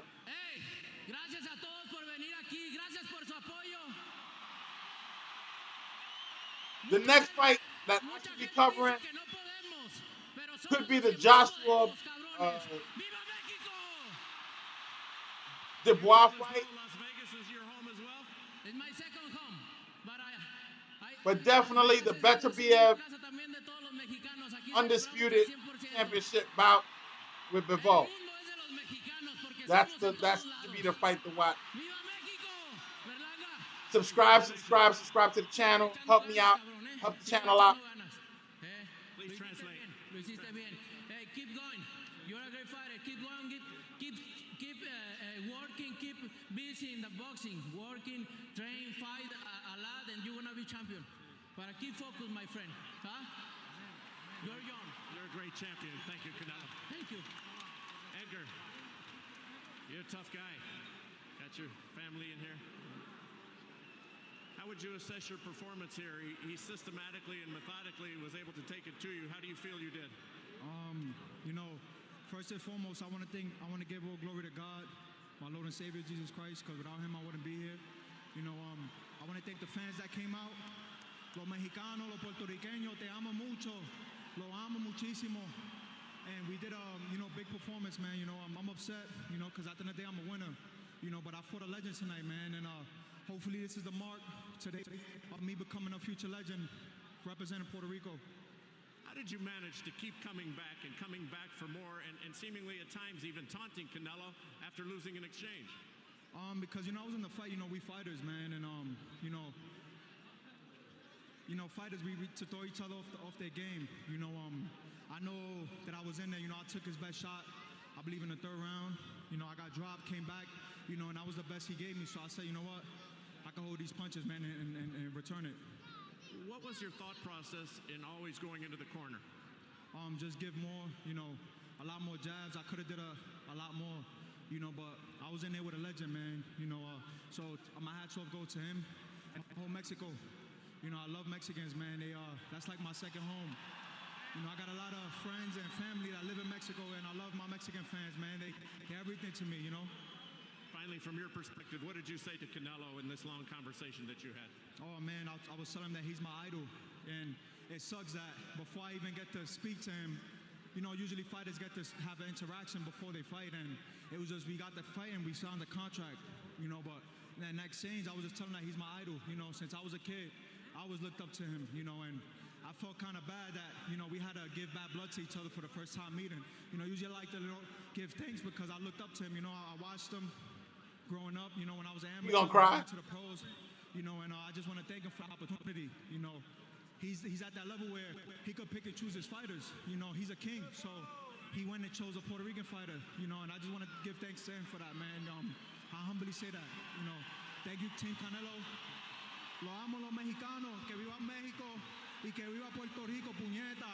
Lo amo los mexicanos mucho.